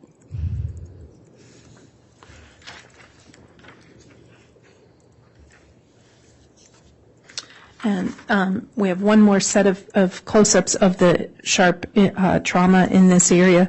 Item 16, reflected in States 181E. Can you explain to us what we're looking at 181E? Yes, these are detail or close-up views of the same alterations depicted in the other photograph and CT scans. Okay. When you say these, there are 4 pictures? Yes. Okay. And there are numbers on the pictures? I can't tell how well that shows up on other people's monitors. Yes. Does it show up? These are annotated also with the numbers corresponding to the numbers in the other image. Okay. So the numbers in each of the items for item 16 all match each other, even if they're different shots? Yes, exactly. Okay. And so there's an image of number 4, number 3, number 1, and number 2 and 3? Yes, and also the upper left one depicts an additional view of number 4. Okay. And those are all on the left side, correct? This is item 16, so yes, let me just verify. Yes, these are all on the left hip bone. Okay. We're done with this view, Judge. I can start up with item 19 tomorrow. Okay. All right. Thank you, Judge. All right. Thank you, Ms. Smith.